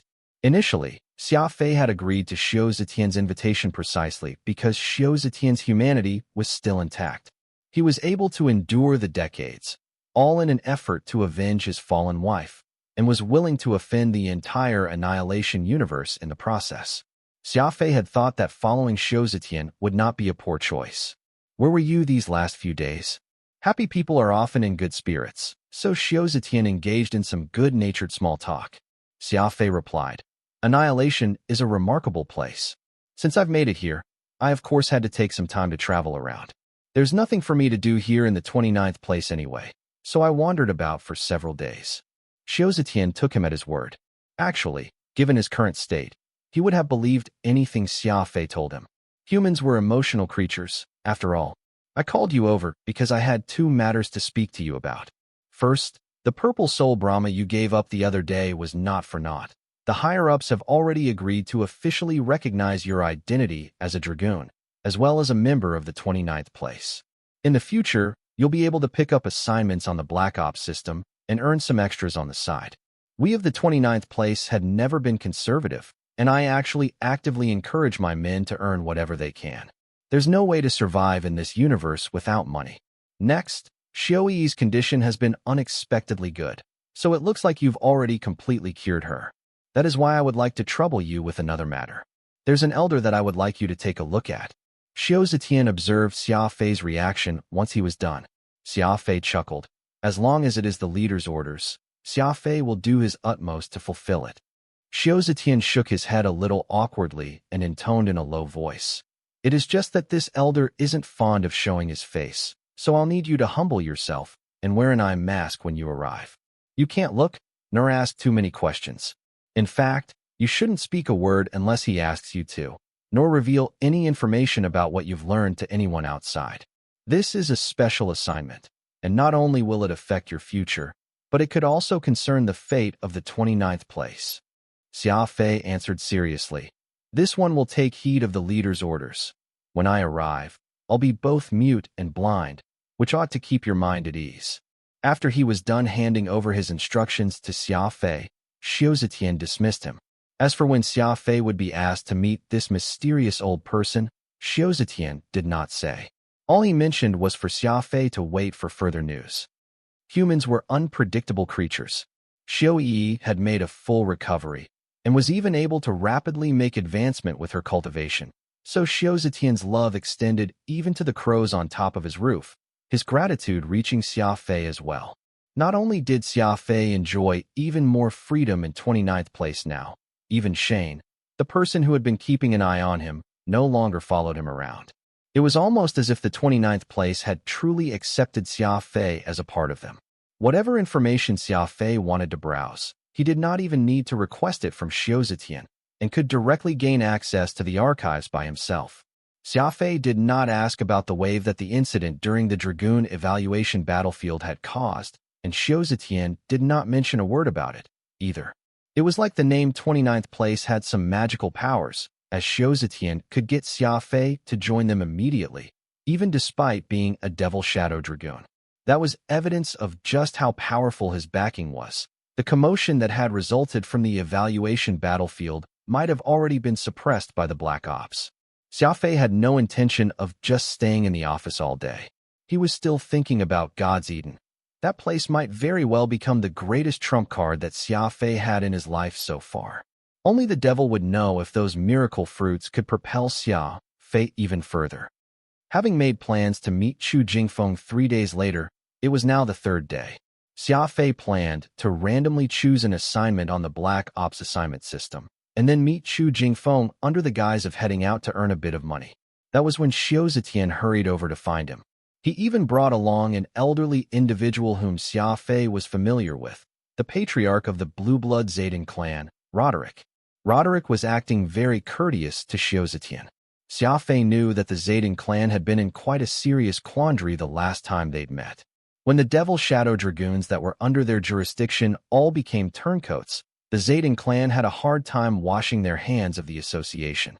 It was very likely that the Zayden clan had been protected by Xiao and were now underneath them. It's time. Follow Roderick. Xiao spoke in a serious tone. Xia Fei was surprised. It looked like it was time for him to treat that mysterious individual, so he followed Roderick and boarded a ship. As for where he was bound, Xia Fei had no clue. Though Roderick was polite to Xia Fei, it was clear that he was conflicted deep down. That was probably because Xia Fei was the last Devil Shadow Dragoon, and the entire Zayden clan had suffered at their hands. Besides, Xia Fei had also been someone Roderick had personally recruited back when, and he was feeling a mixed bag of thoughts with everything that had happened. The ship soon landed. Roderick took out a set of specialized eye masks and said to Xia Fei, "You will be on your own. Not only does your personal exotic beast have to stay, the same goes for that blade of yours as well." Xia Fei heeded Roderick's words and left little Goldie, Furball, and his fiendish blade Nirvana behind on the ship. Evidently, Roderick also knew about the personal soul servant that resided in the blade. If Radix were to follow Xia Fei, there would be no point in keeping things wrapped in secrecy like this. After having done all that, Roderick himself placed the eye mask over Xia Fei's face and had him put his hand on his shoulder and follow him. Xia Fei no longer had his sight, but he could still hear and map out the path they took in his mind. 179 paces, turn left. Passing a bridge, underneath is running water. There are even a few catfish. A bluestone path that seems to have been newly paved. The pebbles are distinctly angular. This way, Xia Fei slowly mapped out his surroundings as he walked, until he finally reached a somewhat dimly lit room. Sit here. In a while, someone will come and meet you. Remember, you may not take off your eye mask, for any reason. Roderick emphasized that severely before quietly leaving. Xia Fei waited patiently while wearing the eye mask. There was a thin layer of metal on the outer layer of the eye mask. Black cotton fabric padded its inside, making it more comfortable to wear. Actually, Xia Fei had his eye technique, as well as Origin of Heaven from the Triclopian Fiend clan. Forget even a simple eye mask like this. Even if it was a wall made from broken dragonstone, Xia Fei's vision could still penetrate it. But Xia Fei did not want to do that. He shut his eyes and pondered the contents of Chilled Ligament, Ghost Valley. That physique-strengthening art came from an ancestral grandmaster of the spiritualist sect, and now that Xia Fei had achieved max level in the Law of Speed, it meant he would be able to learn the Chilled Ligament Ghost Valley, making his body even more powerful. A strong body meant even greater speed, and Xia Fei had truly achieved the highest speed in the universe. On that basis, even if he increased by just a bit more, that would still reach unparalleled levels of speeds where he could insta-kill everything in his way. Just as he was toying with that thought, he heard the sound of a door opening and the footsteps of two people, one in front of the other, entering the room. The one in front's footsteps were sure and firm, a sign of high cultivation. The one behind was slightly flighty, which most likely meant being drunk. Each step taken was soft and skittish. The two of them sat by Xia Fei's side, and he heard a sharp voice ask, "This is?" An elderly voice immediately answered, "Ah, this man is Xia Fei. One of my students has sent him over to have a look at that old problem of mine. It's rare for my men to show concern for old me, so I don't see any harm letting this young one have a look at me."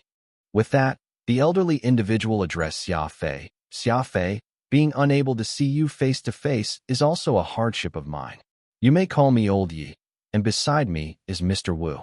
He had been the one treating me all these years, and is also a good friend of mine." Xia Fei nodded with a smile. "Greetings, Old Yi and Mr. Wu." Mr. Wu spoke up. "Treating Old Yi is an honor to us doctors. You must be careful, got it?" His tone was arrogant, like a master lecturing his disciple.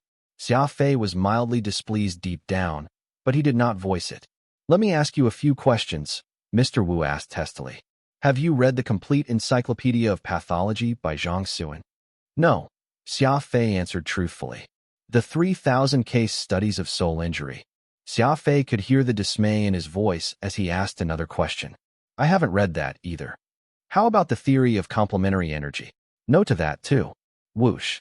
Mr. Wu's expression was aghast as he pointed straight at Xia Fei. "If you haven't even studied any of those, what qualifications do you have to treat others? Who's your teacher? Tell me his name." Xia Fei's personality was the sort that would not play hard or softball. Mr. Wu's words offended him, so Xia Fei decided to just ignore him. He offered cupped hands to the one that went by Old Yi and said, "Venerable one, are you actually interested in having myself treat you, or are you here to test my medical knowledge? If it's the latter, then Xia Fei will take his leave here."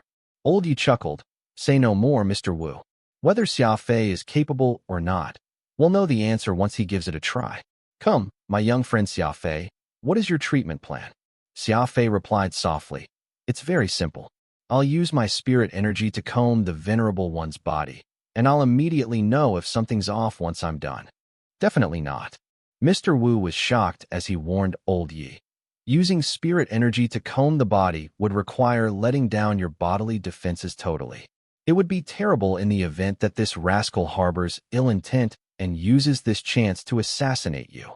Old Yi was a little displeased, and he also ignored Mr. Wu. He rolled up his sleeves and extended his arm out towards Xia Fei. "Come, show me what you're capable of." Mr. Wu was stunned and was left awkwardly sitting by the side, hatred towards Xia Fei brewing intensely inside him. Xia Fei extended his hand out and grabbed onto Old Ye's arm. His spirit energy was hair-thin, slithering out and into Old Ye's body, examining his condition. After about 2 minutes had passed, Xia Fei retracted his arm and extended cupped hands to Old Yi. "This old one is still in good health. Though Xia Fei can't see, I could tell that you're a deity-like individual, and I am deeply impressed." Flattery worked best in every scenario, and after Xia Fei discovered how amazing Old Ye's cultivation was, he decided to first flatter the man, as was his habit. Mr. Wu glared at Xia Fei, letting out a light snort. Old Yi laughed. "Just flattery will get you nowhere. Speak, tell me what's wrong with this body of mine." Xia Fei nodded. "No amount of words I offer would beat practical action. There are some who are just waiting for me to make a joke out of myself.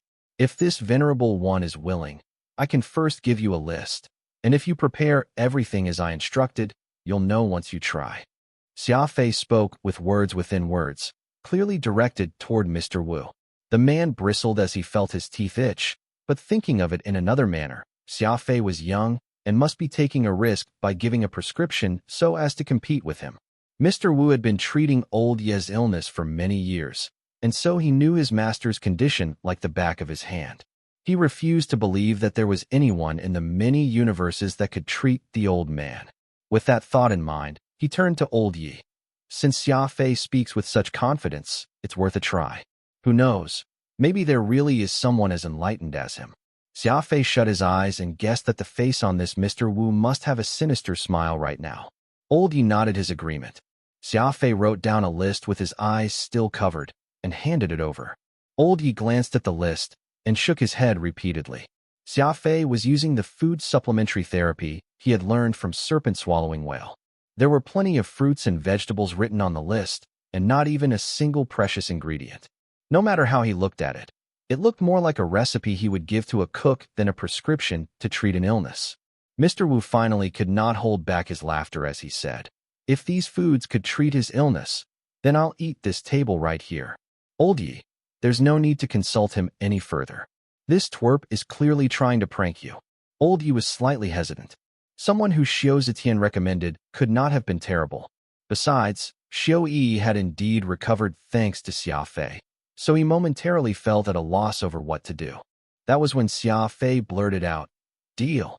Mr. Wu was stunned. "What do you mean, deal?" Xia Fei laughed. "You said that if this list of ingredients could treat the Venerable Ye's illness, you'll eat this table in front of us. If I fail, I'll eat it. Are you making a wager?" Mr. Wu asked. "Exactly," Xia Fei said softly. "Fine. Then I shall take you up on it. Let's see how you'll be eating this rosewood coffee table." Mr. Wu huffed. That was when Old Yi pursed his lips with a furrowed brow. "Xia Fei, these foodstuffs that you've asked me to eat, what are they in accordance with?" Xia Fei answered, "Venerable One, you're actually in great health. The reason why you often feel short of breath is because there's a hurdle in your heart that you can't get over, which is what's causing your qi blood to stagnate. Your symptoms include being careful not to get angry, as your lips will turn purple the moment you do, and your left little finger will twitch uncontrollably. On top of that, this accumulation of qi blood is blocking your meridians. That is why when you cultivate further, your spirit energy constantly flushes through your entire body. While it is a comfortable feeling, you soon find yourself in a worse mood, feeling like you've lost something. My final analysis is that this is a mental hurdle that over time has turned into a sort of illness that's affecting your health." When Xia Fei was done with his explanation, Old Yi and Mr. Wu were left dumbfounded. The latter strongly disagreed with Xia Fei's diagnosis that this was a mental hurdle, but the symptoms were right on the money. Being able to determine Old Ye's condition with just a single examination so thoroughly was proof that Xia Fei was very capable. Old Yi squinted his eyes and gave Xia Fei a look over once more. Whoosh! Old Yi tossed Xia Fei's list with a swing of his hand, sending it shooting out the room sharply, where someone outside caught it. "Go make preparations for everything on the list," Old Yi rumbled in a deep voice. While food supplementary therapy might seem simple, plenty of secrets were actually hidden within it. The sequence of the food being eaten, whether it needed to be cooked, and how long it needed to be cooked. Each and every aspect needed to be paid close attention to, and even if Mr. Wu was present throughout the process, Xia Fei was not afraid that he would be able to secretly steal this knowledge. Besides, the most important part of Xia Fei's process was not the food, but his rare spirit energy of healing, being able to send his spirit energy into Old Ye's body and see an immediate effect. Not long afterwards, the entire treatment was complete. Old Ye rubbed his chest in surprise and said to Xia Fei, "How magical! It has already been many years since this old man has felt this relaxed sensation." "Xia Fei, just how did you do it?" Xia Fei laughed. "Actually, it's all thanks to the good foundation the Venerable One has, most likely because you trained hard when you were younger. I merely did a little more on top of that foundation. It's not a big deal." Old Yi felt great hearing Xia Fei's flattery, nodding happily. "That's right. Back then, I killed my way through armies, risking my life in the process.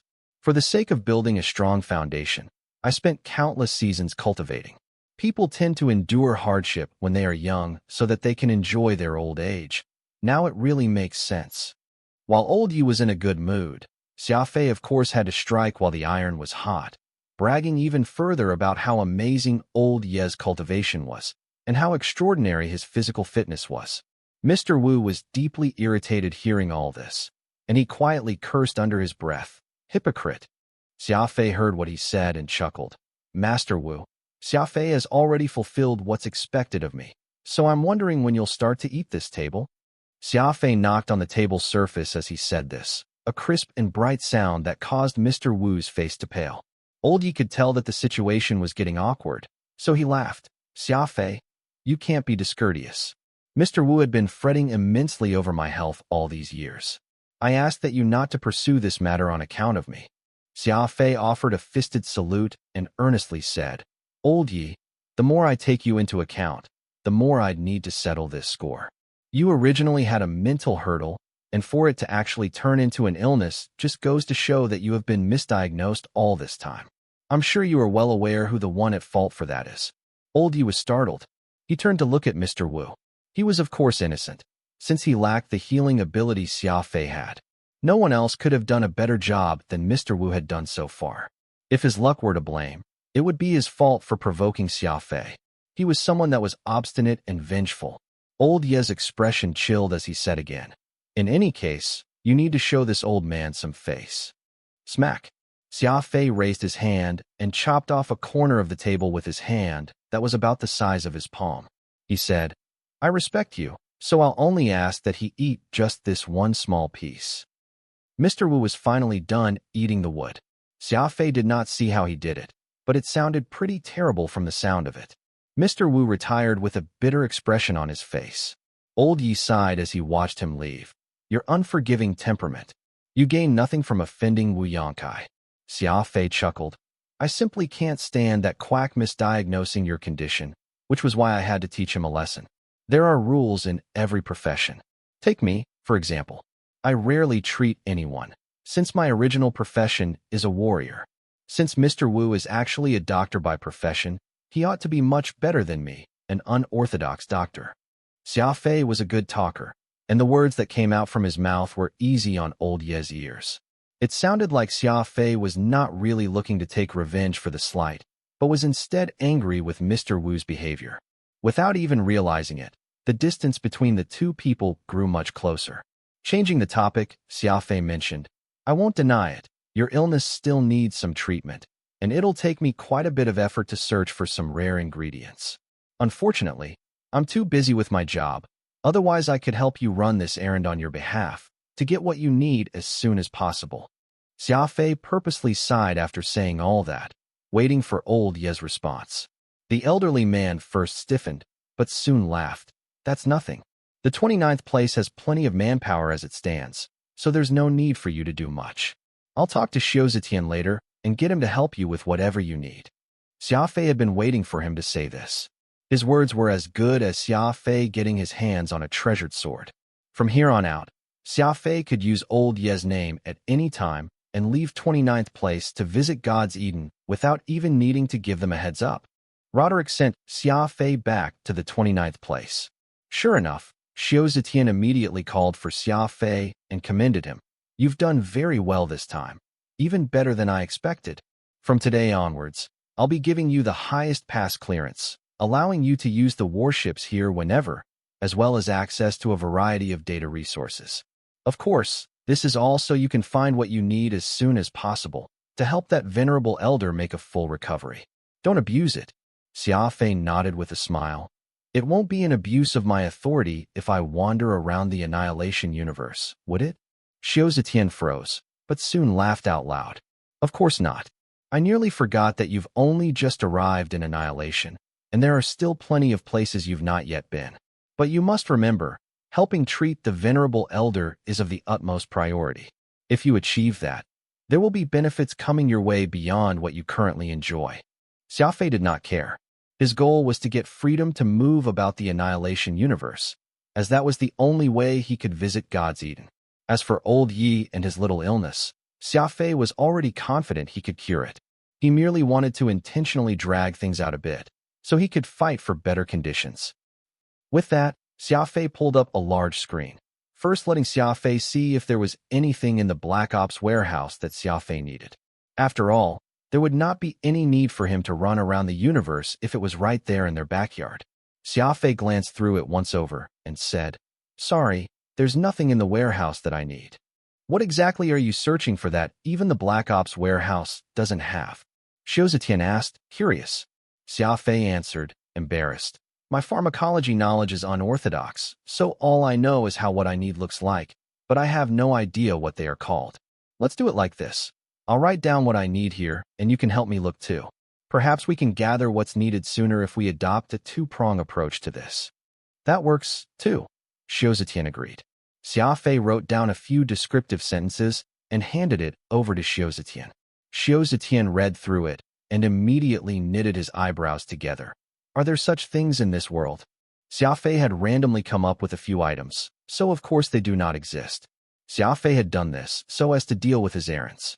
Xia Fei firmly assured him that they are definitely real, and the depressed Xiao Zetian had no choice but to accept the list. God's Eden. Xia Fei arrived 3 days later than Chu Jingfeng and Su Luanbu. The latter was all panicked since the pool of life water did indeed appear to show signs of drying up while Xia Fei was away.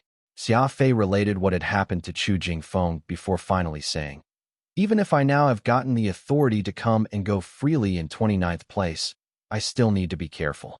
That is why I have swapped 2 ships outside and arrived here after many transits." Chu Jingfeng nodded. "You did good. It's never bad to be cautious. We must not let others learn that God's Eden is rejuvenating.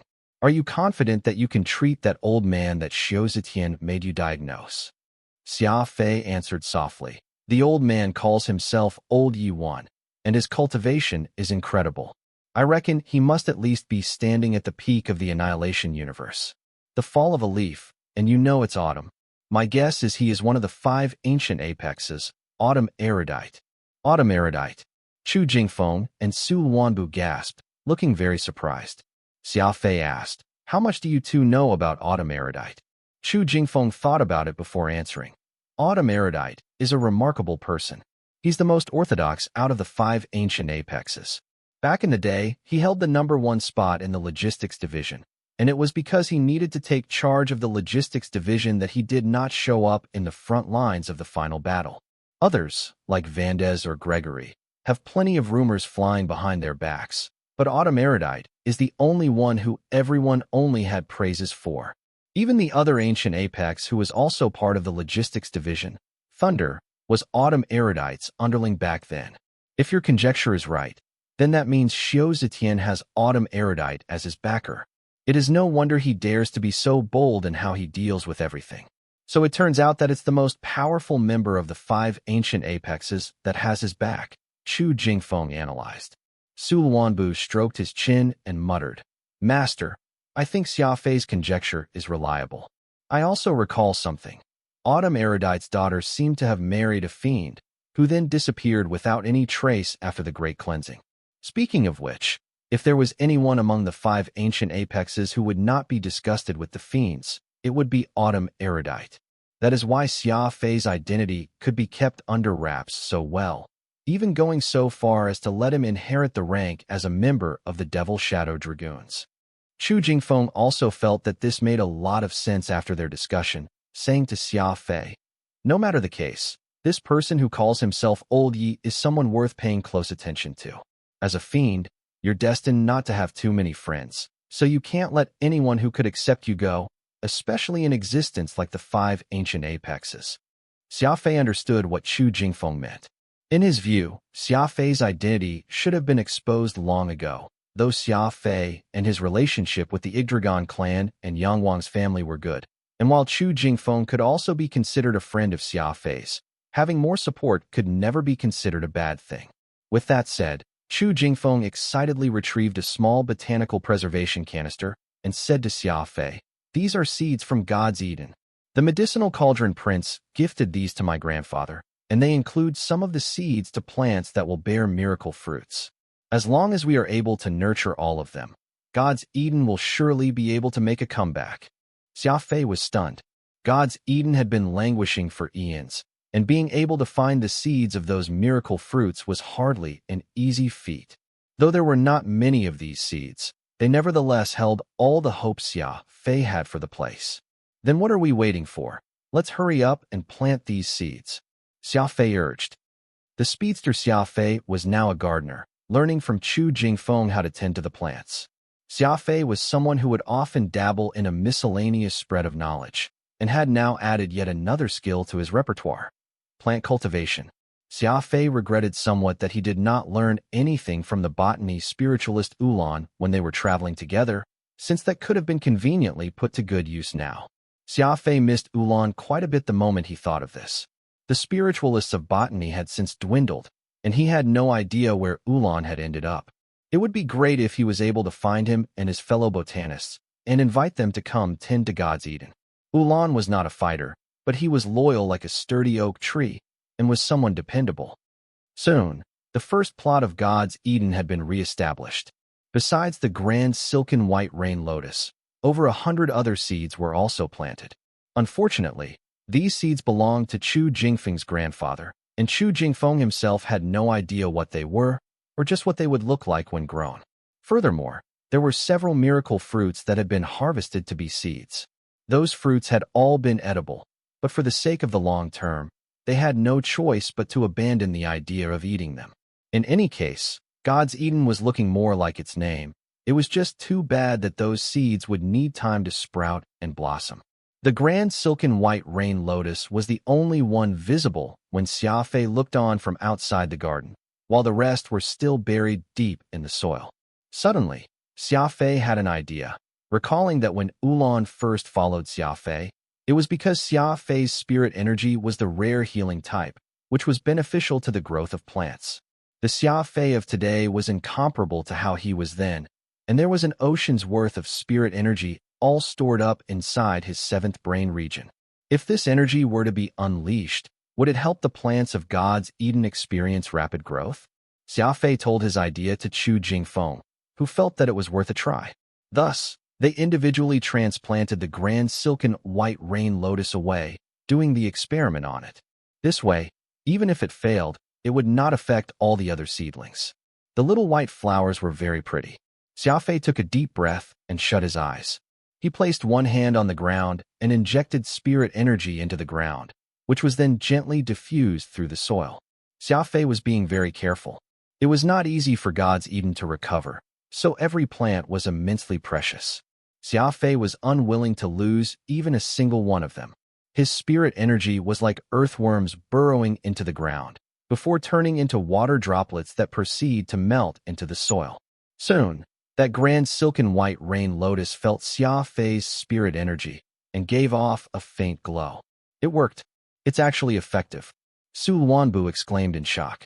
Xia Fei's spirit energy and plants were originally irrelevant existences, yet the former was actually effective on the plants. It was absolutely incredible. Not to mention that this spirit energy could drive the rapid growth of the plants found in God's Eden. After some time, the sound of water could be heard beside them. It was like there was a group of earthworms swimming in the water. It was not anything loud, but Xia Fei and Chu Jingfeng could hear it flowing very clearly, given how the warriors at their cultivation tier had keen hearing. Chu Jingfeng hesitantly walked over to the side of the pool to take a look, and soon cried out in delight. Amazing! Truly amazing! The speed at which the life water is spouting out from the spring is at least twice as fast as before. Xia Fei and Su Luanbu also rushed over to look. Sure enough, it had not even been a full hour, and the pool of life water had increased by an entire inch in diameter. Even more life water was being generated. Clap! Chu Jingfeng grasped Xia Fei's hand and gushed excitedly. This is heaven's will. To think that the trick to help God's Eden come alive is actually in your hands. As long as you keep sending your spirit energy into the garden, it will help the springs re-emerge, revitalizing the entire garden. The three men were very excited. For 2 whole days, Xia Fei sat on the ground, placing one hand on the soil and slowly releasing his spirit energy. He did not rush the process. While Xia Fei's spirit energy was the healing type, it was still an absurd amount of energy. The biosphere beneath God's Eden was still very weak, and all it would take was a minor accident for the powerful spirit energy to just overwhelm it entirely. Having nothing else to do in the meantime, Xia Fei took one of Chu Jingfeng's grandfather's diaries and read it. The grandfather lived up to his name as the gardener of God's Eden. He was very conscientious about what he did. While it was just a daily record of what he did, the pile of diaries was as tall as a little mountain, which just went to show how much effort the man had put into maintaining the garden. Xia Fei's right hand did not leave the ground at all, his left hand flipping through the diary. He was a speedster, so he was able to read through the diary very quickly. Chu Jingfeng and Su Luanbu were also beside Xia Fei, the three working together to search for any clues regarding God's Eden. Xia Fei glanced at a few pages after opening the next diary, and then let out a puzzled sound. Hey, come over and take a look, Xia Fei called out. Chu Jingfeng and Su Luanbu closed their diaries and leaned over. Xia Fei pointed at what was recorded in his book, reading out. On X year, X month, X day, the first batch of Jade Dragon Frost was delivered from the nursery. Their quality was terrible, so it looks like the photosynthesis in the nursery needs to be strengthened. Medicinal Cauldron Prince is beginning to worry a little. He feels that he might not finish cultivating the Jade Dragon Frost before he leaves. I have no way of helping him, so all I can do is be anxious beside him. After reading the passage, the three were left stunned, with Su Luanbu asking, "Why does it sound like the Medicinal Cauldron Prince was cultivating some plant that needed its seedlings to first grow in the nursery, before being transplanted to the garden proper?" Xia Fei wondered out loud. "Where is the nursery? I've searched the entirety of God's Eden, and I saw no signs of any nursery." "Where is the nursery? I've searched the entire God's Eden yet saw no signs of it," Xia Fei asked. Chu Jingfeng and Su Luanbu were also equally surprised. They had no idea that there was a nursery in God's Eden, and after some thought, Chu Jingfeng said, "Let's read on. There might be further answers in later entries." Thus, the three continued reading through Chu Jingfeng's grandfather's diary. After they were done, Xia Fei closed the book and exclaimed, "This Jade Dragon Frost sure is amazing. To think that it would actually stump the Gale Sky Devil, Medicinal Cauldron Prince. I wonder just what's so different about this miracle fruit that makes it so difficult to cultivate." Su Luanbu shrugged. The four great sky devils kept trying to cultivate Jade Dragon Frosts before they departed, not succeeding in the end, and eventually leaving extremely unwillingly. I think that there's some sort of secret behind this plant and that mysterious nursery, too. It's almost as if the four great sky devils were looking to fight someone and were trying to rely on the power of the Jade Dragon Frost. Unfortunately, they didn't manage to get their hands on it in the end, so we have no idea if they lost their fight because of that. The three men let out a sign in unison. Just what sort of figures were the four great sky devils? They were able to single-handedly elevate the fiends to become peak existences in the universe. A plant like Jade Dragon Frost was something that these four desperately wanted, and that was proof enough to show just how extraordinary it was. Chu Jingfeng shook his head. "This won't do. We must locate this nursery." Even though the Jade Dragon Frost failed, that nursery was once where many amazing plants got cultivated, and it surely served an extremely important function to God's Eden. Everyone agreed, and so they each began searching through that mountain pile of diaries Chu Jingfeng's grandfather had left behind. As someone who had served God's Eden for countless years, he was naturally very meticulous. Even what he ate that day, if it upsetted his stomach, and which tree bore fruit, he would record all these events in his diaries. This was a huge pile of diaries, and even a speedster like Xia Fei could only shake his head as he stared at the work ahead. With blindfolds on, Xia Fei was brought to that house he had been to the last time so that he could visit that person who called himself Old Yi. Xia Fei had already set an appointment prior that no matter what, he would come over once every 10 days. The distance between God's Eden and this location was rather far, and the quickest travel time would still take him at least 3 days and a half. However, Xia Fei had no way of reducing this. After all, it was because of this Old Yi that Xiao Zetian had given him so much freedom, allowing him to devote all his efforts and energy to restoring God's Eden. Xia Fei used his unique healing spirit energy to help comb through Old Ye's body once, and that made the old man feel so good he nearly moaned in pleasure. "Xia Fei, if not for you still needing to seek those ingredients you require, I'd really want you to stay here so that you could comb through my body with your spirit energy every day." Old Yi let out a comfortable sigh and said. Xia Fei laughed. "It's best for you not to do that, Venerable One. We need to think with the ultimate goal in mind, which is why I must find the most suitable medicinal ingredients for you so as to completely treat your illness. Besides, having only just arrived in the Annihilation universe, I do wish to wander some more. Staying here and spending my day with you will bore me greatly." Old Yi laughed out loud. "I knew that you're not someone who would be content with sitting around. Forget it. Having you come once every 10 days is already enough as it is. It's not good for humans to be too greedy. Rest assured that as long as you can help cure me, this old man will give you immeasurable rewards." Xia Fei laughed as he chatted with Old Yi a little before getting up to take his leave. He was rather talented with his tongue and would always say things that the old man enjoyed hearing. Watching Xia Fei leave, Old Yi's expression turned serious. He beckoned over 2 of his men and inquired sternly, You still have the list of ingredients that Xia Fei wrote down, right? Yes. Good. Go instruct the others below to put other matters aside and focus all their efforts on collecting the medicinal ingredients Xia Fei wrote down. There must not be any mistakes, Old Yi stated solemnly. His men had no choice but to nod and agree, keeping the dejection they felt hidden inside. What Xia Fei gave them was no prescription, and the only thing treating Old Yi was Xia Fei's healing spirit energy. The so-called medicinal ingredients Xia Fei needed were all fabricated. A cactus that lived in the depth of the sea, a giant salamander living in magma that could learn human speech. How could such things exist? Perhaps only between the pages of novels. These two underlings got depressed, but did not dare to go against Old Ye's orders. One of them spoke. Why don't I send people to follow Xia Fei, so as to see where he's going to find those things? Old Ye laughed out loud. Fool. Xia Fei has only been in the Annihilation universe for a handful of days and hardly knows his way.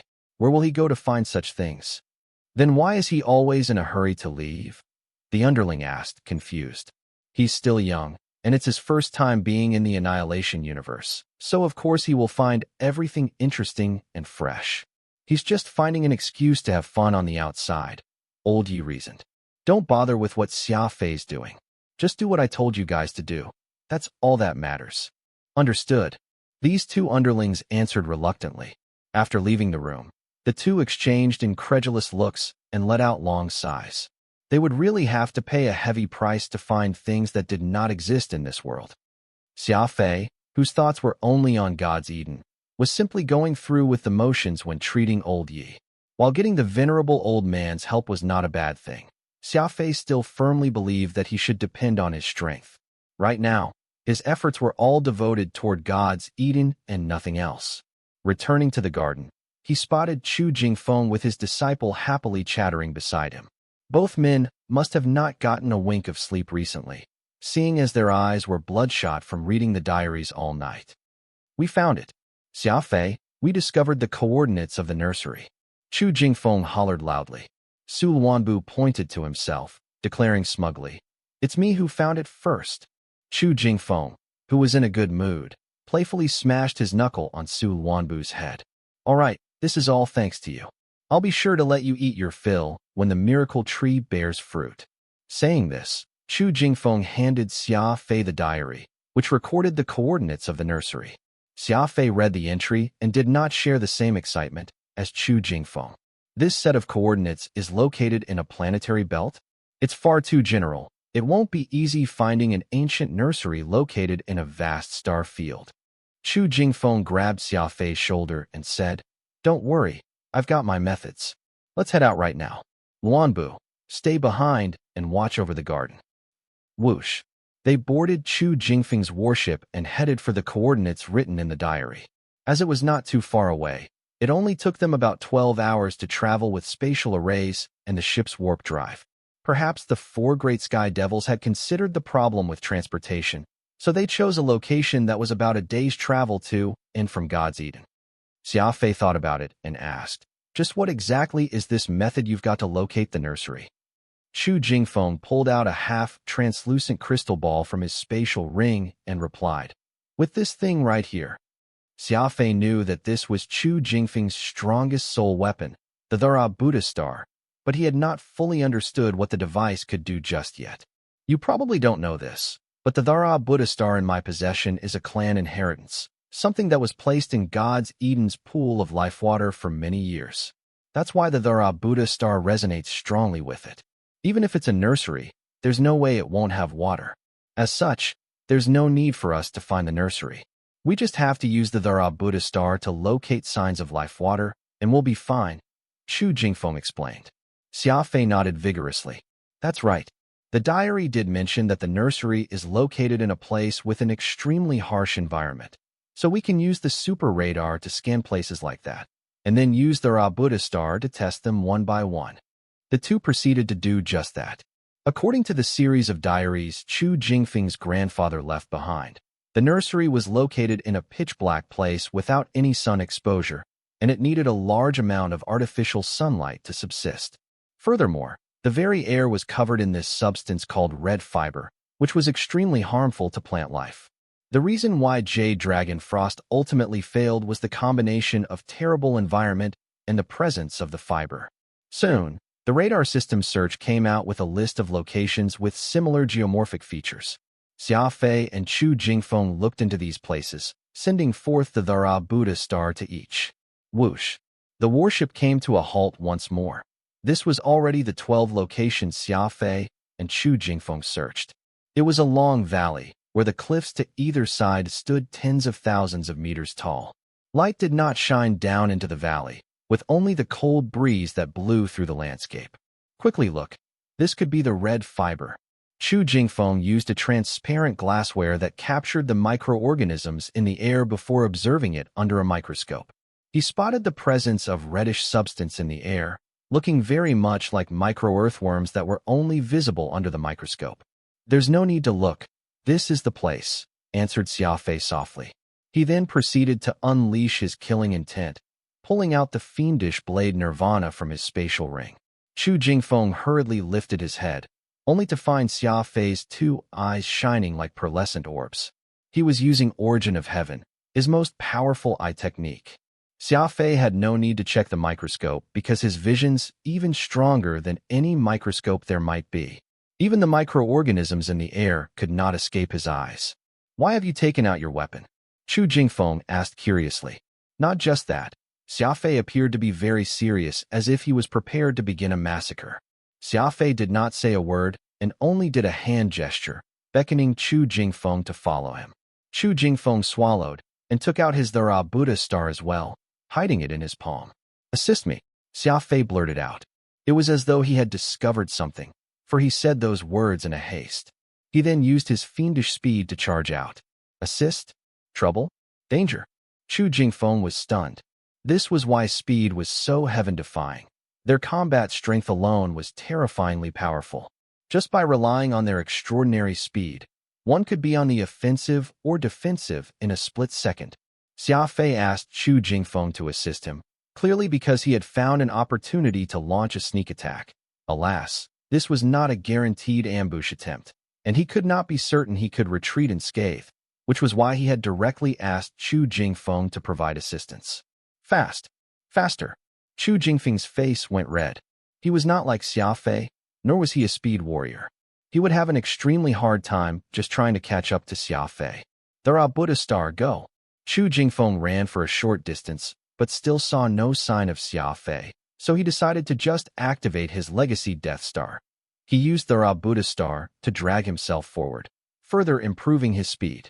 Before he could even catch sight of Xia Fei, Chu Jingfeng first saw rent corpses flying through the air. Xia Fei must have torn through the enemies when he charged ahead, not even slowing down as he smashed through the corpses, tearing them apart. Blood and broken bones floated in the air, as the entire cliff wall was splattered with green brain juice. Rumble. A great battle began in the valley ahead. All he saw was a black hole opening up, created by none other than Little Goldie. Who was he facing? Is there a need to open a black hole just to deal with them? Chu Jingfeng's heart shuddered. Faster! Faster! Chu Jingfeng yelled madly, as Thara Buddha star brought him closer to the battlefield with its fastest speed. Finally, Chu Jingfeng could make out the battlefield in full. The fight in the valley was taking place on this open space of land, with Xia Fei up against an entire army. These creatures had frightening appearances, looking like crocodiles that could stand upright, their bodies covered in thick scales. They all held weapons in their hands, and heavy and thick tails were dragging behind them. Clearly, this was a brigade that came from hell. The nursery was hidden in the cliff, and these strange creatures had already begun sieging its front door. No wonder Xia Fei did not formulate any plan and just charged in. It was because he was trying to prevent these frightening creatures from gaining entry to the nursery.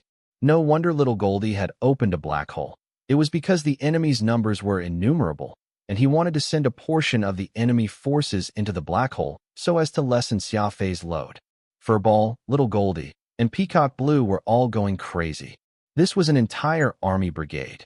They numbered in the tens of thousands. Thara Buddha star, shatter. Rumble. After Chu Jingfeng had taken stock of the battle situation, he joined in with his strongest move. Everyone saw that semi-transparent Thara Buddha star shatter. turning into countless crystal daggers that flew everywhere under Chu Jingfeng's control. They killed anyone and everyone in sight. "Break for me," Xia Fei hollered, as his entire person shot out like a beam of light. His target was that large banner at the back of this Hell Brigade. This golden banner, which fluttered in the wind, must be where the commander of the army brigade was located. Moving at great speeds, it was a brutal style of attack. Xia Fei was like a knife, forcibly penetrating into the enemy's midst.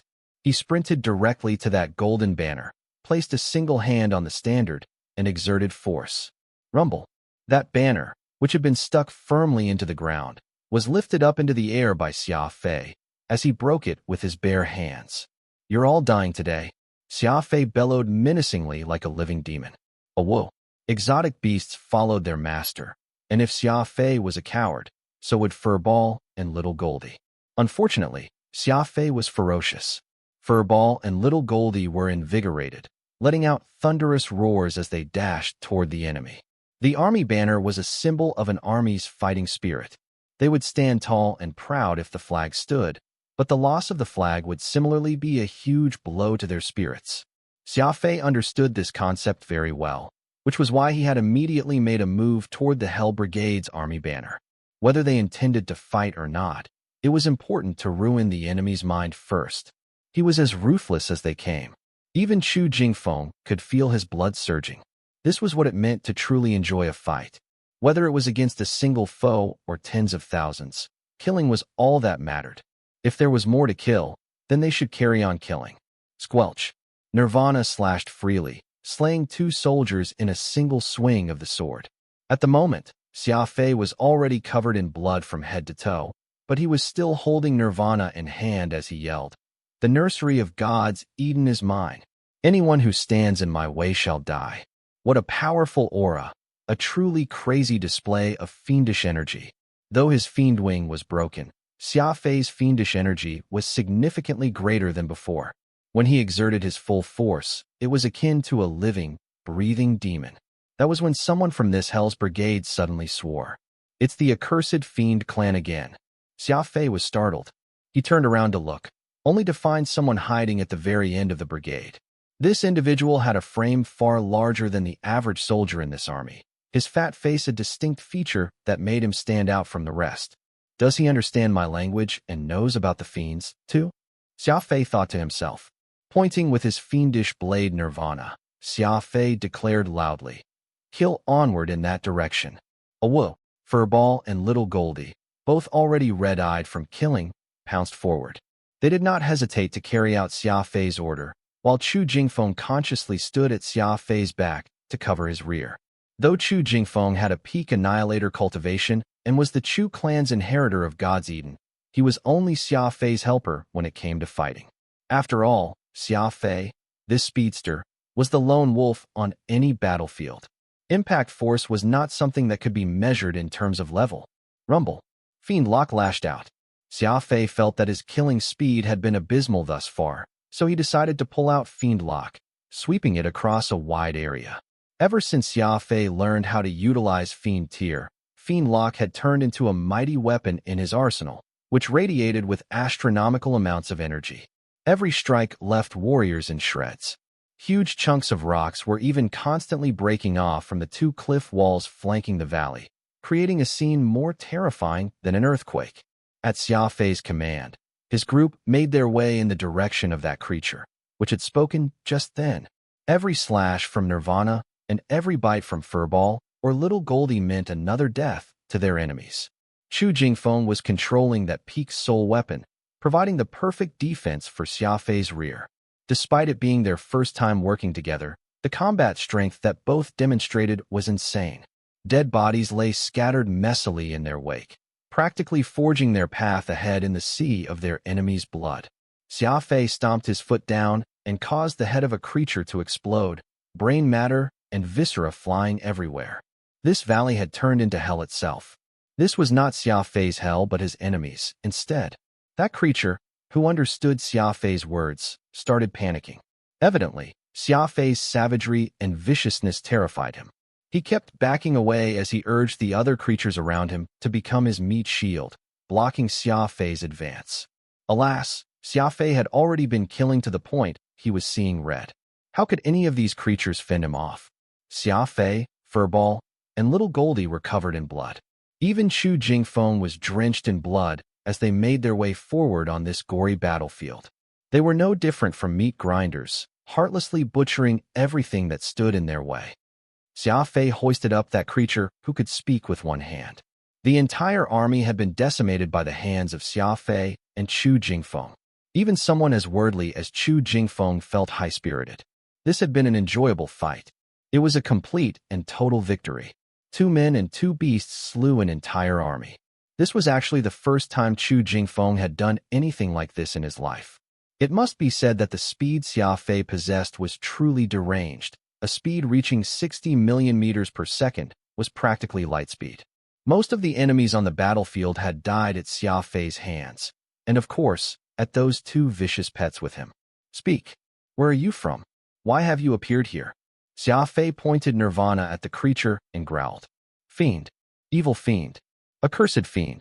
This monster was shouting vehemently, almost as if he shared some great hostility toward the fiends. Xia Fei felt very puzzled.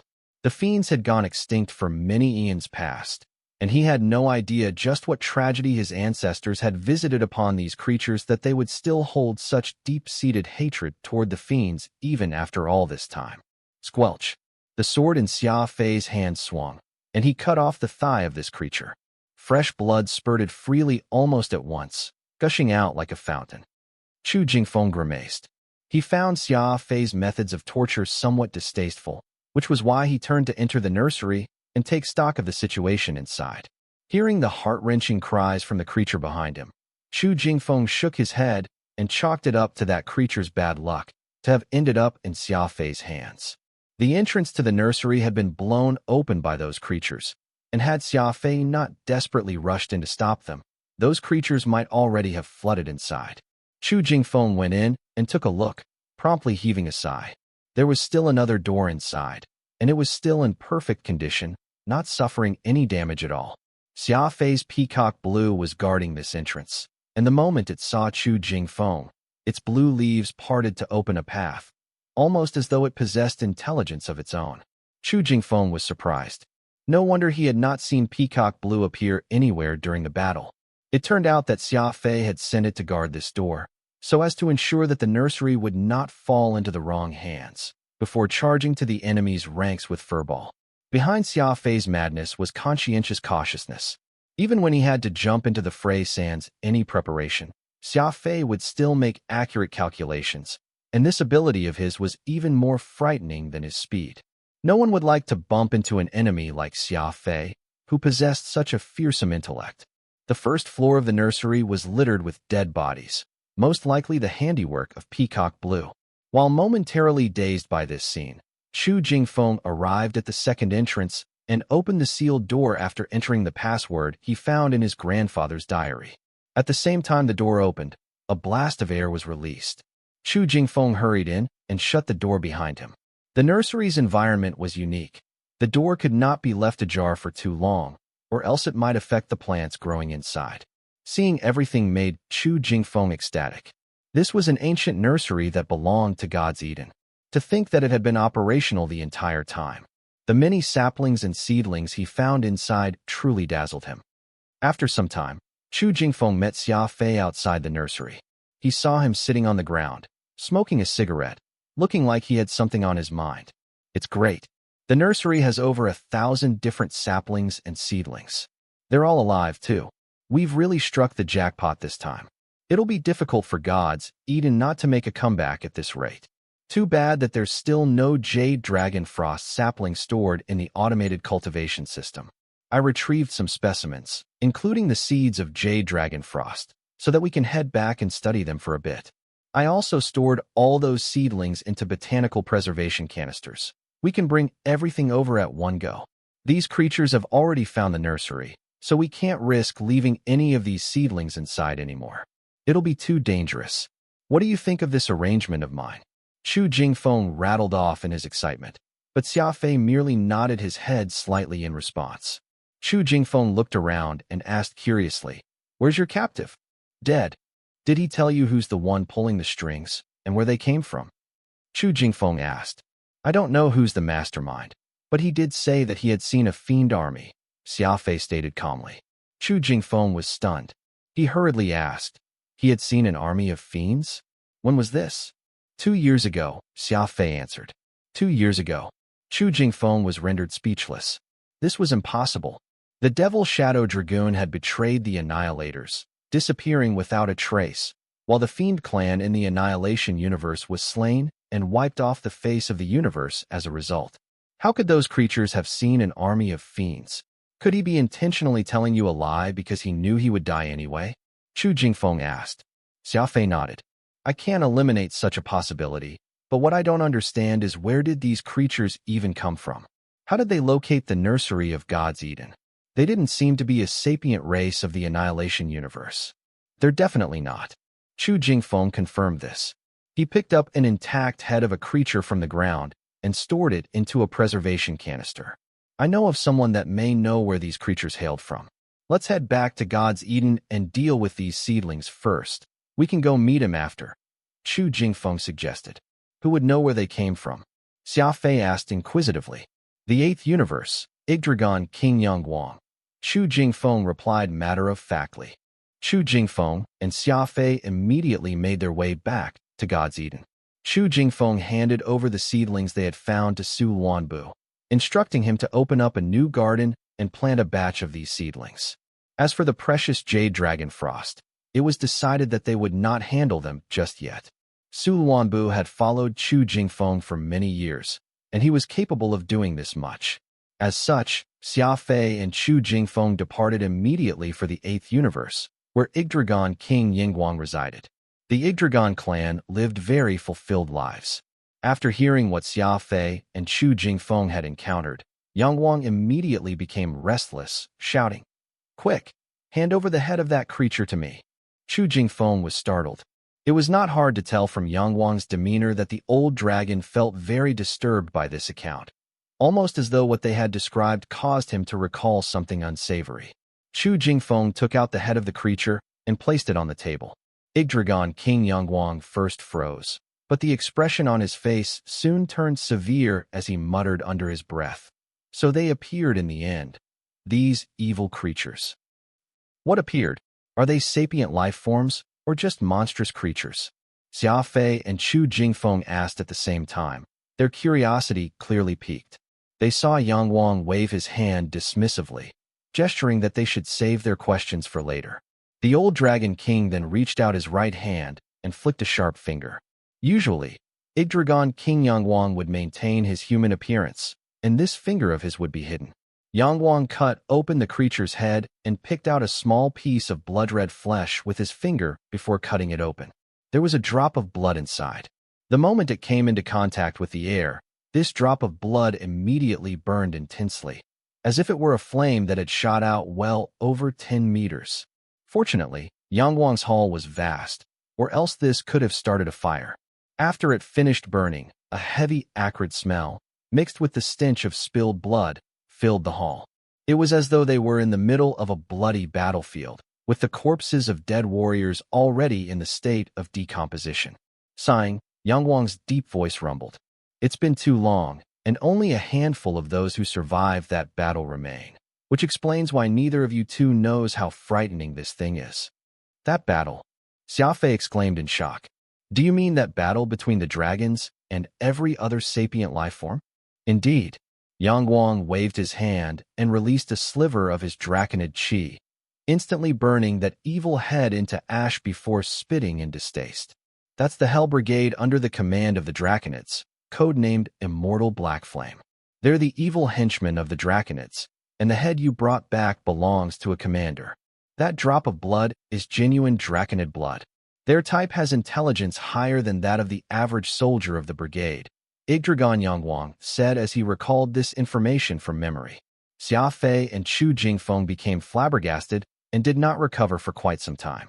The immortal Black Flame had appeared in the Annihilation universe. Did that mean that the Draconids had already found a breach and were closing in on them?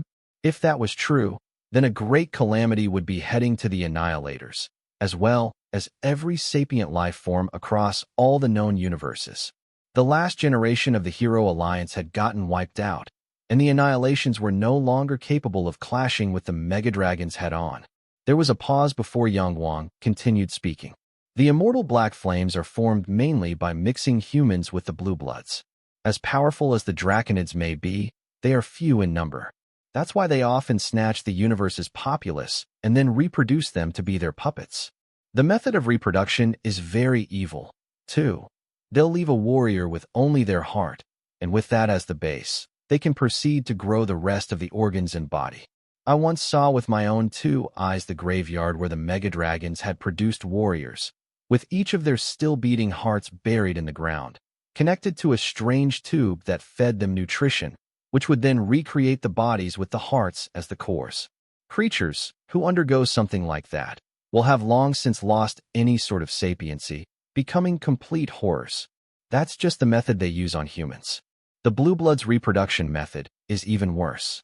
Mega Dragons will pull out a Blue Blood soul gem and proceed to shatter it completely. They'll then use the fragments of the soul gem to recreate a new body. If a human gets captured by the Mega Dragons, they'll face physical torture, but a Blue Blood will face both physical and spiritual torture. Huh. Yang Wang let out a long sigh after saying all. He then muttered heavily. This day has finally come. Xia Fei pondered for a moment before asking, "What's going on with that drop of blood you extracted moments ago?" Yang Wang replied, "Every Hell Brigade comprises of 10,000 people, and among them, one will have a drop of dragon's blood implanted in their head, so as to make it easy for the creatures and their master to practice. The head that you brought over happens to belong to the brigade commander of that army." Yang Wang turned towards Xia Fei and Chu Jingfeng and asked, "Did I just hear you 2 say that you had slaughtered the entire Hell Brigade?" Xia Fei and Chu Jingfeng nodded at the same time, causing a slight smile to form on Yang Wang's face. "Not bad. That's some powerful strength you 2 have got there, nearly at the level of the Hero Alliance back in the day. However, both of you probably don't know this, but the Draconids have 1,000,000 counts of that same army you encountered, and either of you 2 has yet to meet the most powerful Blue Blood Puppet Brigade." Xia Fei and Chu Jingfeng had once more received shock. 1,000,000 army with each having the same number meant that the Draconids commanded a puppet army that numbered in the 10 billion. Among those armies, the strongest was the Blue Blood Puppet Brigade, while Xia Fei and Chu Jingfeng had merely slain the weakest type. Of course, such armies could still not hold a candle to the actual Mega Dragons. Pressure. Immense pressure. The universes were currently facing the threat of Mega Dragons, making everyone present suddenly find it hard to breathe easily. Though Xia Fei did not like the Annihilation universe, no one would be spared if the Mega Dragons made a comeback. Yang Wang asked, "Was it this one who said that they had encountered a fiend army 2 years back?" Xia Fei nodded. Yang Wang frowned. "That's really strange. Let's ignore his claim in the meantime. A Hell Brigade's commander will have some measure of intelligence, so they're quite crafty. There's no need for you 2 to be too worried.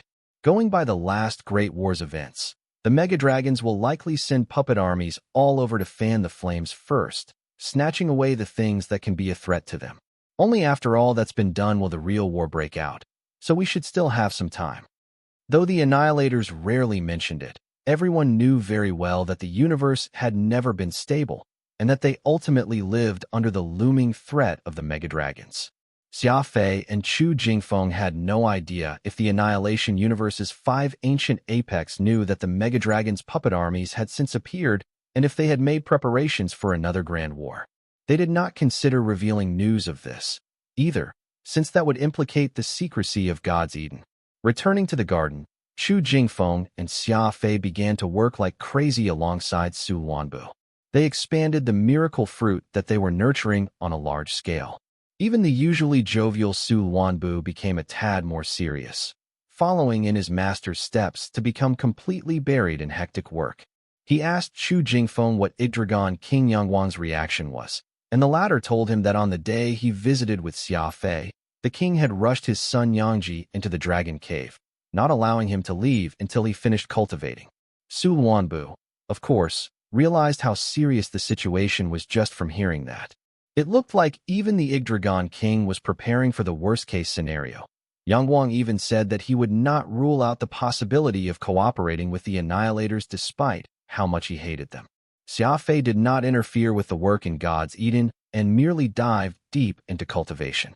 Still, he kept injecting spirit energy into the grounds of God's Eden so as to hasten the garden's revitalization.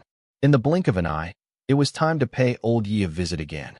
Xia Fei left with his mind full of many thoughts and arrived at that little wooden hut of the mysterious elder. As always, Xia Fei combed old Yi's body. However, just as he was leaving after accomplishing the task, old Yi called him and said while chuckling, "I prepared something for you. You can see it when you return." Xia Fei was too preoccupied with his thoughts, so he did not take the old man's words to heart. He left the wooden hut, boarded Roderick's ship, and took off his blindfold, only to find Roderick holding a botanical preservation canister. "What is this?" Xia Fei asked, curious. "What you wanted," Roderick answered. "What I wanted." Xia Fei was stunned. He could not recall himself telling old Yi what he wanted. "It's that list of strange ingredients that you jotted down. It hasn't been easy." Old Yi mobilized all his assets before he could find one. "But you don't have to worry too much. With what old Yi is capable of, as long as you say that something exists, he'll surely be able to find it." With that, Roderick handed that botanical preservation canister to Xia Fei. Xia Fei was immediately dumbstruck. That list was something he had randomly come up with, and they were all the things that could not be found in the world. Just how could any of them be found? How ridiculous was that? Peeking through the canister opening, Xia Fei was dumbfounded. Inside was a cactus, neither too big nor too small, completely immersed in seawater. That's what you wanted, right? A cactus found in the bottom of the deepest trench, born from volcanic rock. It's shaped like an infant, and its flowers resemble purple butterflies. The moment someone gets near it, it'll begin to shrink underground. Roderick rattled off the strange description that Xia Fei had given. The universe was filled with wonders. Who would have thought that the cactus that Xia Fei had fabricated on the spot would actually exist?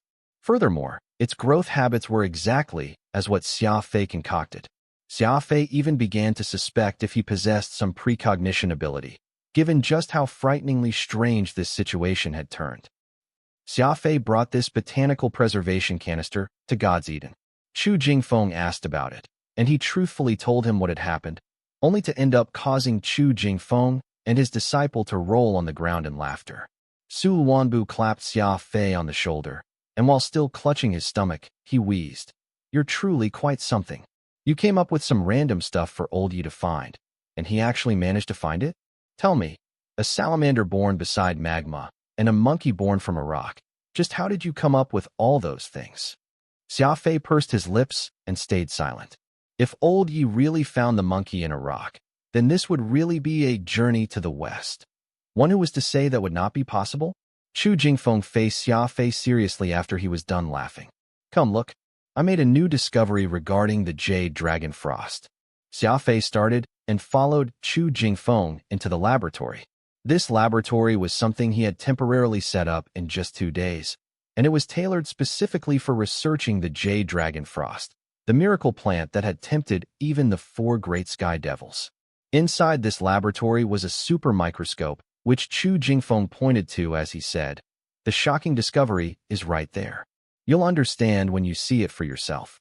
Xia Fei casually placed that canister with the cactus inside on the table and stared into the microscope for a good while, becoming more and more surprised as seconds passed. "Spores." Xia Fei lifted his head, puzzled. Xia Fei was puzzled after he examined what was under the microscope. "Spores? What's so strange about that?" Chu Jingfeng answered gleefully, "These are no ordinary spores. Look at the speed that they're dividing and reproducing. It's absolutely stunning, almost as if they're fighting against something." Xia Fei carefully examined the spores again. Sure enough, they seemed to be under serious assault, resisting the harm from the environment that they were in through constant cellular division, as though they were cultivating the law of speed. Chu Jingfeng said in a deep voice, "You need to know that these are spores that haven't been stored in any protective devices, which goes to show that, after so many years, they've evolved to the point where they can achieve equilibrium with the environment. The jade dragon frost is no longer as fragile as it used to be." Xia Fei was startled. Jade dragon frost was a very fragile plant, and the 4 great sky devils had to set up a specialized nursery with the appropriate environment just so they could try nurturing it. Alas, the four great sky devils had failed. Not a single jade dragon frost had survived. Apparently, that plant did not come from where sapient life flourished and, instead, came from some unknown universe. It was still fine during the germination period, as the plant's outer shell would act as a protective layer for it. But the moment the jade dragon frost began to grow and take root, it would be under the environment's constant assault, wilting and dying as a result. This situation was akin to throwing a human into the sea. Without any access to breathable air, they would die. So unless they suddenly grew gills and transformed into a merperson, there would not be any way for a human to escape from the difficulties the environment presented them. After Xia Fei understood this, his whole body shuddered and he croaked. Are you saying that enough time has passed for the jade dragon frost to adapt to its surroundings? Chu Jingfeng nodded gravely and said in an impassioned voice, the four great sky devils didn't fail. They found a way for the jade dragon frost to survive, and the only thing they lacked was time, unable to wait for this very moment today. Xia Fei remained seated in his chair, his emotions in turmoil for the longest time. The flow of things had been made clear at this moment. No one knew where the four great sky devils had gotten the seed of jade dragon frost, only that they were hoping for such a miraculous plant to sprout. Alas, unable to adapt to its surroundings, the plant was a failure despite them having spent many years nurturing it. Later, when the four great sky devils had departed, the nursery, which they had constructed, had not stopped operating and had automatically kept following their last directives, constantly nurturing the jade dragon frost within. Time flew by, and the fiends had eventually found themselves pushed to the edge of extinction. The existence of the nursery was all but forgotten. Xia Fei, who had recently begun working with Chu Jingfeng to rejuvenate God's Eden, incidentally stumbled upon the secret of the nursery. From that time on, the automated nurturing system had managed to accomplish the work that Lord Sky Devil had entrusted it back then and had even successfully nurtured a jade dragon frost, which could survive being in the Annihilation universe. This was an amazing legacy. Spanning across countless thousands of years, the four great sky devils' lifelong regret had finally been resolved. It was just that Xia Fei became the one who could get his hand on the surviving jade dragon frost. With that, Xia Fei could only feel his hands tremble from his excitement. The plant, which the four great sky devils had cherished so much, something which they had not managed to nurture before leaving, was now in Xia Fei's hands. Perhaps this would become a precious treasure that could transcend the known universe. Very soon, Xia Fei calmed down in the face of this excitement and composed another analysis. How confident are you that you can get this jade dragon frost to bear fruit? Xia Fei asked. Chu Jingfeng gave it some thought and answered, I say it's about 50%. The jade dragon frost is currently in a state of equilibrium, while God's Eden has just begun to return to its former lush state. Xia Fei nodded slightly. Looks like we need to be faster. That Hell Brigade was headed to the nursery earlier. It could be because they had caught wind of jade dragon frost's existence and God's Eden even. With that, Chu Jingfeng and Xia Fei opened the botanical preservation canister. They cut a piece of the cactus within in preparation for transplanting it. This was when they heard the water in the canister slosh. Xia Fei turned to look and did not see anything strange. What both Chu Jingfeng and he failed to notice was that the cactus had actually split open, and a pink tongue had surreptitiously protruded from a small crack, which very deftly snatched something away from the table. The test results would take some time before they would be ready, so Xia Fei closed the canister and stored it back into his spatial ring.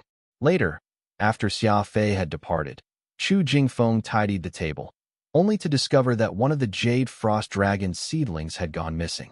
Could I have counted wrongly? Chu Jingfeng tilted his head to the side and wondered. God's Eden was abnormally busy. Chu Jingfeng and Su Wanbu were busy expanding the acreage of the garden, while Xia Fei was busy unleashing his spirit energy to the place. God's Eden was like a monster, which viewed Xia Fei's spirit energy as food. In these past few days, God's Eden had already been restored with 5 pools, which were enough to irrigate 5 not 2 large gardens. Xia Fei had intentionally increased his spirit energy input to God's Eden, from the trickle at the start to 1,000 units at present. Rumble. Suddenly, God's Eden swayed gently, prompting Xia Fei to halt his energy provision.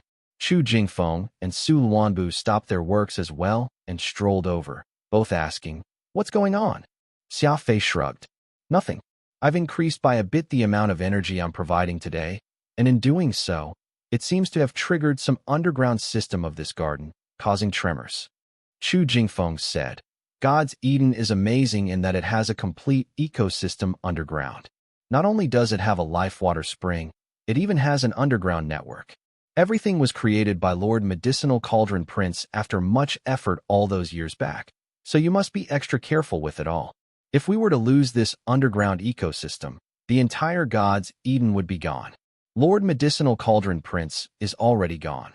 There's no one else left at present who understands the profundity of God's Eden, not to mention repair the complex underground system."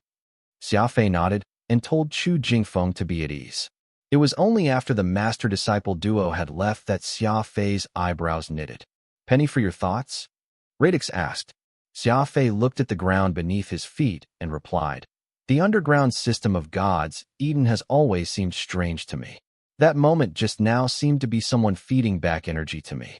Radix pursed his lips. "You sure have quite the imagination. If you don't feel at ease, you can just check with your eye technique and see if there's really someone hiding underground." Xia Fei actually did just that. Activating Origin of Heaven, he carefully combed through the underground system once over, but Xia Fei was still not rest assured after. He went to the flip side of God's Eden and examined the structure of the place once again. God's Eden was like a disk floating in space, with an energy barrier on the top side protecting the soil, water, and buildings, while its foundation was made from a sturdy type of metal alloy. "What's the matter? Found anything?" Radix asked. Xia Fei shook his head. "It seems like the only thing below God's Eden is just a densely packed set of pipes with a complex system. It's far more complex than even the nervous system that runs through a human body. Honestly, I have no idea just how the 4 great sky devils could come up with such a dense network, or how they even did it." Radix snorted dismissively. "They must have done it for the benefit of the garden." Chu Jingfeng had also said that the underground system is the very essence of God's Eden, and that it is of the utmost importance. You better not dig a hole in the ground as a result of your curiosity and ruin the ecosystem created." Xia Fei clicked his tongue after hearing that. Irritated, he sent Radix back into Nirvana to keep him from nagging anymore. Though the job of providing the necessary nutrients to God's Eden was dull, it was not boring. He had over 1 million standard units of energy stored in his brain, so Xia Fei could keep fertilizing the garden while cultivating.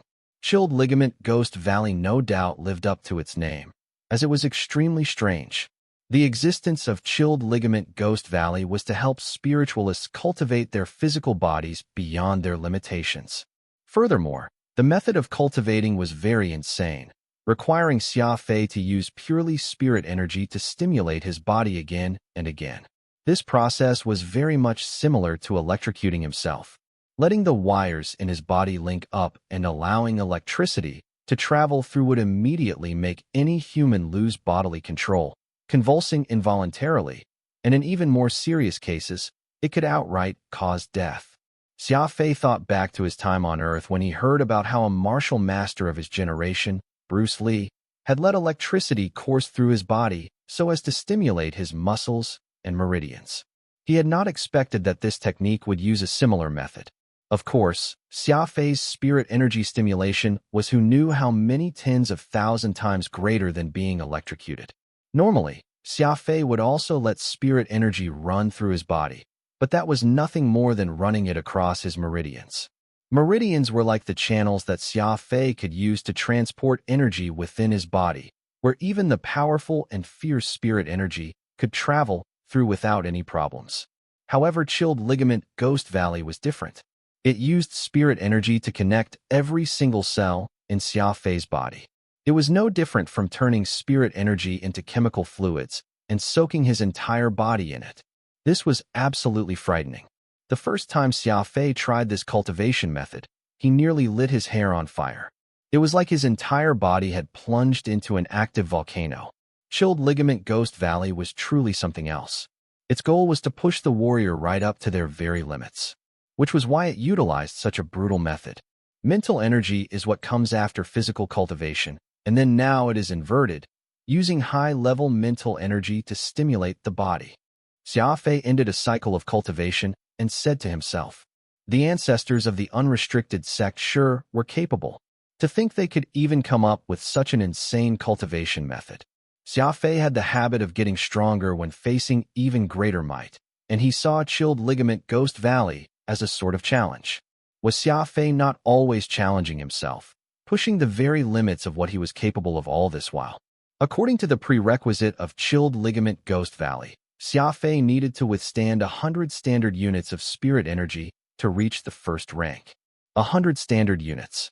It needed to be stated that spirit energy was calculated with a sort of mass metric. Those warriors in the Alpha universe would kill to obtain a single standard unit of spirit energy, and it was all because a single unit of it would be enough to turn a mountain into flatlands when unleashed. Spirit energy was the purest and most powerful form of energy in the universes. To let a body withstand 100 standard units of spirit energy without any sort of defenses, such a cultivation method would even make someone as crazy as Xia Fei feel that it was too insane. Boom. Xia Fei suddenly felt his entire body shudder while he was cultivating, and Radix exclaimed in shock. No way. Did you make a breakthrough so soon? Xia Fei's expression changed drastically. He stared at that extra-large spatial ring on his hand, peak rainbow. Did you make a breakthrough with Chilled Ligament Ghost Valley already? Radix was stunned. He looked incredulously at Xia Fei as he yelled, this is insane. You're insane. Did you really just let 100 standard units of spirit energy course through your body in one go? How did you even withstand it? Radix could not make sense of it. He could not imagine how Xia Fei had just withstood 100 standard units of spirit energy. Xia Fei did not celebrate or show any emotion at all. All he did was stare at his spatial ring peak rainbow with a strange look in his eyes. With a whoosh, Chu Jingfeng and Su Wanbu came rushing over after hearing the commotion, asking what had happened. Anyone would find it incredible if they heard about how Xia Fei had used his spirit energy on his own body. After all, it was a type of energy that was used to kill people's souls. No matter if the target was a god or a ghost, a single punch with spirit energy could be lethal. Chu Jingfeng and Su Wanbu knew just how powerful spirit energy was, which was why they were worried about Xia Fei employing such an extreme cultivation method. They even tried to dissuade Xia Fei from cultivating such a crazy body technique. Unfortunately for them, not even God Almighty could change Xia Fei's mind after he had said it. No matter that the pair persisted until they were parched, Xia Fei ignored them. A believer in the price theory like Xia Fei did not care for all that. For the sake of going past his limits, Xia Fei was willing to pay the price necessary. Faced with Chu Jingfeng and all their questions, Xia Fei answered, just now I did indeed accidentally let loose a large amount of spirit energy in my body. It was not done intentionally. Rather, it was because I noticed some changes inside my spatial ring, and in my panic, it caused me to temporarily lose control of my spirit energy. Su Wanbu asked hastily, then that sound we just heard, was it actually you achieving the first tier of Chilled Ligament Ghost Valley? Yes. Xia Fei nodded. In about 100,000th of a second, I did indeed send 100 standard units of spirit energy into my body, but I very quickly retracted it. Even though I did not think of it, my body apparently can withstand such an amount of spirit energy. Su Wanbu wrinkled his forehead and was disgruntled. Oh, are you bragging? Only you speedsters could attain such a crazy speed that you can send your spirit energy out for 100,000th of a second and retract it again. He thought Xia Fei was bragging. Due to the fact that Xia Fei had mastered the law of speed, not only was he quick, his control of spirit energy had also become a lot faster. That was definitely something no normal warrior could achieve, and was why Su Wanbu felt so unhappy. Speedsters like Xia Fei were really just too much.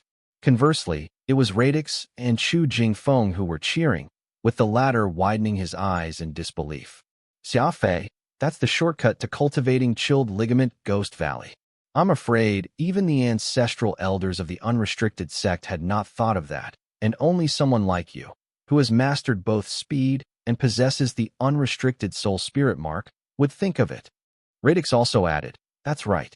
Using your superior speed, you're able to rapidly extend and retract your spirit energy. Right now, you're able to withstand it for 100,000th of a second. In the future, you'll be able to endure it for an entire minute and end up cultivating the strongest body technique. Xia Fei heaved a sigh. Just now he had unleashed a huge amount of spirit energy into his body completely unconsciously. That had indeed been very dangerous. But it was also because of the incident that he managed to grasp this unparalleled technique from the unrestricted sect. Truly, speed was king. Why should he cultivate in accordance with what his ancestors of the unrestricted sect had stated? No matter how strong they were not speedsters. That was when Su Luanbu asked. Then, what was the reason that you suddenly panicked? Xia Fei pointed to his spatial ring. Because of this, everyone here knows that a spatial ring is linked to one's consciousness, and so opening, closing, and retrieving something can all be done with a thought. That is why if something happens inside, I am able to immediately sense any changes that occur. Chu Jingfeng shook his head. That's impossible. Spatial rings are stable connections to an empty space, and the stability is absolute. Otherwise, it would not have been made into a ring. You must have been confused while you were cultivating. Su Luanbu and Radix also expressed their disbelief. The forging of a spatial ring meant the artificer needed to search for a piece of stable, hidden space in the universe. Afterward, they would use the law of space to construct a channel to that space, linking the ring to the space, and thus completing the spatial ring. Any artificer of spatial rings would consider the stability of the hidden space to be of the utmost priority. An unstable space, no matter how large they were, would be useless. After all, people use these rings to store their treasures and assets inside. If the space was unstable, it could render the person bankrupt. Worse, if the space itself turned chaotic, it could even become fatal. Long ago, artificers had indeed run into some minor problems when forging spatial rings. But after all these years, the process of making the rings had already matured into this familiar regulation, and there were no longer any sort of problems nowadays. Thus, when Xia Fei said that he sensed some changes occurring inside his spatial ring, no one believed him. Peak Rainbow was an extra-large spatial ring with 1,000,000 cubic meters in storage space. There was no way it could have been created without a powerful cultivation, and it was impossible for such a well-versed master in the field to make such a mistake. Xia Fei's expression was grim. He used his consciousness to sift through the space once more and said, "There's nothing wrong with the space itself, but something happened to the things inside. It's up to you whether you believe me or not." With that said, Xia Fei waved his hand and brushed it over his ring. They watched as Xia Fei took out a monster from his spatial ring with a popping, instantly giving a fright to Chu Jingfeng and the others. It really was a monster. It looked like a giant cactus, and every sharp spine had a single white pearl stuck on its end. "This is?" Chu Jingfeng asked, curious. "That strange cactus that lived underwater that old Yi found for me." It was this thing that suddenly broke through its botanical preservation canister and momentarily made me lose focus, Xia Fei answered. Chu Jingfeng was stunned. It had turned into this in a blink of an eye. Isn't it a freshwater aquatic plant? It could actually live when placed in seawater. Xia Fei shook his head, indicating that he was uncertain as well. "Let's go to the laboratory," Chu Jingfeng said after some thought. God's Eden had many high-tech devices beyond what it had originally installed. Chu Jingfeng quickly completed his examination of the cactus. Taking the report in hand, Chu Jingfeng made his way to Xia Fei's side, the two looking at the strange plant together. The originally small cactus was now almost 3 meters tall, and if those white spines were included, it was really hard to describe just how strange the plant was. "What's the result?" Xia Fei asked. "It's far too stunning. It's far too stunning. It's far too stunning." Chu Jingfeng did not look the part of a master at all. He repeated the same line thrice, the expression on his face very exaggerated. Those white things that look like pearls on the end of the many spines seemed to be the flowers that the cactus bloomed. They replaced the many purple butterfly-shaped flowers that were on the top of the cactus, and I even found jade dragon frost traces in its genetics. Chu Jingfeng declared. Xia Fei was flabbergasted. This strange cactus has genetic traces of jade dragon frost. It was no wonder Chu Jingfeng was so shocked. Anyone else in his shoes would definitely feel the same. How could that be? The jade dragon frost were seeds that came from the 4 great sky devils, and this cactus was something old E just found deep in an undersea trench. The two had no relation to one another. So how could they share genetic similarities? Xia Fei asked, puzzled. Chu Jingfeng shook his head. It's not that the events are completely unrelated. Several days ago, you brought the cactus into the laboratory, and I discovered that a seed of jade dragon frost was gone after you left with it.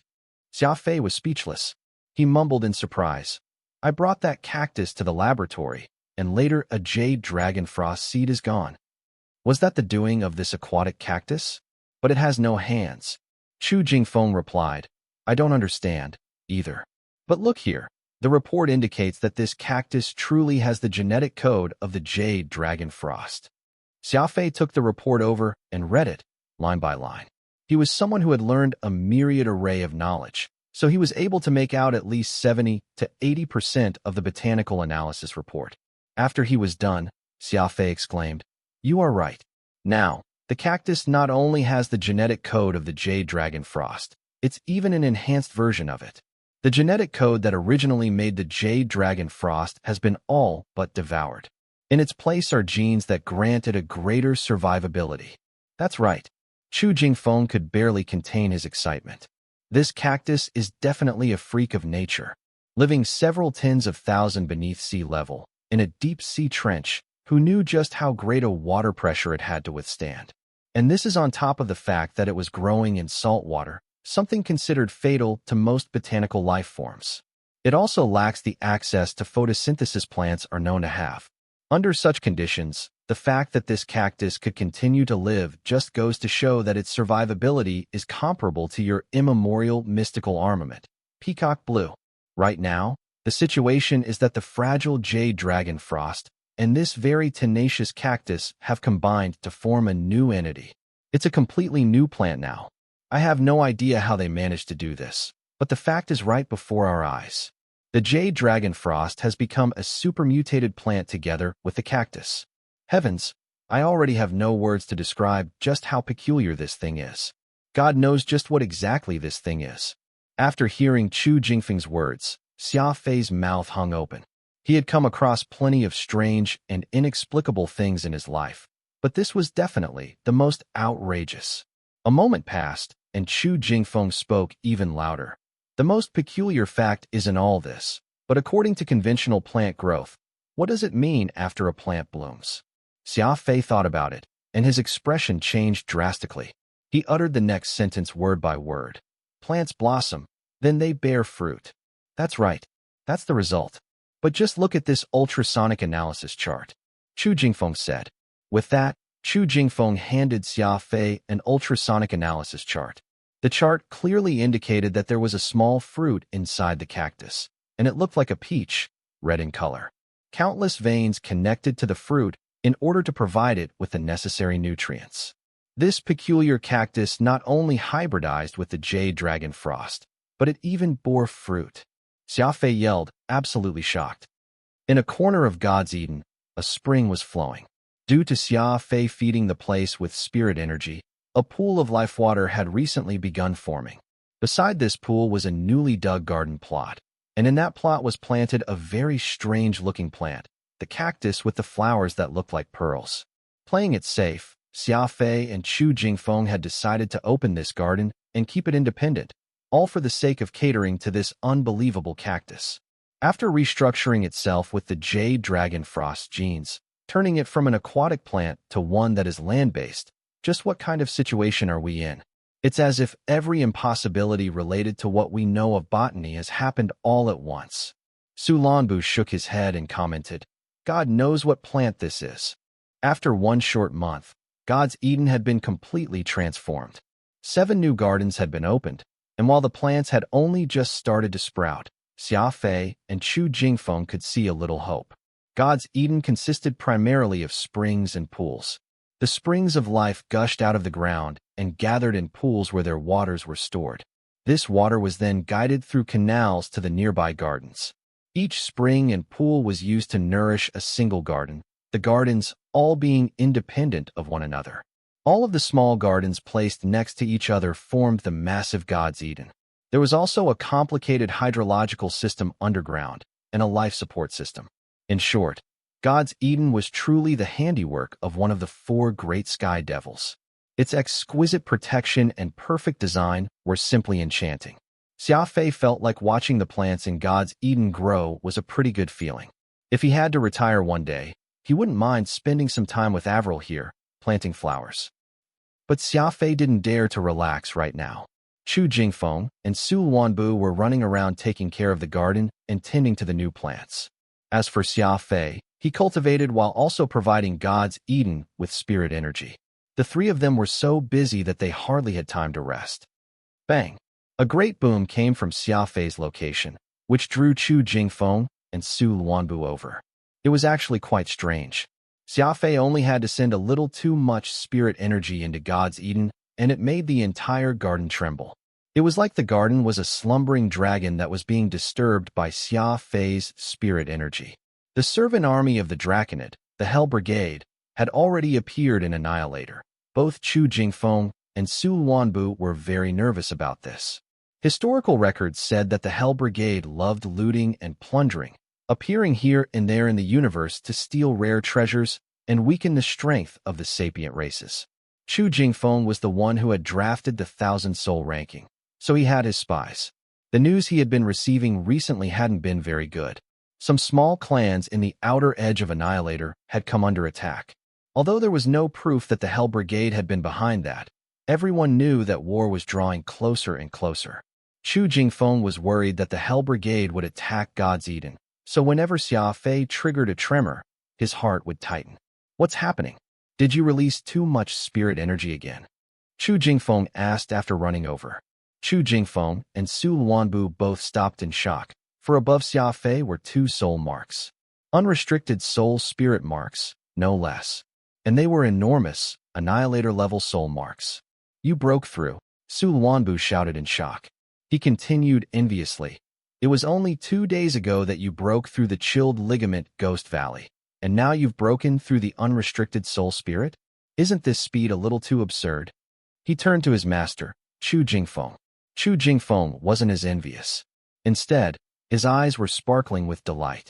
With a whoosh, the soul marks disappeared, and Xia Fei stood up and nodded at the 2 men. I say, do you have some sort of secret shortcut? How else can you increase your level so crazily? Is your cultivation also of the speed type? Su Wanbu asked as he came up. Xia Fei smiled.